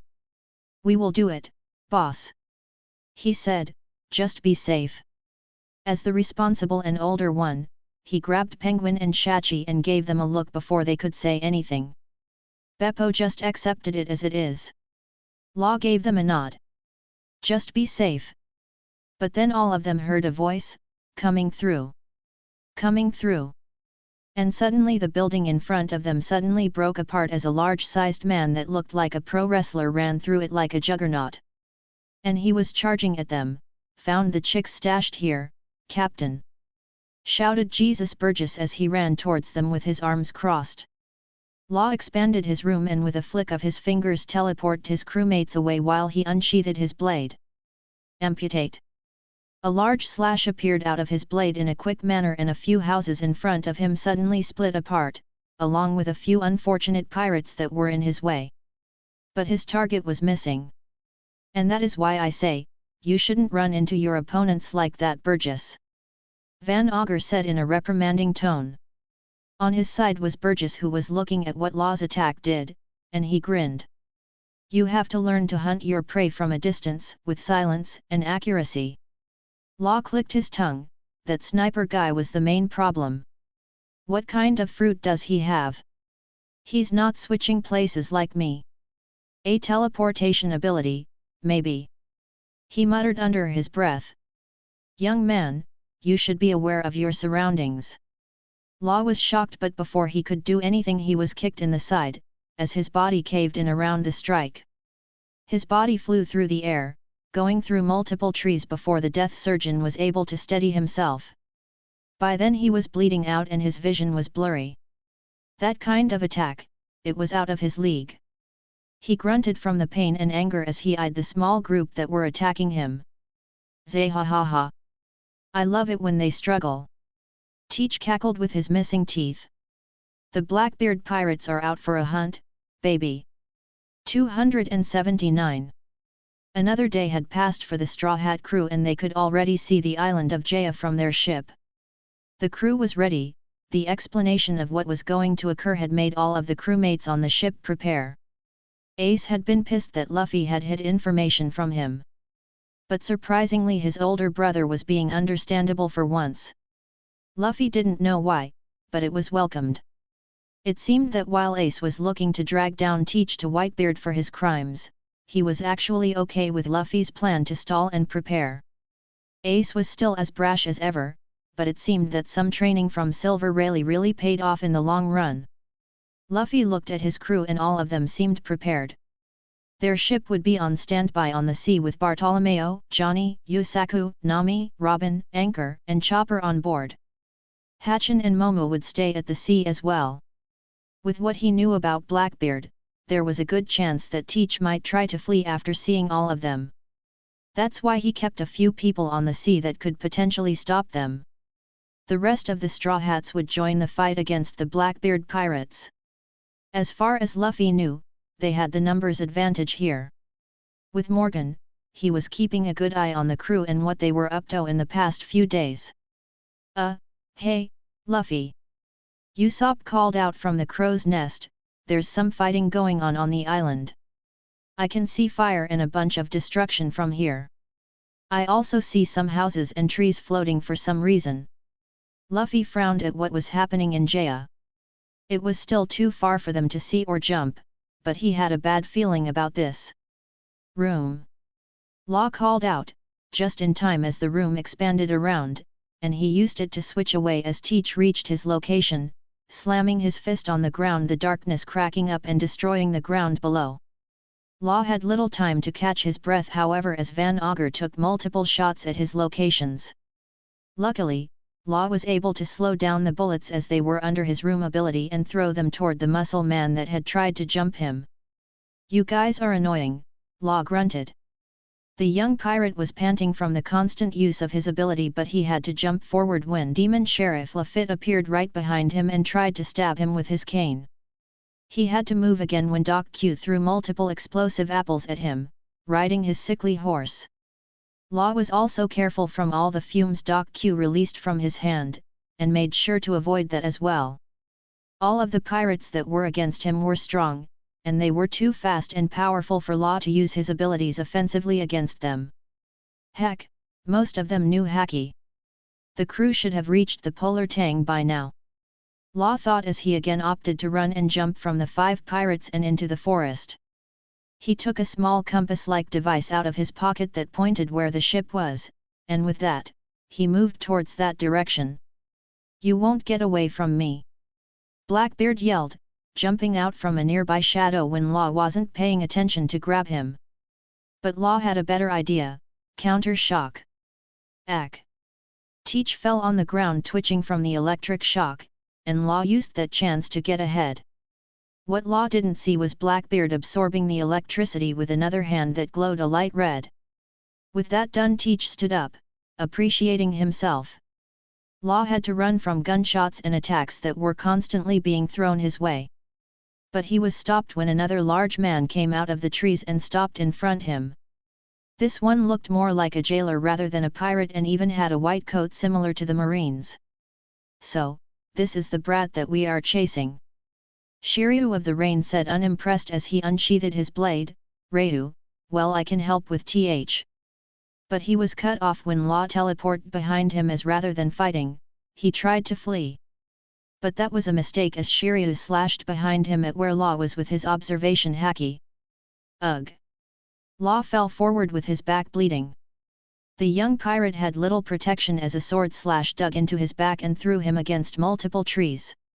Law bit his lip at the pain, before he quickly looked back at his opponent as he tried to stand up. That's why you always let me finish my talk, brat, Shiryu said, grinning from the sick satisfaction at the pained expression on Law's face.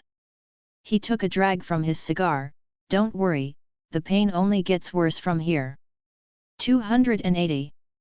That's why you always let me finish my talk, brat, Shiryu said, grinning from the sick satisfaction at the pained expression on Law's face. He took a drag from his cigar. Don't worry, the pain only gets worse from here. The other 5 pirates, with Teach at the front, came out from behind Shiryu, all of them looking at Law. Good job stopping him, Shiryu. Teach grinned. He then looked at Law. Though, I really was enjoying the cat and mouse chase. He cackled, while Burgess joined in on the laugh. Doc Q started only to end up coughing. Just stop fighting already, you are as good as dead. Lafitte pointed out politely, this will make it easy for us. He then grinned, and it's not like you will have a crew to return to. Law frowned, what do you mean? His speech was cut off when an explosion rang off behind him. Law snapped his head back in that direction. He only saw green flames exploding beyond the tree line along with some yellow metal that he was sure was part of the Polar Tang. With that, Law didn't care anymore and expanded his room and teleported away. This time the Blackbeard crew didn't chase him but rather fired off their attacks at him. Sword slashes marked his back, while 2 bullets dug into his thigh. but Law kept moving. The nearby trees passed him as he used his ability in quick succession, draining his stamina to very low levels. But he kept at it. Please everyone be alright. But when he got there, Law saw something that made him horrified. What did you do to my crew? On his opposite side, a tall man that had bandages over his face grinned as he held Beppo's unconscious form. His crew's lifeless and unmoving forms on the ground and in the sea. Even the polar tang was in green flames, pieces of it floating in the sea. Aramaki grinned, "Oh, them? They're dead. I wanted to act civil but honestly they attacked me first." He said, grinning, "Don't worry, your bear buddy here will be kept alive and sent as a gift for Saint Camille later. Bear minks are quite popular as slaves, you know." Ahhhhhh. Law had lost it in pure rage as he jumped forward. Room. Amputate. Counter shock. Ugh. Aramaki said, before his body was thrown to the side as he fell into multiple pieces as electricity ran over his body. The attack did a good amount of damage as the bounty hunter was incapacitated for a few seconds. Shachi. Penguin, guys, talk to me. Law said, trying to grasp at their body with his bleeding form. Their pulse and heart rate were very low, he needed to do something. He generated some electricity before pouring it into their body to do immediate shock therapy. Hoping it would do something. His back still hurt from the slash wounds and bullet wounds, but it didn't matter. Uni, Ikeku, Clion, Hakyugen, anyone. Respond, damn it. All of his crew, they weren't responding. I am sorry. Beppo said the words weakly with teary eyes as blood poured down from his head. He was just too strong. When all hope seemed to be lost, the body of Penguin coughed, gasping for air, but choking on blood. The same happened to Shachi. But they were still in bad shape, with one of them having nasty chemical burns while the other had his guts on the floor. Room. He said, trying to do anything and everything to stop his crewmates from dying. But behind Law, Aramaki had reformed his body after turning into liquid chemicals, and the man was pissed. Oi, what's the big idea? He grunted, making Law wide-eyed. How did you? Law growled, Logia.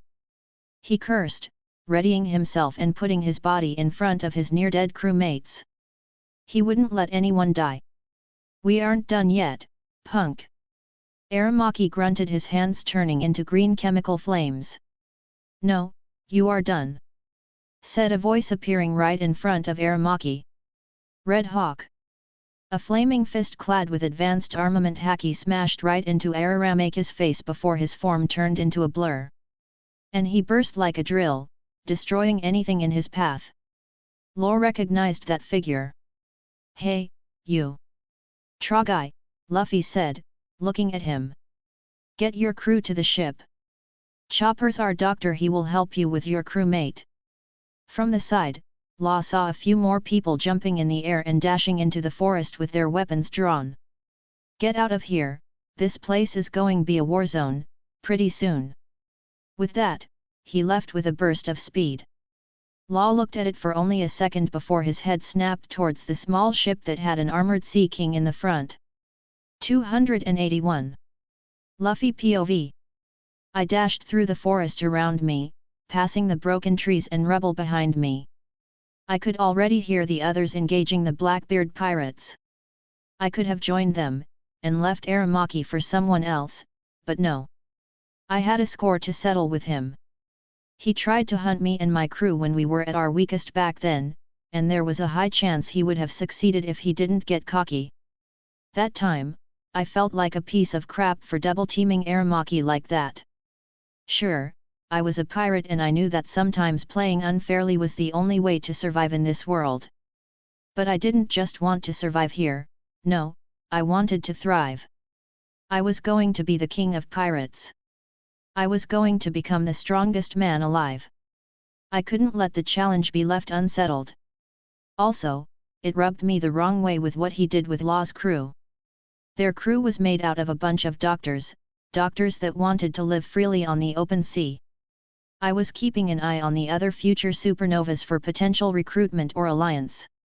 If Aramaki did this to Kid's crew or any others, I wouldn't have paid them any mind, but Law's crew?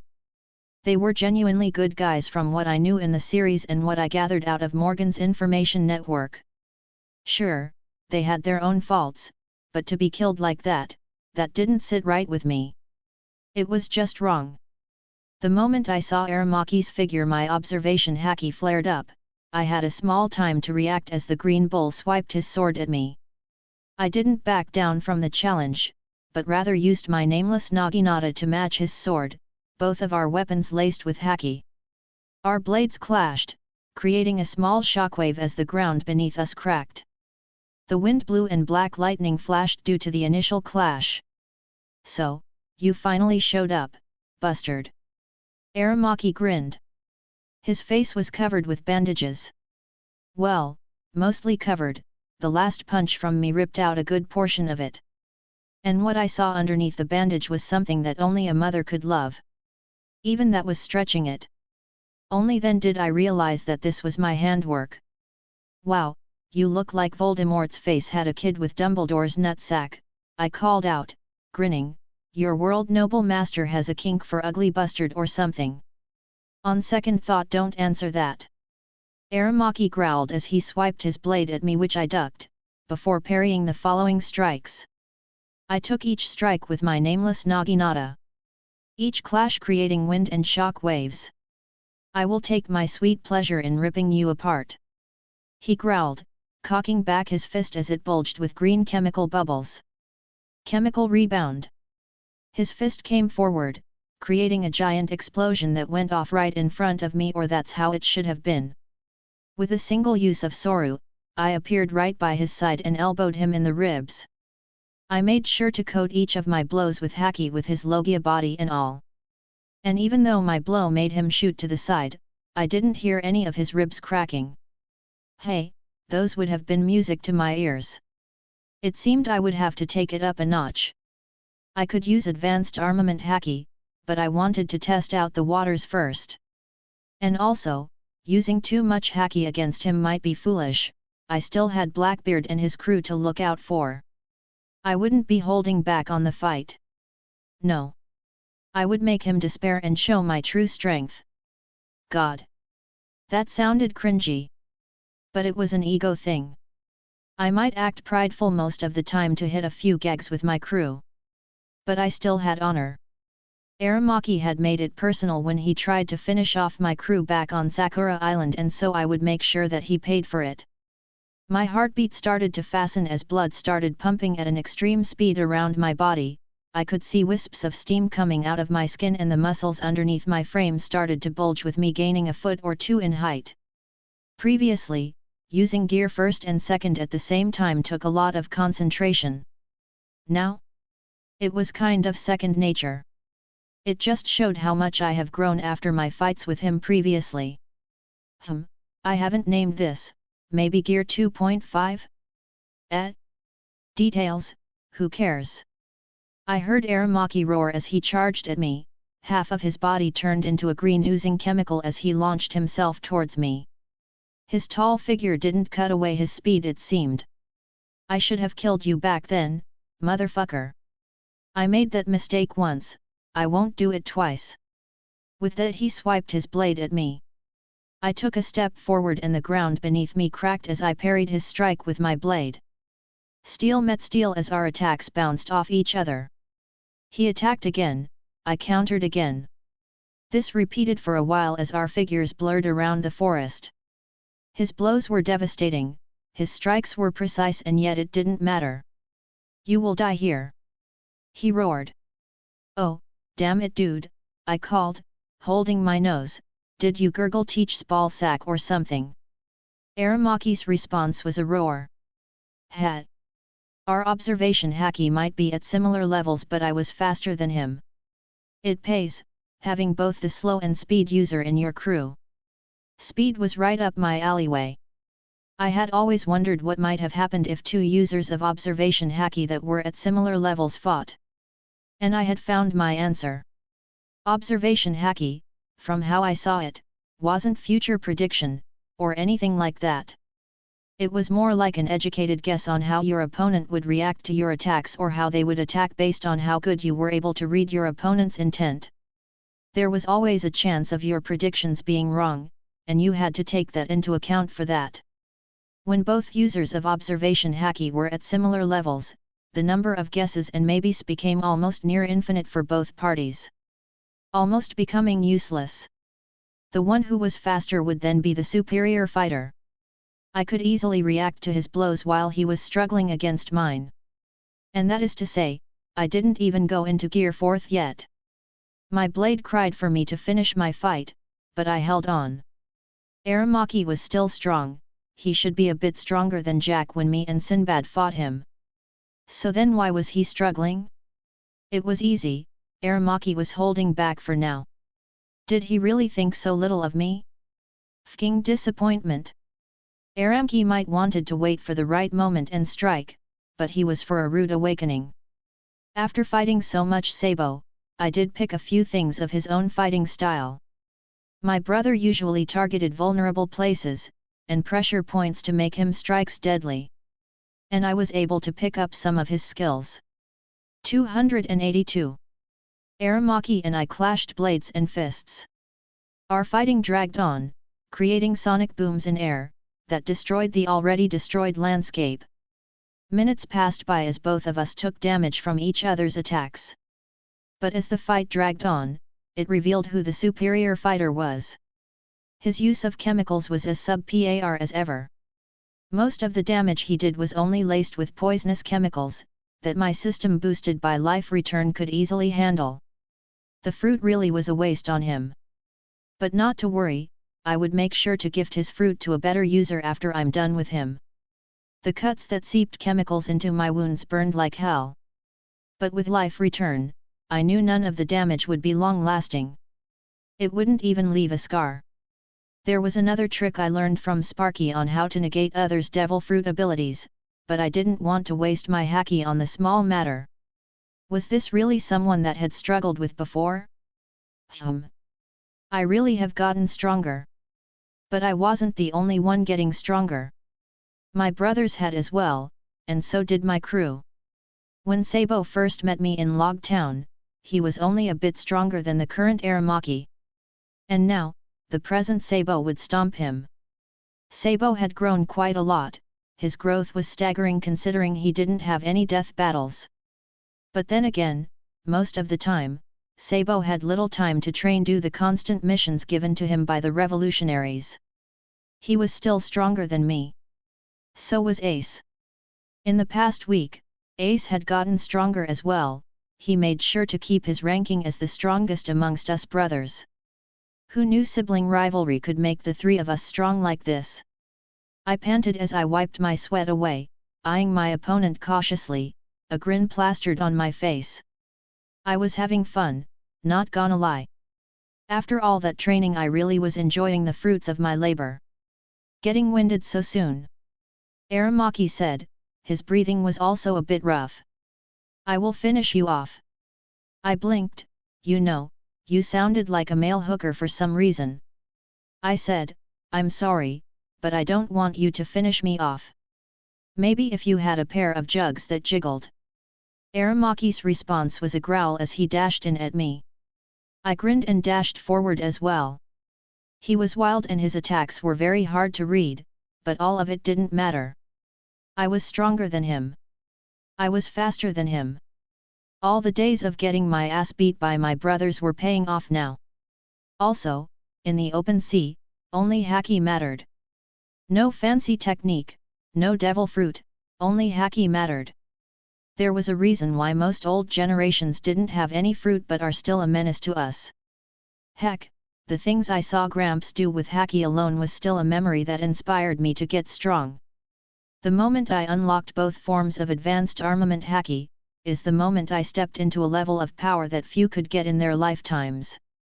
You could never be weak and have strong haki, that's not how things worked. Haki, will, strength, all of it were interlinked in a complex way. For everyone, haki is different, it is will, it is ambition. The ambition to live is a great motivator to get strong. But there are other ambitions. Still, one thing holds true for everyone, the one with the stronger haki was stronger, other things didn't matter. A simple statement that Garp had told me once, when I was begging him to teach me. A statement that still held its value. My ambition was to get strong, to become the strongest. I knew I had a level I had to overcome, and still do. And each day I trained for it. My brother's ambition was to not let me get ahead of them, their goals were just as selfish as mine. All of us trained till we weren't able to move an inch, and our bodies reacted to the fights, making us stronger. We still had a long way to go, but we were on the right path to gain strength. Recently, I found out that my observation haki was unlike other people, I had a unique gift in it. Unlike others, I could judge other people's true strength and potential with it. When I spoke with Ace and Sabo on that matter, they were confused on what I was saying as I knew when they were holding back easily. It seemed my brand of observation haki was a bit different. Maybe that was why I was able to see my crewmates' potential when I recruited them?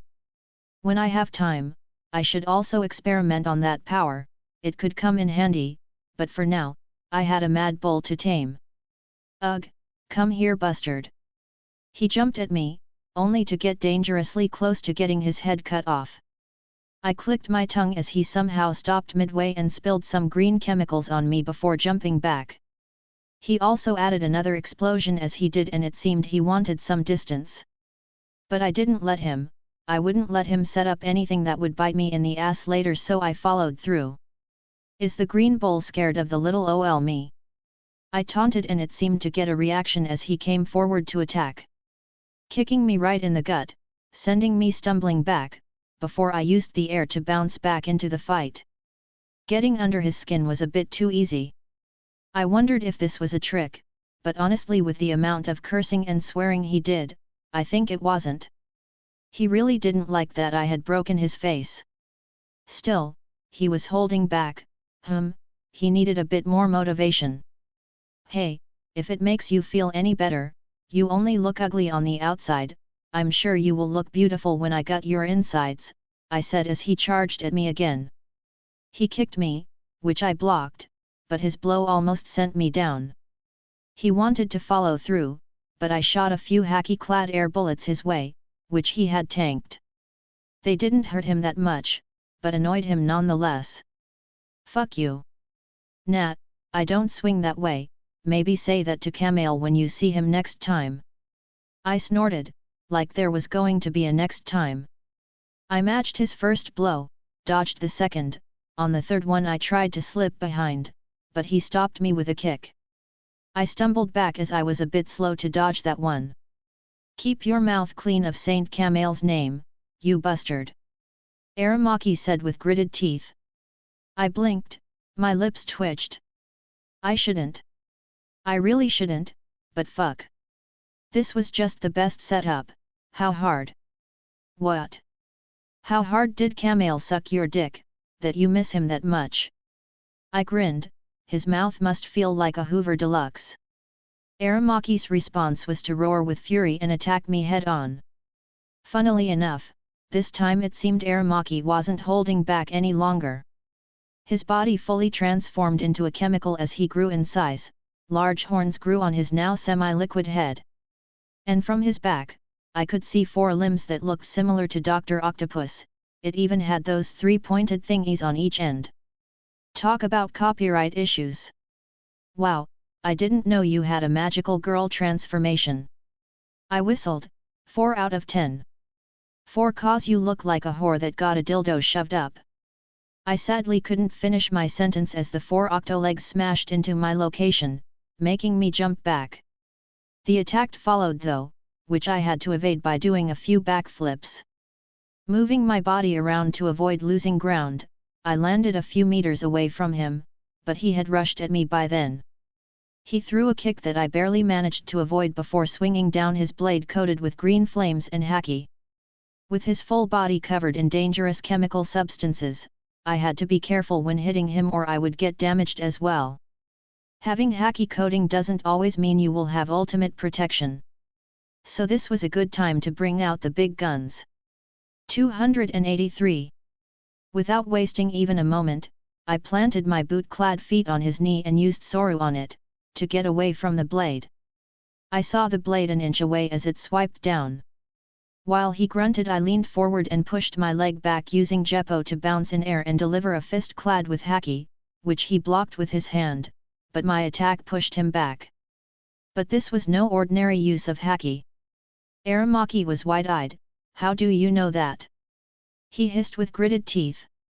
It seemed he didn't notice that the first punch I delivered was also coated with advanced armament haki.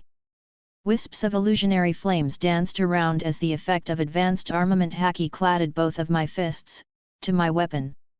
Using his surprise to my advantage, I punched him. I expected him to fall back.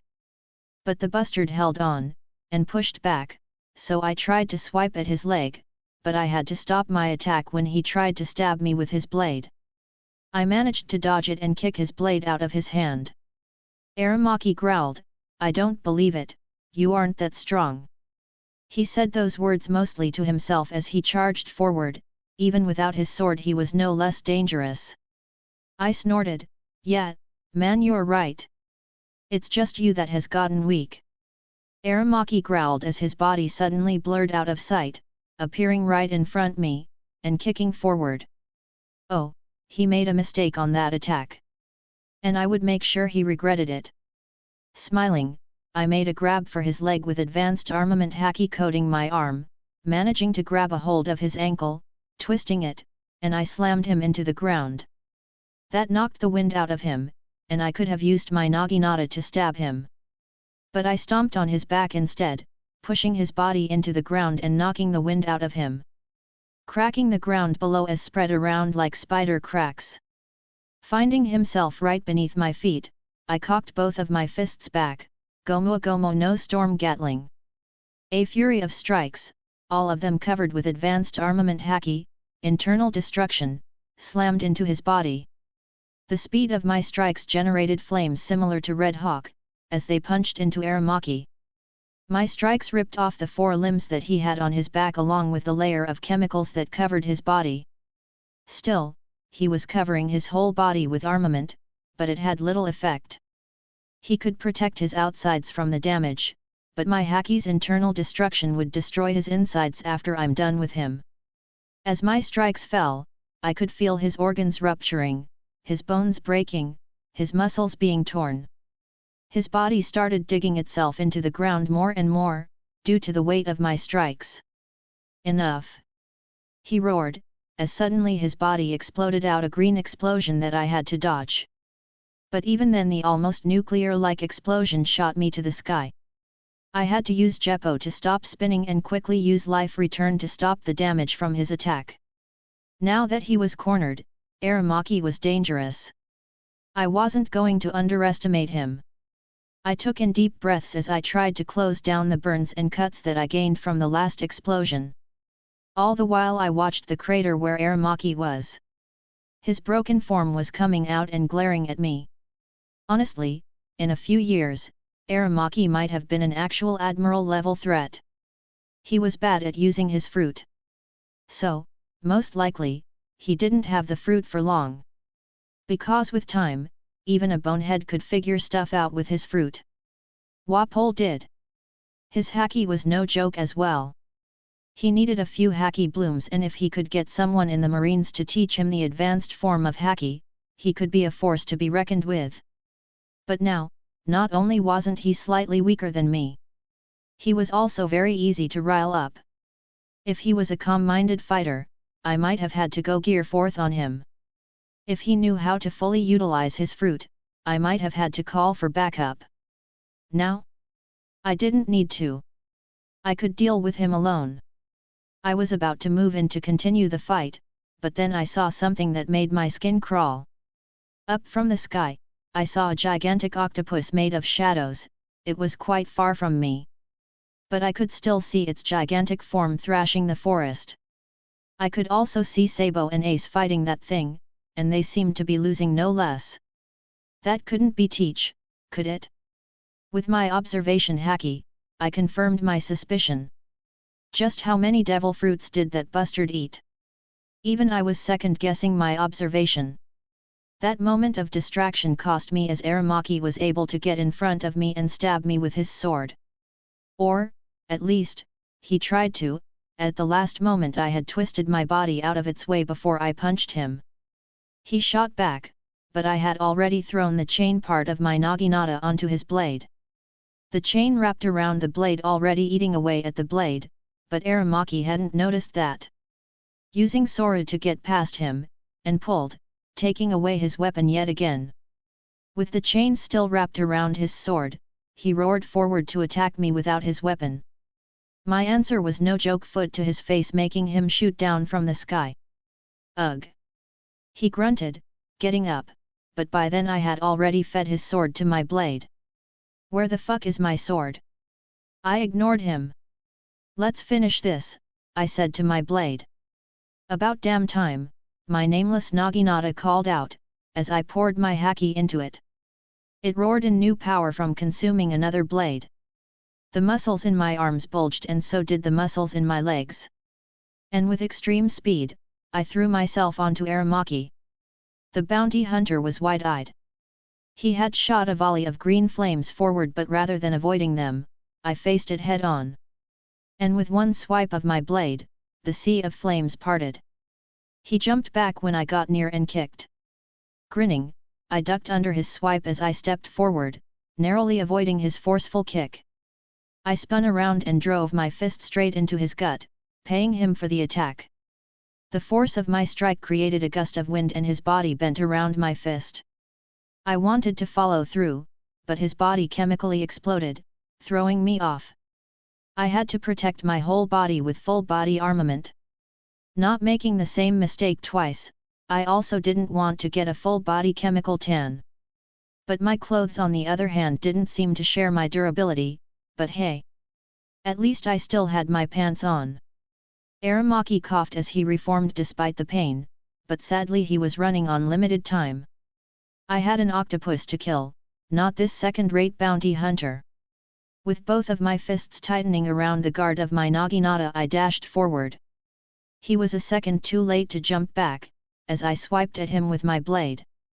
The strike created a diagonal slash from below, that cut open his torso and chest and separated his left arm from his body. He had little time to scream as I drove a Spartan kick into his gut. His body bent forward and I grabbed his other arm and used it to fling him over my body into the ground. The ground smashed into spider web-like cracks as his body bounced up, only for my fist to smash into his face and planting him back into it. With the wind knocked out of him, along with a few teeth, he could only wheeze out a curse as I delivered a tempest kick that cut off his other arm. The man screamed, losing both of his arms, "Ah, don't kill me! I didn't give him time to finish the sentence as I used the blunt part of my naginata to stomp him on his groin. I found sick satisfaction as I heard something inside of him break. The man almost lost consciousness, but I didn't give him a chance. My other foot came forward and stomped him on his throat, breaking his windpipe as he was smashed into the ground further. Aramaki struggled underneath my feet, like the bug he was. And I found dark satisfaction in that. Part of me wanted to torture him even more than what he did. He almost killed my crew, and he did it with Law's crew too. But I had limited time on my hand. You were always a bug in my way. But I expected more from you. I spat on his face, before putting more pressure on my foot that was still on his throat. You are a fucking disappointment. He struggled for a while, shooting a look of anger, terror, and fear before I heard a crack and snap. His throat smashed in from the pressure and his head popped off his shoulders, with one of his eyes bulging outwards. He had his tongue out and decapitated head looked quite gruesome with his smashed up face. I snarled as I brought my other foot down, destroying his head. I usually tried to make clean kills, but with him, my anger got the better of me. While I enjoyed the moment of power, I did regret it a bit for losing it. But it didn't matter, I would need to keep myself in check next time. Things could have gone wrong, but luckily it didn't. With the job well done, I let myself rest a bit, still in my mixed gear form.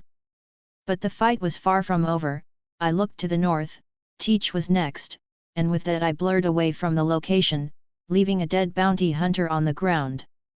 I just hoped that I could get a chance to collect his fruit later. But for now, I had other things to worry about. A/N, without law there are 13 members in the crew. And only 3 had survived, Bappo, Penguin, Shachi. I hadn't mentioned that in the previous chapters, so some of you might have missed that. Aramaki was strong. But I didn't see him doing anything noteworthy other than fully relying on his fruit powers. Also, he's not as strong his canon counterpart, so yet. Also, Luffy was training with his brothers. And don't underestimate sibling rivalry. Heck, I have siblings. I know how competitive we get sometimes for stupid reasons. And Haki is ambition, and it seemed right to me. Another thing, in the future, some of you might be a bit confused when I reveal the big fight between Blackbeard and others. Why I made him so strong and all of that. I just want you to know, every time when Oda showed Teach fighting, he was losing it, then suddenly a scene changed and he won. Oda didn't reveal how Teach won his fights. So I'm going to base the story off my theories. Hope you understand. Anyways, enjoy. 284. A while back. Teach. Ace yelled, bursting through the forest fist first right into the jaw of his former crewmate. The captain of the Blackbeard pirates was clearly taken aback by the surprise attack, and he was flung off his feet and thrown back due to the attack. His crewmates on the other hand were quick to react. Jesus Burgess jumped towards Ace's figure pulling out a dagger with an evil glint in his eyes, only for something to grab him by the fist. Dragon Claw Fist. Sabo called out, grabbing the large man by the face and smashing him face first into the ground, making a crater where he fell. At the same time when Burgess moved, another of the Blackbeard pirates reacted. And just as Sabo had caught the big guy, Van Augur fired off multiple shots from his long rifle, intending to free Burgess from Sabo's grip and skewer the blonde with bullets at the same time. But he was surprised when his shots were slowed down and a kick in the gut sent him hurling backward. He had little time to react before he heard 6 bullets coming his way, but the man was fast enough to react in time and teleport out of its way. Teleporting multiple times to find a new vantage point. But even then, Sanji was on him, darting from one possible location to another. Luffy and Shiryu, who were a bit far from the group, found 2 blade users stopping their way. Luffy had to bring his cane up while Shiryu had his blade as a path of flames and frost crossed their path and blocked their way. "You're not going anywhere," Zoro said with 3 blades already unsheathed, green flames lacing his blades.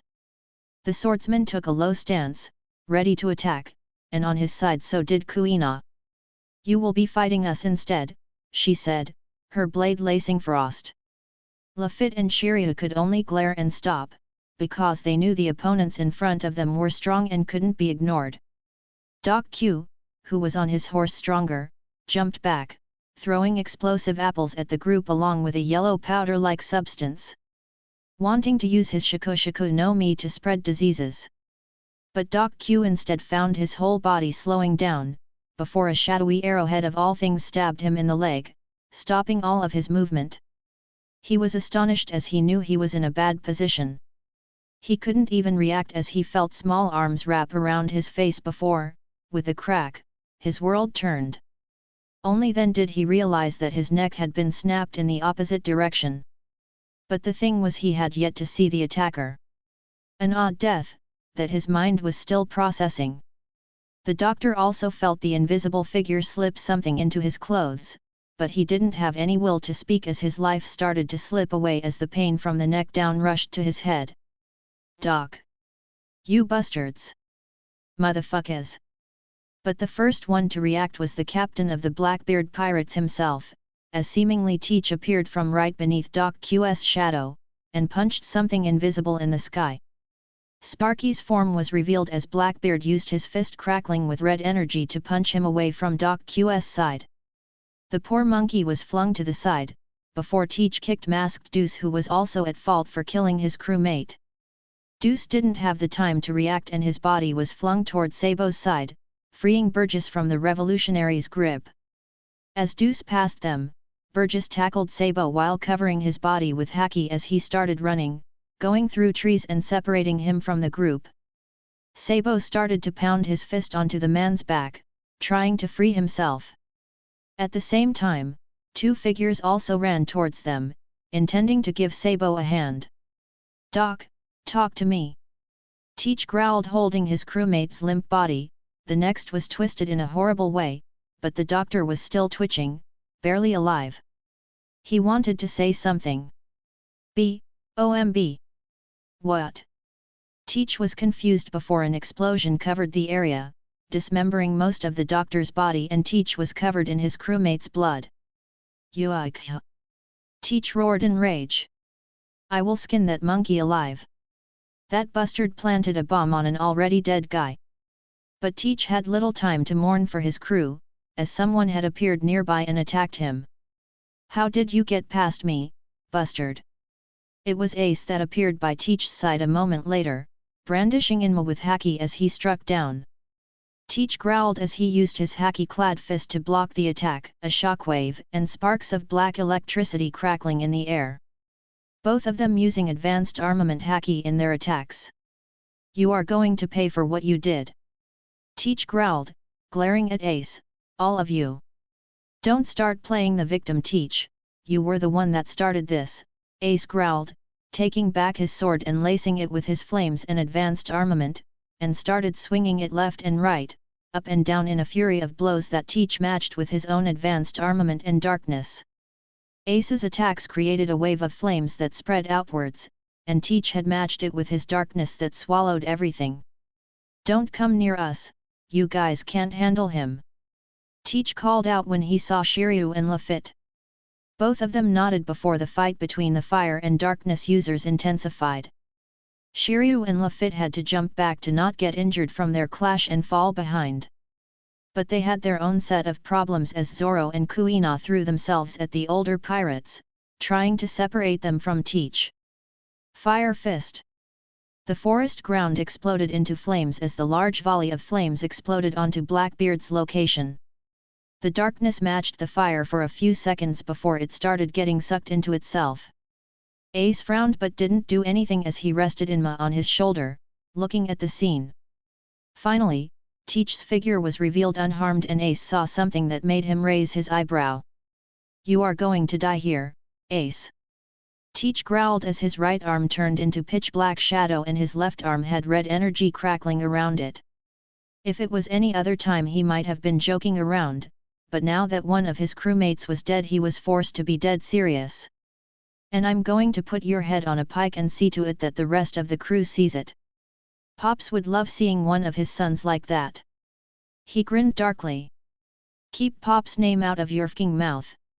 Ace growled, his figure blurring from his location and appearing right in front of Teach with his sword drawn. "Zay-ha-ha-ha. Make me." Ace lashed out his blade, laced with haki and flames while Teach punched with his left fist crackling with red energy. Both of their attacks met, creating a large explosion of fire and wool. Black lightning crackled as they clashed. As flames struggled against each other, Ace backed off immediately when Teach tried to grab him, instead delivering a kick to the man's fat gut. Luffy had warned him of the Yami Yami no Mi, and about its power to nullify Devil Fruit user powers. But that wasn't why Ace backed off. "How are you using flames?" he demanded. "I didn't know the Darkness Fruit had that ability." Teach grinned, "Would you believe me if I said I have more than one fruit?" Ace snorted, "Fine, don't answer," he said, rushing towards his opponents. "I will drag you to Pops and get my answers after I'm done with you." "Zay-ha-ha-ha." Teach cackled as he met Ace's fire with his darkness. "Come on then." A/N, Teach has another fruit. One given to him by Saint Camille himself. I didn't want to give Teach advanced armament haki, but then I looked at his age and his background.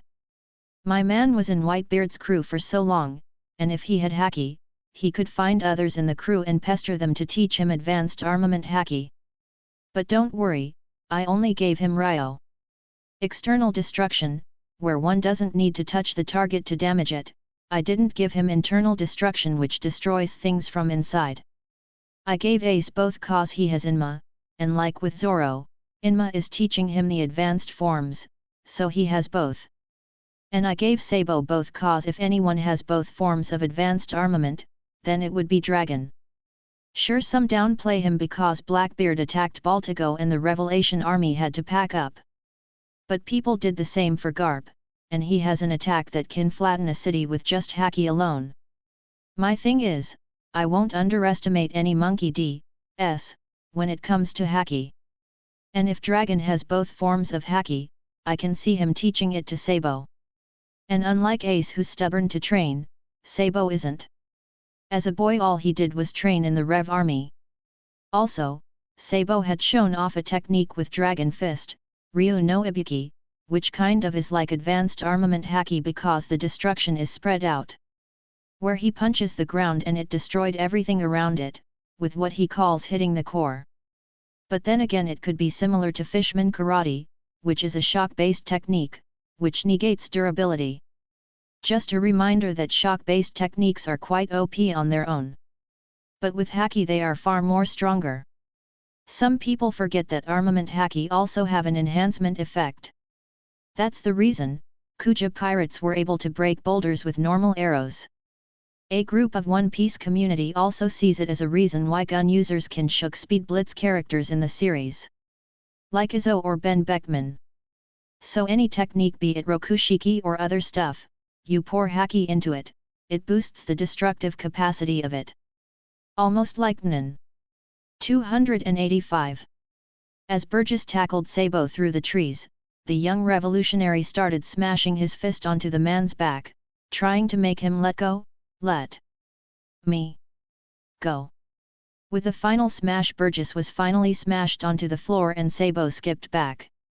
Both Sabo and Burgess had taken damage, but Sabo was in better shape than his opponent. The blonde growled at the Blackbeard pirate as he held onto his metal pipe. Burgess was a notorious criminal on the list of the revolutionaries for quite a while. Even the Marines had a bounty on him. Sabo didn't remember the exact number, but it was more than enough to be cautious about. "You are guys going to pay for what you did to document?" Burgess said with a sadistic grin on his face. The man might have been a weirdo, but he was part of our crew, and you fuckers killed him. He then cracked his knuckles.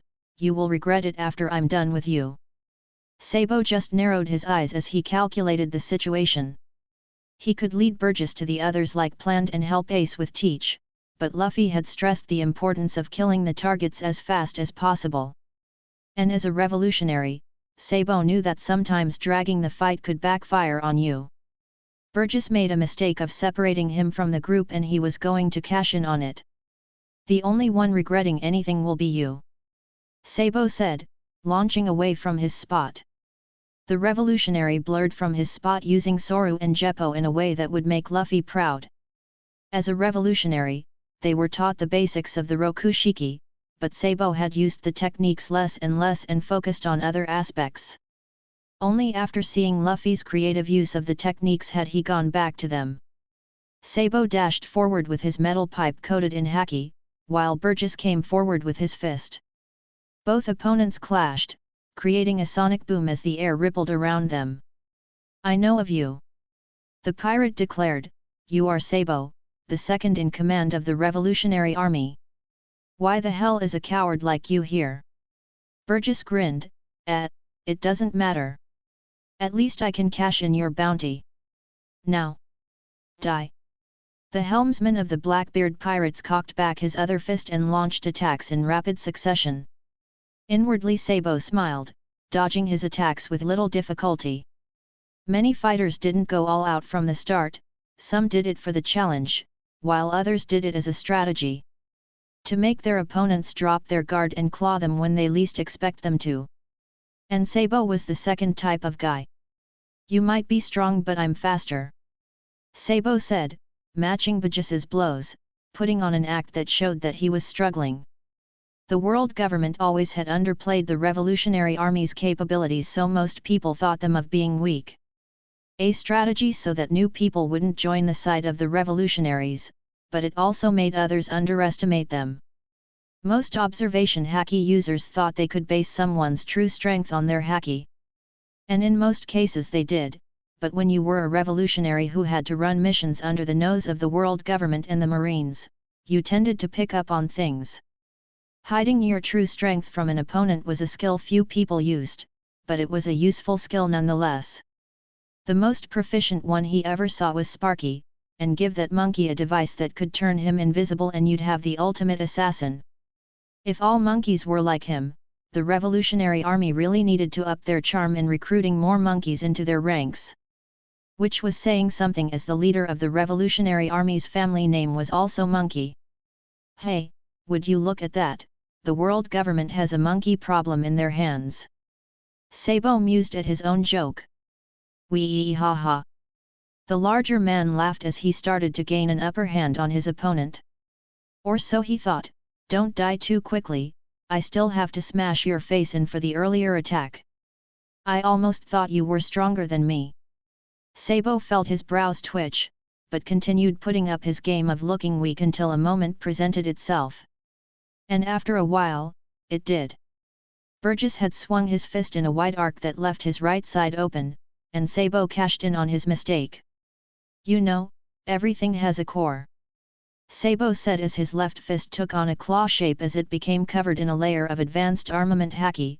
The air around his fist crackled with sparks of yellow lightning crackling with energy, before smashing it right into the large man's side. And yours is unguarded. Ryu no Ibuki.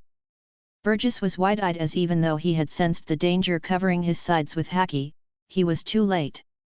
A devastating blow landed on him, making him bend, and cough up blood. Burgess's armament haki gave little protection from Sabo's advanced armament-enhanced technique. A devastating liver punch that most surely destroyed a good chunk of his liver along with his stomach. Gah! But Sabo wasn't finished. He didn't waste any time as, with his other hand covered in advanced armament, he delivered a side hook, right into Burgess's stretched arm, right towards his elbow. Crack! Motorfucker! Ack! Burgess screamed as he fell on his behind, holding onto his right arm, which had bent in an odd way, while his body was a bit tilted from the devastating liver punch. Why you were holding back. Sabo mused, at the downed opponent that was now on the floor. Oh really? What gave it away? Why you? Don't answer that, it's called sarcasm, Sabo said as he started his attack yet again. The pirate had little time to curse the man as Sabo was on him yet again with a fury of strikes with his pipe. What, you thought I would give you time to recover? Don't delude yourself, pirate. The pirate had to duck forward and roll back as Sabo came forward, swinging his pipe. Hey, hey! We can talk about this. Burgess said in a panic. 286. Hey, hey! We can talk about this. Burgess said in a panic as he tried to dodge Sabo's attacks. Tried was the key word here as he was easily getting beaten up, and the damage was adding up. Didn't you want to fight? Sabo asked as he went on, trying to finish the fight early. But like a cockroach that wanted to live, Burgess avoided each strike, trying to keep himself alive. I thought you were some strong fighter, but you only seem second-rate at best. Hey! Now! We don't need to fight. Burgess yelped as he blocked another strike from Sabo, but hissed in pain from that attack. Even though Burgess had covered his fist with haki, Sabo's stronger haki easily broke through his defenses and did more damage than it should. Please, save the groveling for someone who cares, Sabo said, you die here. He had to finish this quick. He couldn't waste any more of his energy on this fool. Burgess growled, jumping back from Sabo's attacks, and throwing sand. That made Sabo stop as he gave the pirate flat look. Did you just throw sand at me? He asked in disbelief. Well, it stopped you. Sabo opened his mouth and closed it, looking at him with disbelief. How the fuck have you even survived till now? Dumb luck. "Eh." He shrugged, but hissing from the pain on his broken right arm.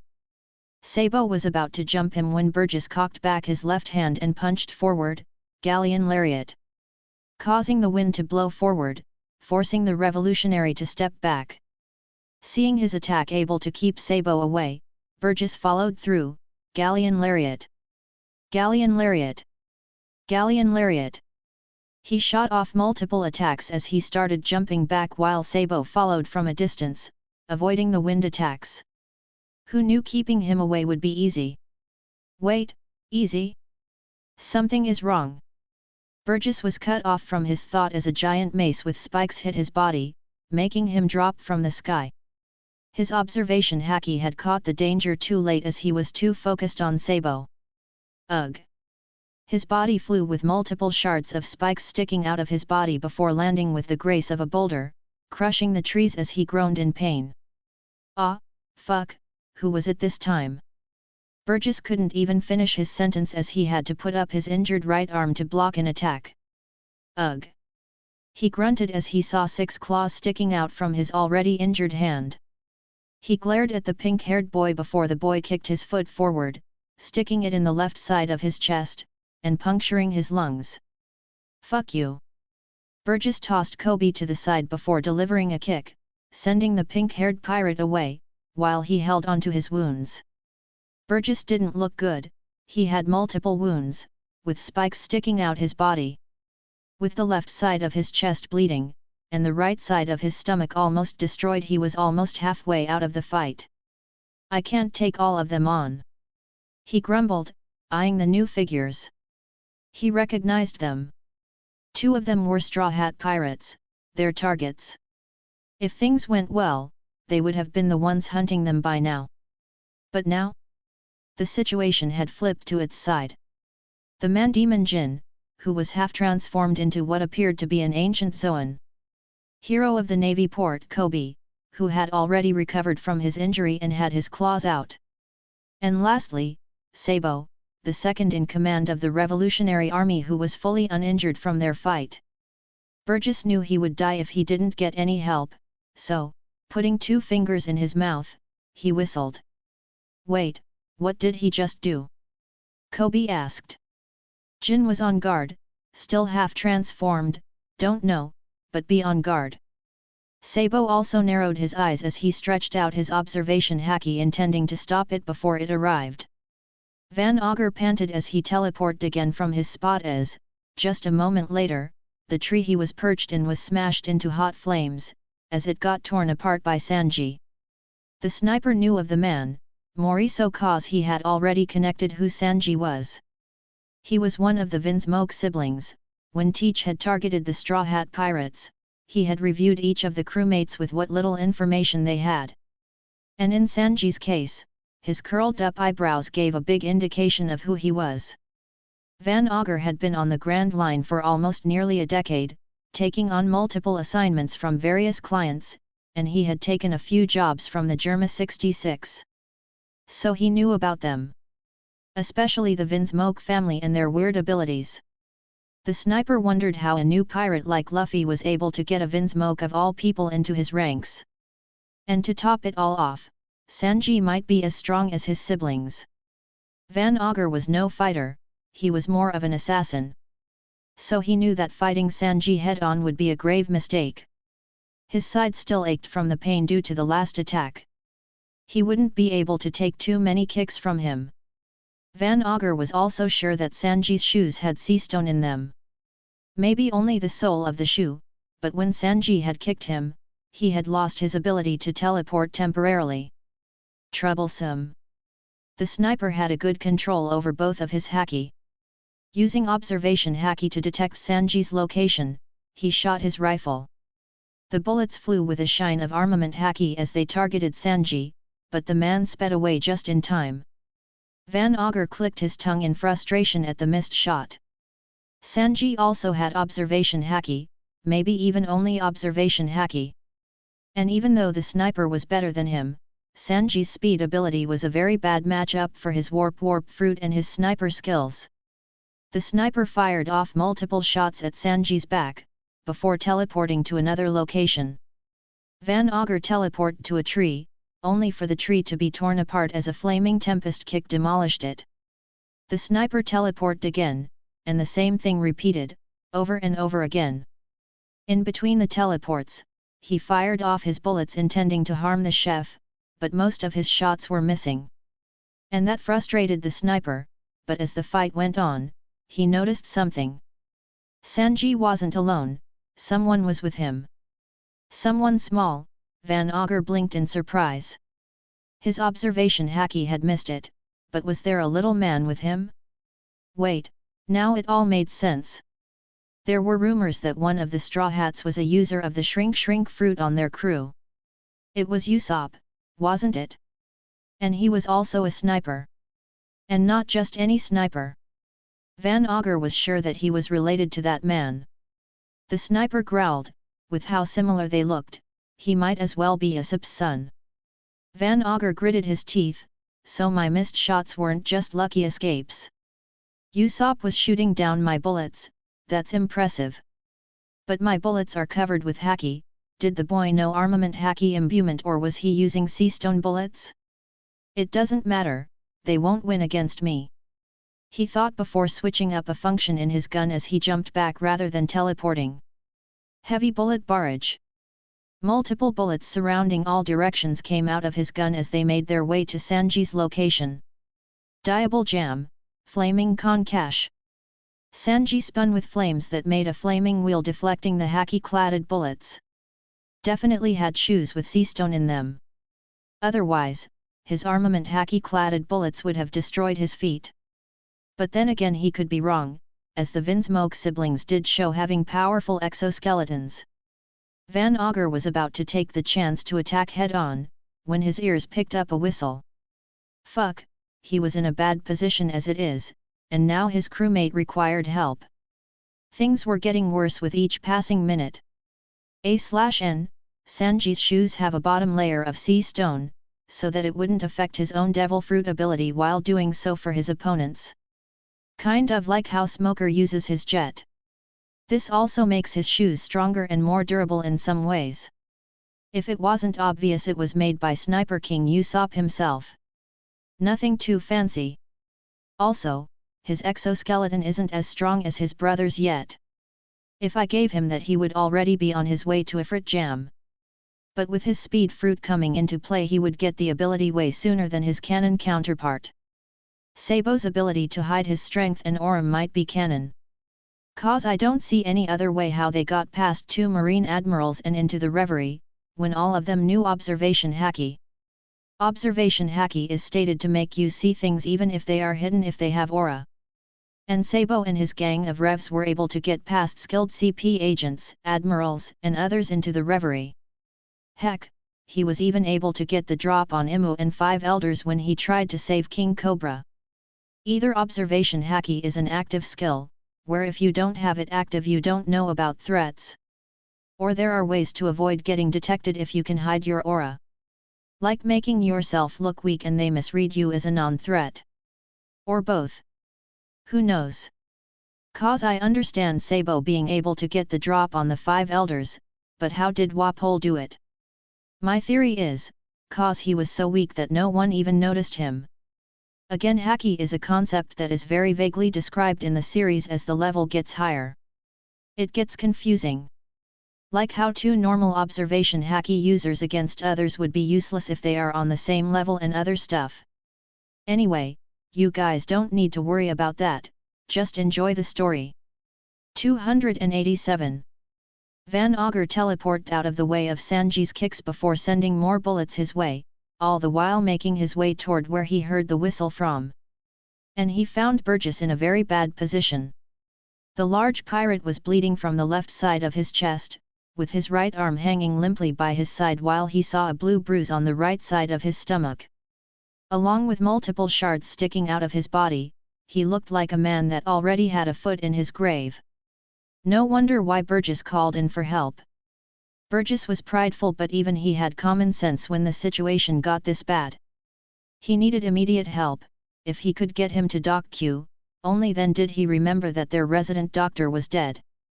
Van Augur cursed, was this why they took him out first? Fking bustards! Oi, shit face! Stop running from me! The sniper had to duck as Sanji came through with a burst of speed using Soru and Geppo in a way that complemented his speed powers. He couldn't fully use his powers yet, but he could do well in short controllable bursts. The sniper took out a smaller gun from inside his jacket, quickly firing it off as Sanji was still near. But rather than a bullet coming out of the smaller gun, a haze of green gas burst out from the gun near Sanji. The chef retreated immediately, though some of the gas had already entered his lungs. Sanji coughed as his world started to shift and he started feeling sleepy. Van Augur used that chance to take multiple shots at him, only for another blonde to come and block the attacks. Sabo spun his pipe around his hand, deflecting the bullets with ease, before jumping towards the sniper. Van Augur quickly teleported away, only for a metal pipe of all things to come at him with breakneck speed. The sniper managed to dodge the metal pipe as it planted itself in the ground, almost digging fully into it. Sabo had sensed where he had teleported and attacked immediately. But unfortunately, the revolutionary had missed. Sabo clicked his tongue in frustration. Only now did Van Augur realize why Burgess was put in such a bad position. He rounded the whole group up, before teleporting again. "Jin, watch out!" Sabo called out as he had the better haki than all of them and read Van Augur's intent. The sniper teleported, appearing right in front of the man-demon and grabbing him by the shoulder before teleporting out. He appeared right above the sea, before dropping the Zoan user. What the? Jin was too slow to react as he fell from the sky. By the time he noticed the sea and was about to use Geppo to get out, the sniper had thrown a bomb of all things onto him. Boom! A large explosion went off, and more than the damage, the shockwave from the explosive threw Jin right into the open sea. Oh, shit! Jin could only curse as the sea started drowning him. Van Augur didn't come back immediately, rather he teleported a bit back to catch his breath. Using his devil fruit too much was drying up his stamina. He needed to act quickly and fast if he wanted to be useful. When Van Augur came back, the rest of their enemies were ganging up on Burgess. The larger man had given up on running and instead curled up into a ball with armament haki covering his body. "Where did you take Jin?" Sanji interrogated, stomping on the man with his flaming leg. "Subdue him first and ask questions later," Sabo said, stomping with advanced armament and using internal destruction with each blow. Kobe on the other hand was watching as the lookout with his claws out, his nose and ears constantly twitching. He might not have observation haki, but his senses were always sharp and in this tough situation, he was very close to unlocking his hidden potential. Van Augur moved, appearing right above the group and dropping a bunch of explosives before teleporting away. Sanji was the first one to react, kicking his feet up as a volley of flames consumed the explosives upwards as they exploded. Still, it broke off the group as Sabo and Kobe had backed away and Burgess used that moment to tackle Sanji into a bear hug. "What the? Let go!" Sanji grumbled, "I only take hugs from women." "You have to settle for me, hot shot," Burgess snorted as he tried to wrap the pirate into a bone-crushing bear hug with his strength. The exoskeleton around Sanji's body started to crack as the man roared in pain, "Fine, you asked for it. Full piece grill." And Sanji's body exploded in a burst of hot flames that burned way faster due to his speed powers enhancing the speed. "Ack, fuck."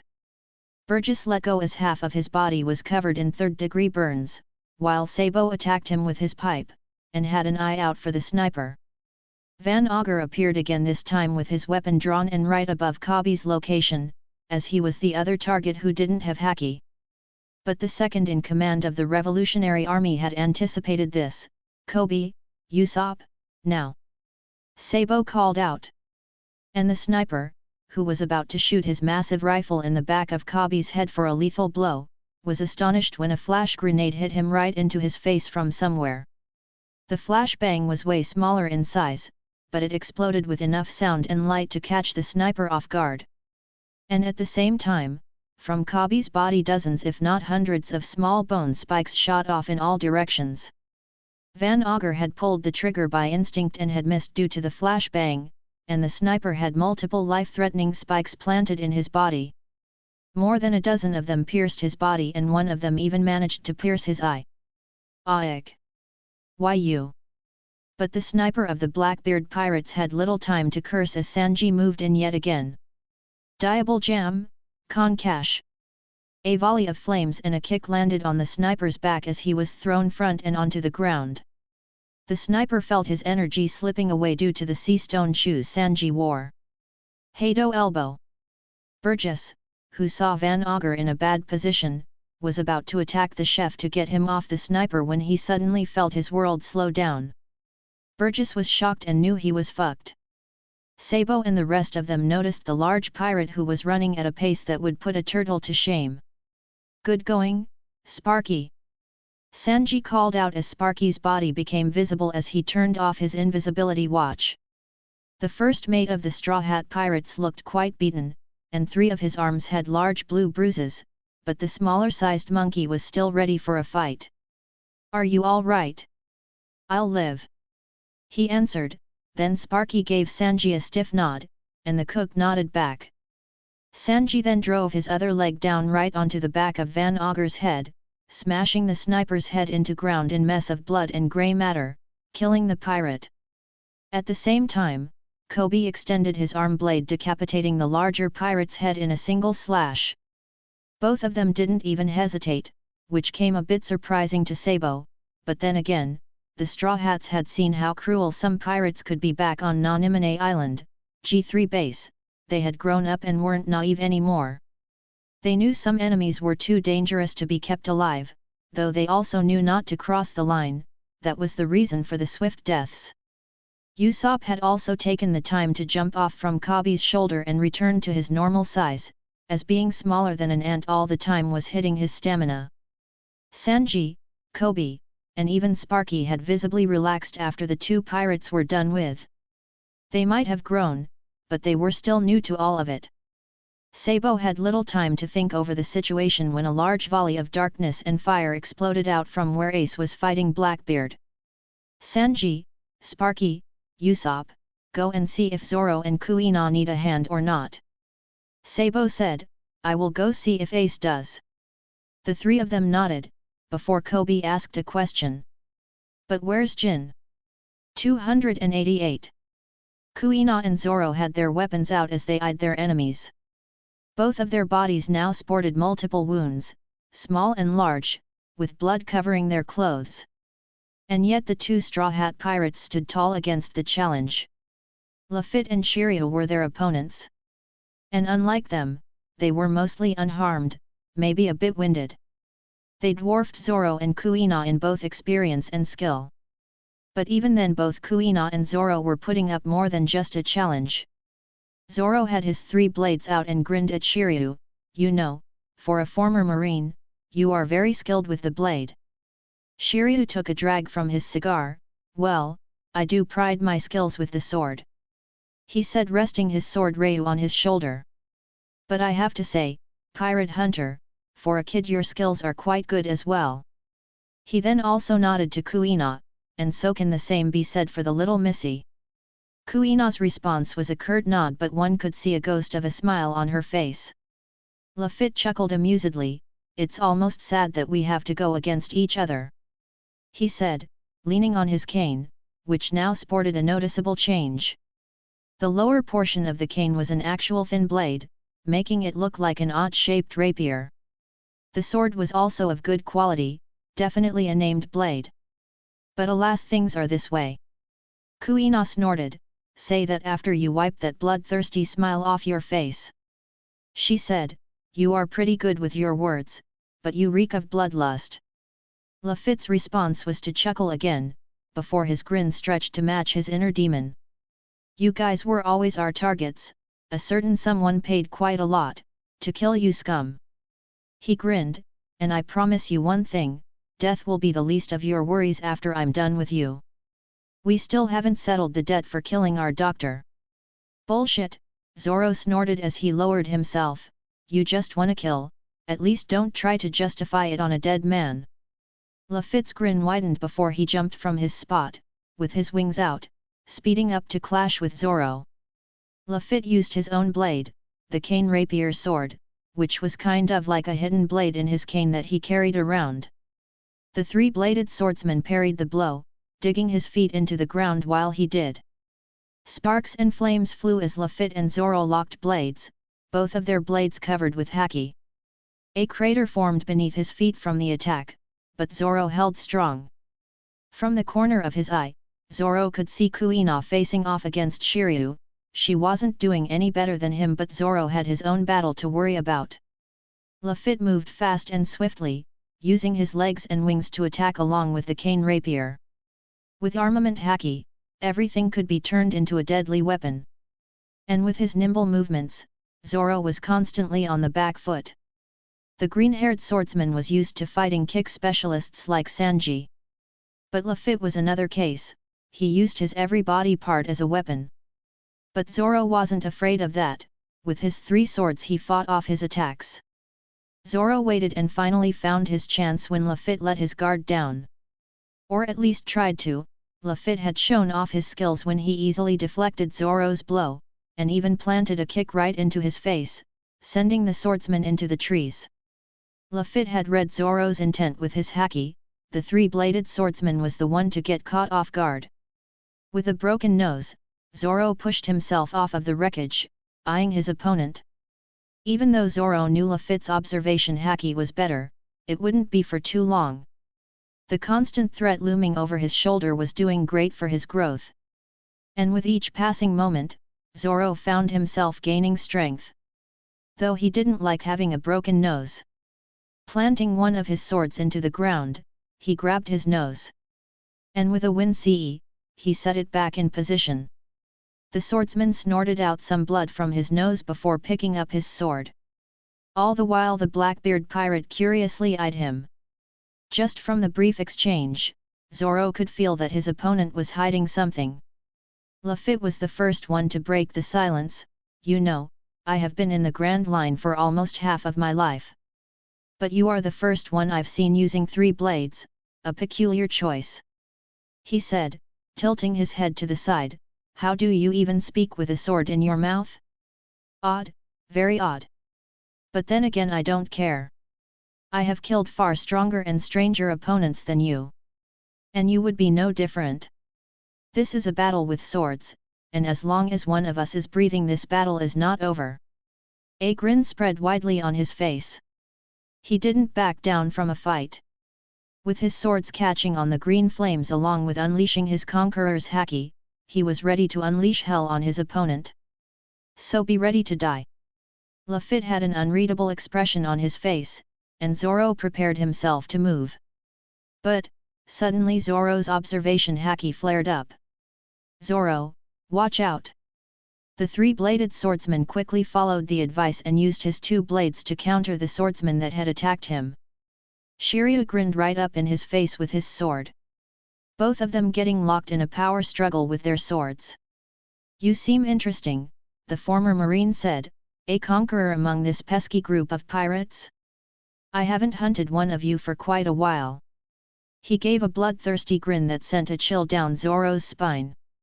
What the fuck is wrong with this guy? Zoro wondered. He's dangerous, I will have to end him before he becomes a threat to the crew. Flames exploded out of Zoro's sword, attacking the former marine from the side, but rather than fighting, Shiryu backed off to Luffy's side. 289. Oi, I will take on the kid. Shiryu said to this comrade, you take on the little missy. Shiryu took another drag from his cigar before throwing it out his mouth. He then grinned at Zoro as his bloodlust flared up. Let's see what you are made of, kid.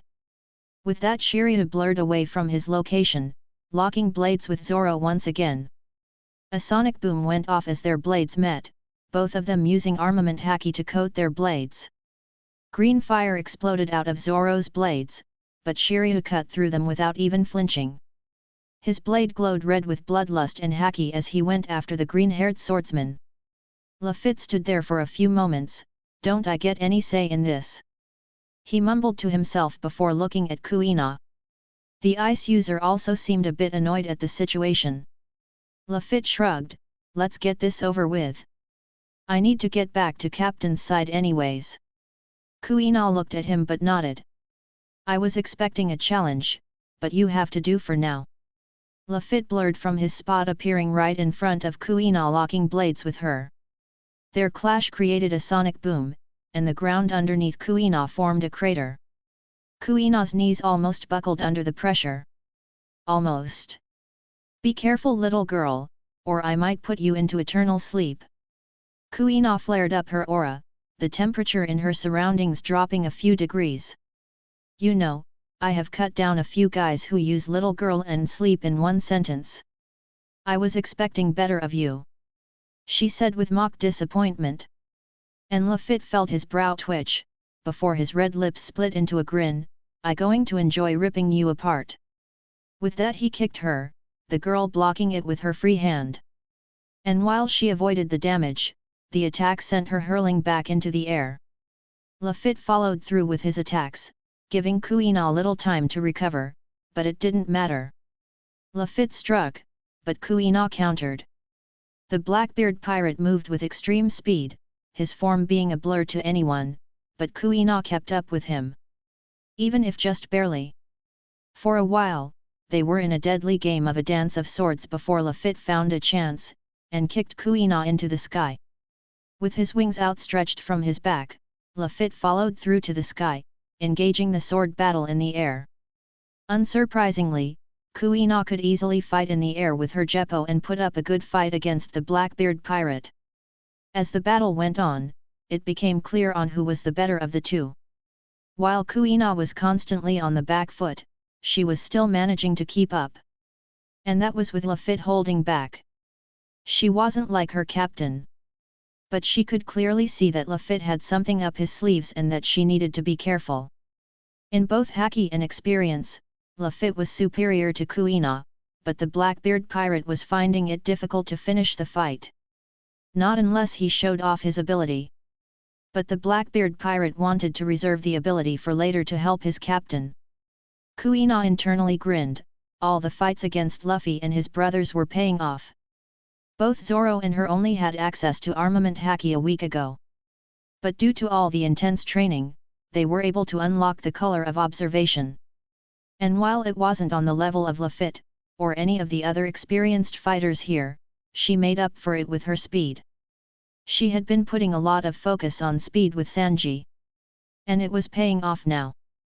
Just from the brief clash alone, she could feel that Luffy was much more of a troublesome opponent, unlike Shiryu. Kuina knew she couldn't defeat him, not alone at least. Zoro, I might need your help with this one. She thought internally. While this was happening, Zoro and Shiryu were fighting their own battle. Their forms blurred through the forest, with a figure of red and green clashing in between from time to time. Each time they clashed they created sonic booms, and trees around them were either uprooted or burned to ash, due to their fight. The ground broke off in chunks, and the earth rumbled each time they clashed. It was a fight of epic proportions. While Kuina's and Luffy's fight was fast and skillful, their fight was destructive and wild. You are not bad, kid. Shiryu laughed, swinging his sword up and down like a wild beast. His blade gleamed with bloodlust as sparks went past him. I usually don't get so much into fighting, but you, Zoro, are a worthy opponent.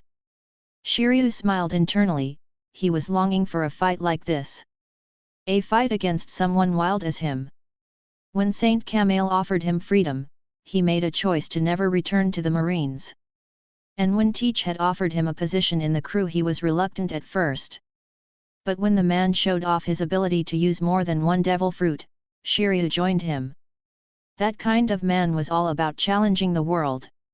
And challenging it meant he could get a lot of opportunities to test out his blade, and so he joined in. Shiryu wasn't regretting any of that. In fact, he was thrilled. Unlike the others in the crew, he didn't care who died as long as he got a good fight out of it. Of course, he valued his life, that was also the reason why he was fighting the younger pirate alone. The others were a bit too strong for him. After years of being in prison, his skills with the blade had dulled. He wasn't at the level of his former self anymore. It would take a few more months to get back to his former strength and improve from there. But Shiryu didn't mind. After dealing with the green-haired brat, he would be getting himself out of the island. Shiryu wasn't stupid. He knew the Blackbeard pirates were fucked. And he wouldn't mind throwing them under the bus if he could live. Shiryu grinned with bloodlust, his sword oozing off killing intent.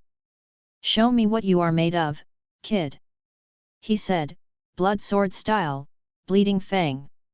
A sword slash with pure gleaming red energy shot off from his blade towards the three sword style user. Zoro parried his attack with his three blades, digging his heels into the ground before cutting through the sword slash with pure power alone. Shiryu grinned widened, impressive.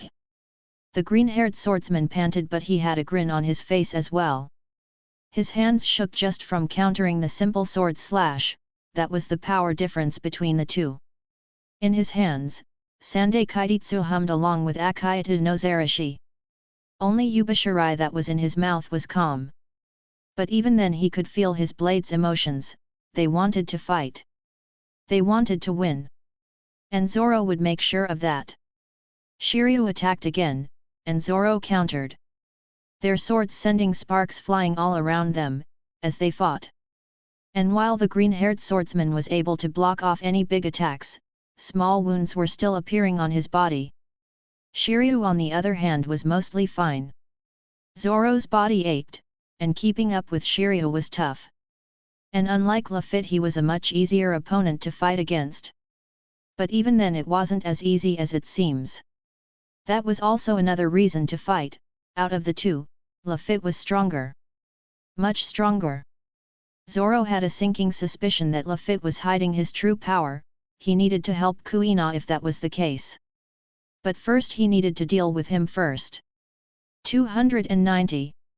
Shiryu was strong, and for a long time, Zoro was itching to fight a pure swordsman. And Shiryu didn't disappoint. The former marine was quite skilled with a blade. Skills, haki, and power, Shiryu overpowered him in all of them. But Zoro didn't care, he liked the challenge. If this was a week ago he wouldn't have been able to stand against the swordsman. Shiryu was strong, more than strong. With only armament haki, he wouldn't be able to fight against him at all. After the week-long training, he was able to unlock his observation haki. He couldn't fully control it yet, but it was more than helpful against Shiryu. What he lacked in haki, he covered up with his speed and flames. But even then Shiryu was able to cut down his flames with pure swordsmanship alone. The fight went on, Zoro gaining more wounds on his body while he was only able to deliver some skin-deep wounds to his opponent. But even with the wounds Zoro fought strong. While he wasn't as good at using life return like the others in the crew, he was able to cut off his pain receptors, around the wound. He was also able to stop the bleeding with it. This was the only reason why he was still fighting. His lungs burned from exhaustion, and fatigue was pushing his body to the extreme. But Zoro wouldn't give up. Shiryu was better than him, Zoro admitted. But not for long. He had to beat him. And he would beat him. Zoro gritted his teeth as he stepped forward with a cross slash with his blades. Shiryu blocked it with his own blade. The former marine's sword glowed red and black with haki and power, while his own burned with green flames. "You know, this has been going on for long enough. Have to say, you have earned my respect," Pirate Hunter Shiryu said, pushing back as his red aura flared around. "Let's end this." Zoro grinned, "You're speaking my mind." He agreed, pushing Shiryu off of him as he struck with Akayata no Zarashi and Sandai Kaititsu. With Yubashirai in his mouth, he charged forward with a fury of strikes and slashes. Shiryu charged forward as well with his blade, Ryu. He parried each strike, and countered them. Their movements turned into blurs. Both of them using armament haki to enhance their blows. While Zoro used his green flames, Shiryu's strike was enhanced with his own bloodlust given form. It was a battle between red and green. Both of their forms zipped through the landscape as they fought. Shiryu blocked one of Zoro's strikes before kicking the green-haired swordsman. Zoro was a second too late and he was launched off into the air. Shiryu gave chase using his own Geppo. He was a former marine after all. Zoro backed off, stopping himself mid-air and using the air as a platform with Geppo. He launched forward. Luffy would have been proud if he saw that. Three-sword style, flaming onigiri. Zoro roared as he launched himself forward with his three blades being covered in green flames along with haki. Shiryu read his opponent's intent using his haki and met his blow head-on with his own blade. The former marine turned pirate grinned at the challenge, meeting Zoro's attack with haki and bloodlust. Both of their attacks met, creating a shock wave as both fighters struggled for superiority. Shiryu over the years had fought many opponents due to his role as the head jailer. And he had to admit Zoro was one of the most unpredictable opponents he had ever faced. His observation haki had a hard time picking up Zoro's attacks, as the man, most of the time, moved on wild instinct.